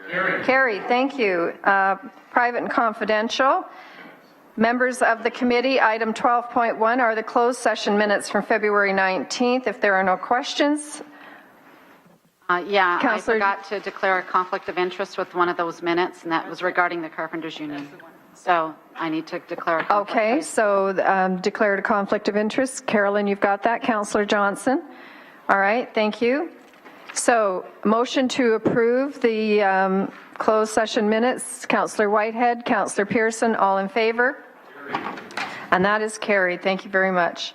Now, I'd like to ask for a motion to move into closed session pursuant to subsection 8(1)(b) of the city's procedural bylaw and section 239.2 of the Municipal Act as the subject matter pertains to personal matters about an identifiable individual, including municipal or local board employees, with respect to the city manager's performance review. Members of the public are invited to return to council chambers once the committee has reconvened in open session. May I have a motion, please? Councillor Clark, Councillor Jackson, all in favor? Carried. Carried. Thank you.